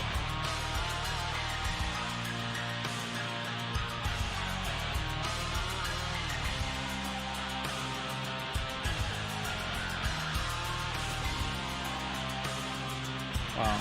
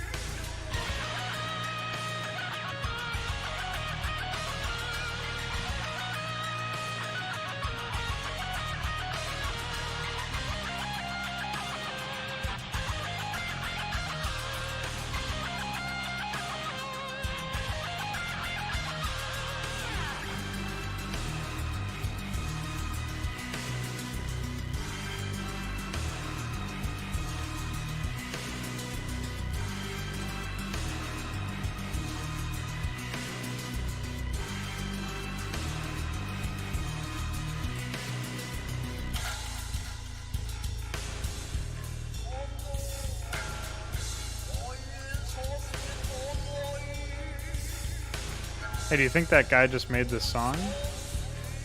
That would explain stuff.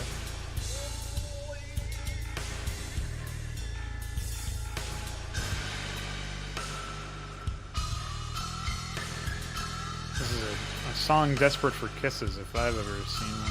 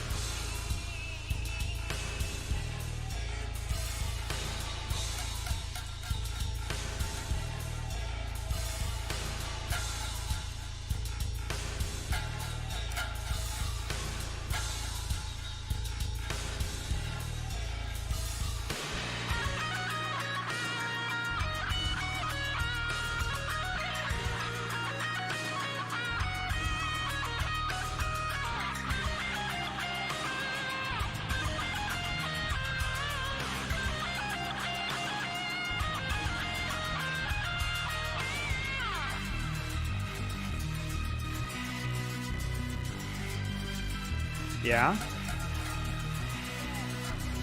How does that make you feel?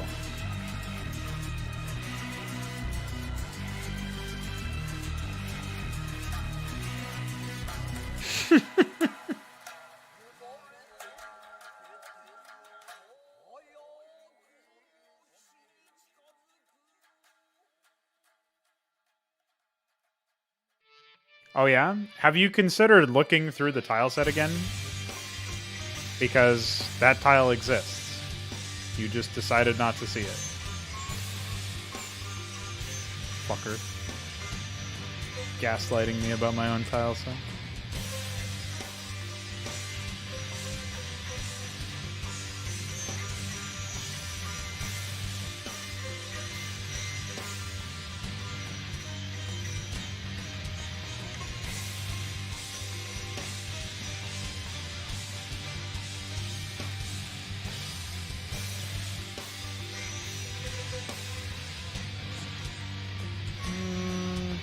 You probably don't have the latest MPQ.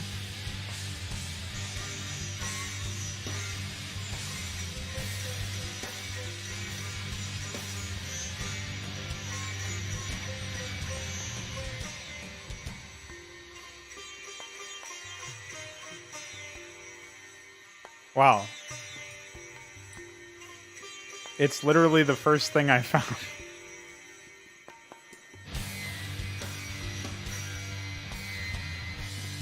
It looks like they are... Oh, wait. I just put it. There we go. It's right underneath the dirt. It goes dirt, higher dirt. I don't know how you missed it. But it's definitely your fault.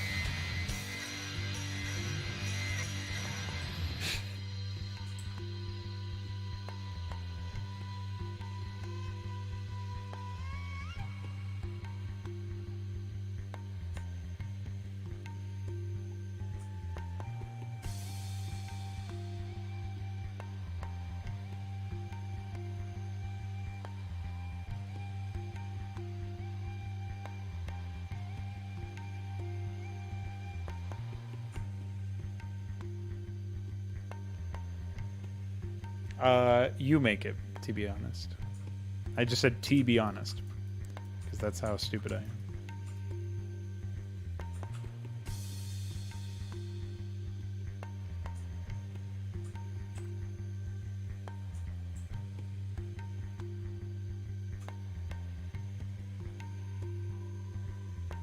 am. Okay. Why does everybody say that? Everybody calls my map swastikas. Nazi punks, fuck off.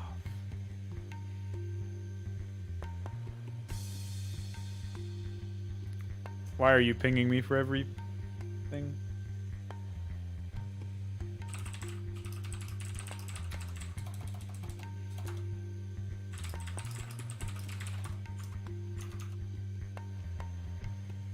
Yeah, is this server a Nazi establishment?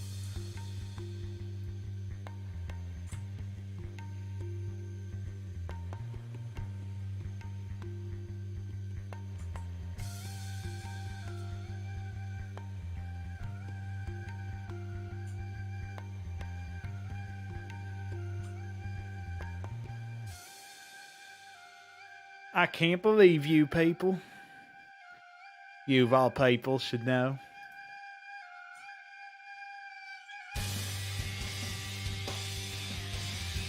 I'm too old to be part of the Hitler Youth.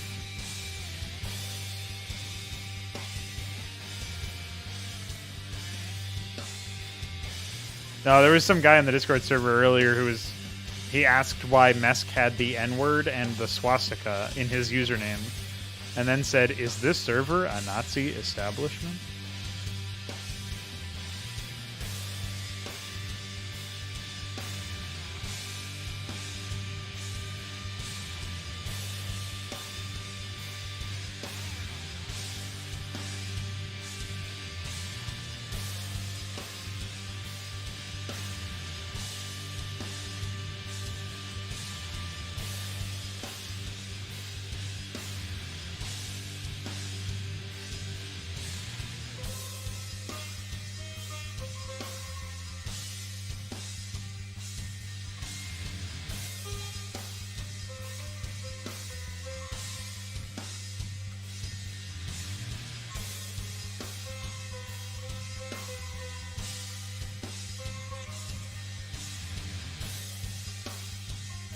Oh, by the way, DF, I wanted to mention, I know that you probably don't know this because you don't actually use regular Discord.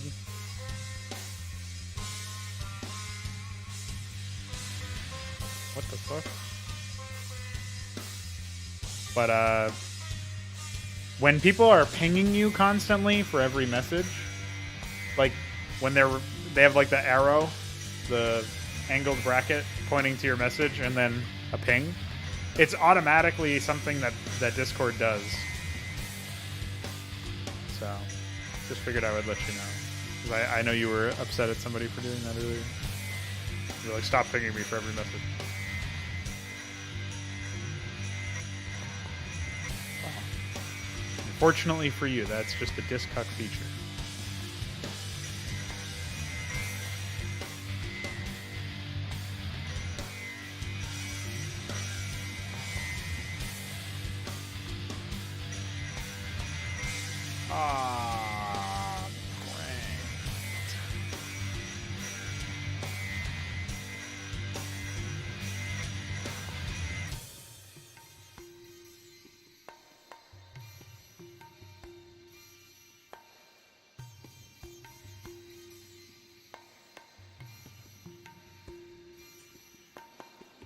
It's the angled bracket.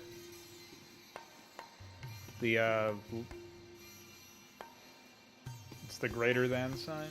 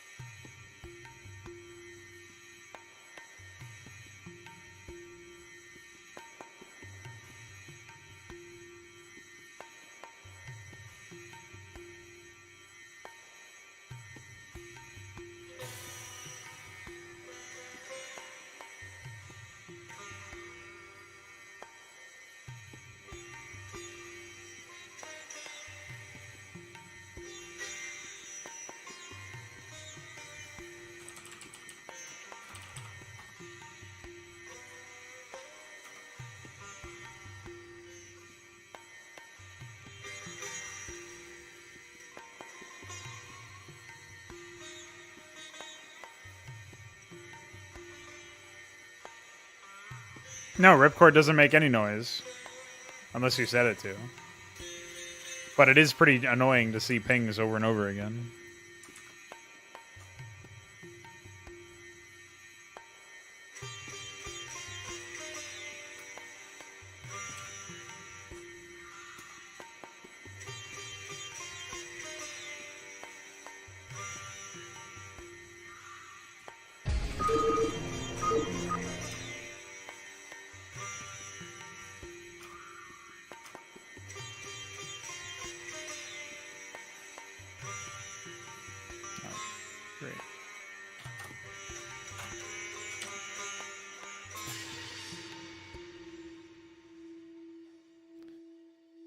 I really don't understand why Firegraph just crashes like that all the time.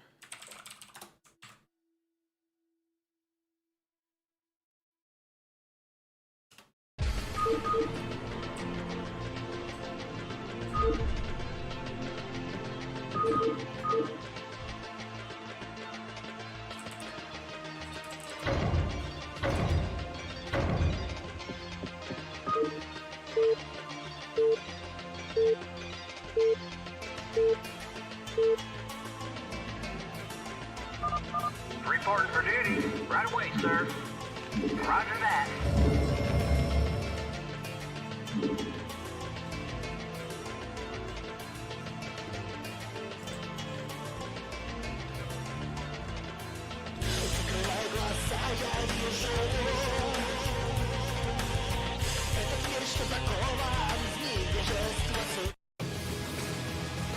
That's a no.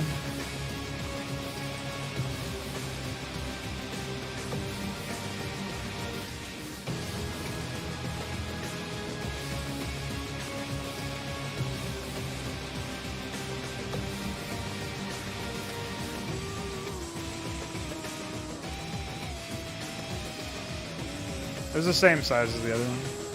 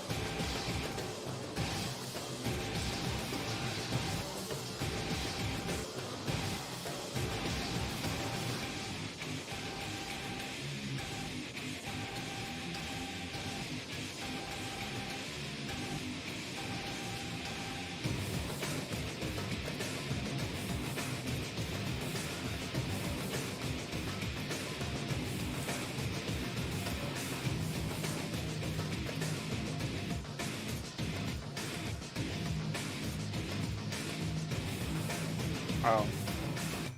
I was doing symmetry that whole time by accident.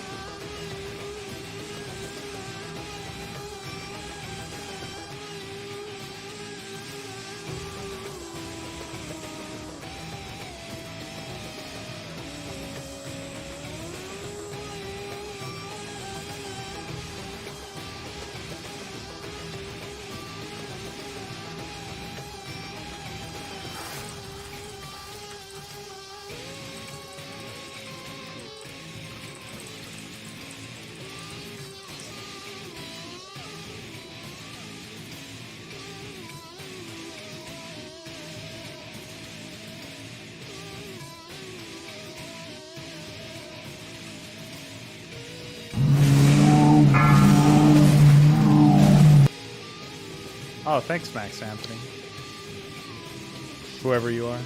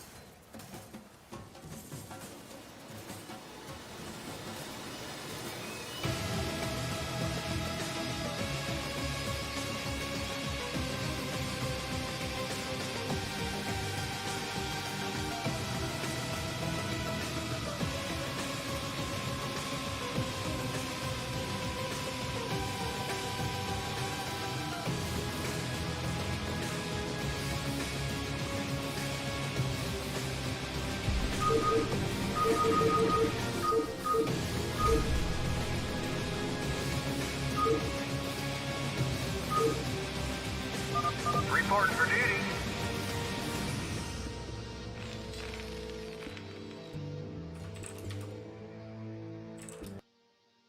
That's weird.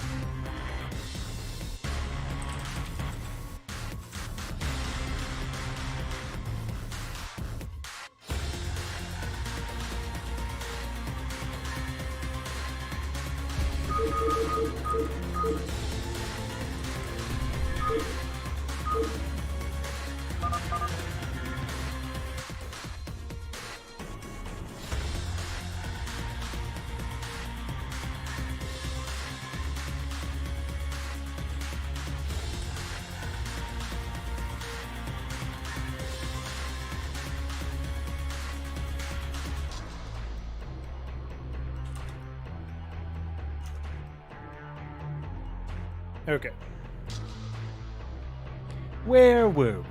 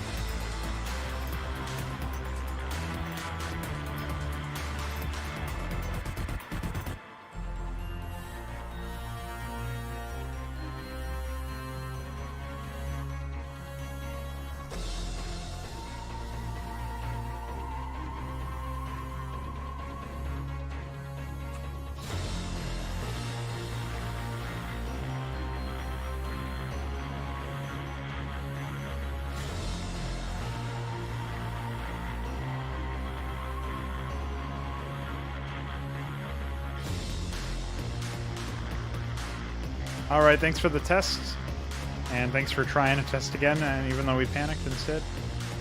Appreciate it. I'll have some more functional stuff for you tomorrow. So I will see you then if you're around. Be well, stay safe.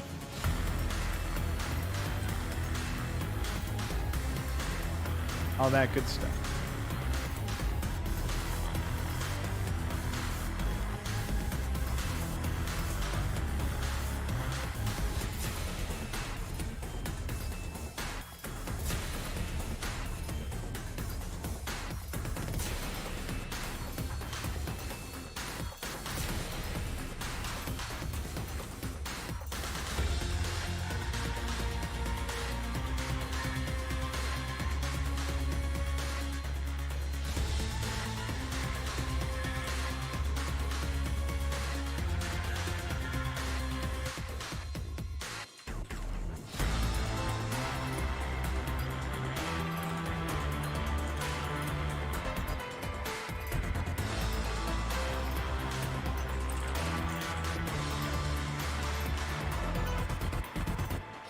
Oh shit, I think we're actually over our initial time. We must be going on like 4.5 hours. Oh shit, almost 5 hours.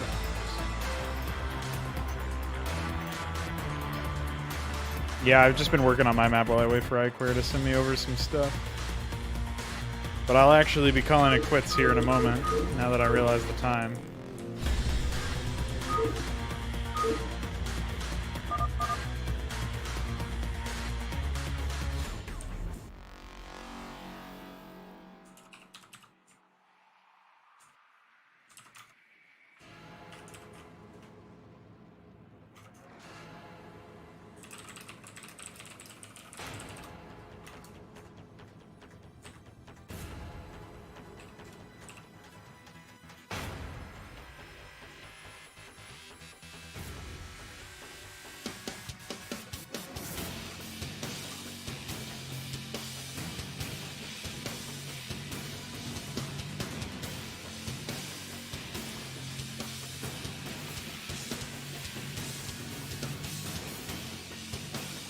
If it isn't obvious yet, all of the structure will be replaced with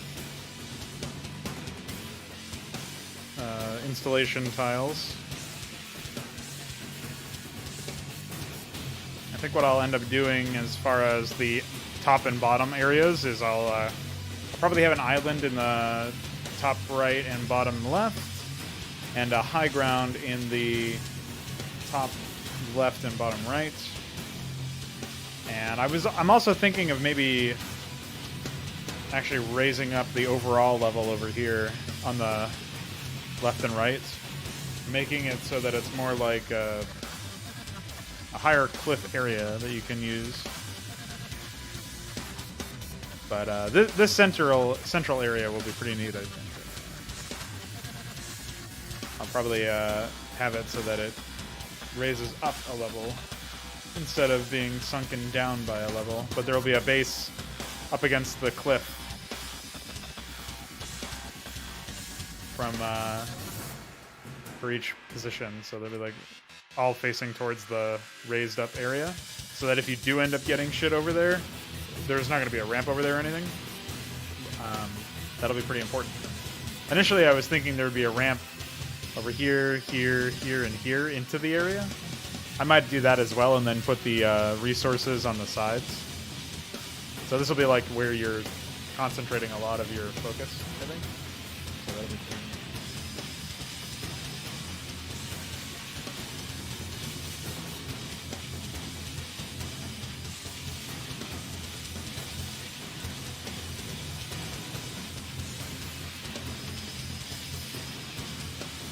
Take a look here.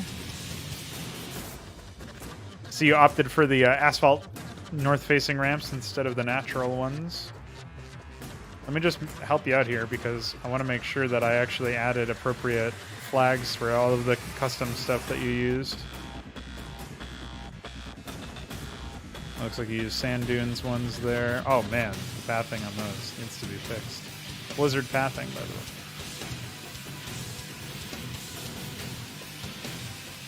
Yeah, you use Sand Dune's compound, so you're not in risk of anything there. Oh, you did use natural ramps in the middle. Those also have the appropriate flags on them. I did those recently. Nice. Well, I'll clean up the dirt cliffs and the compound cliffs at some point for that tile set so that they're not quite as retarded. But it looks good there in that respect, so we're fine. Well, this is Kian's map.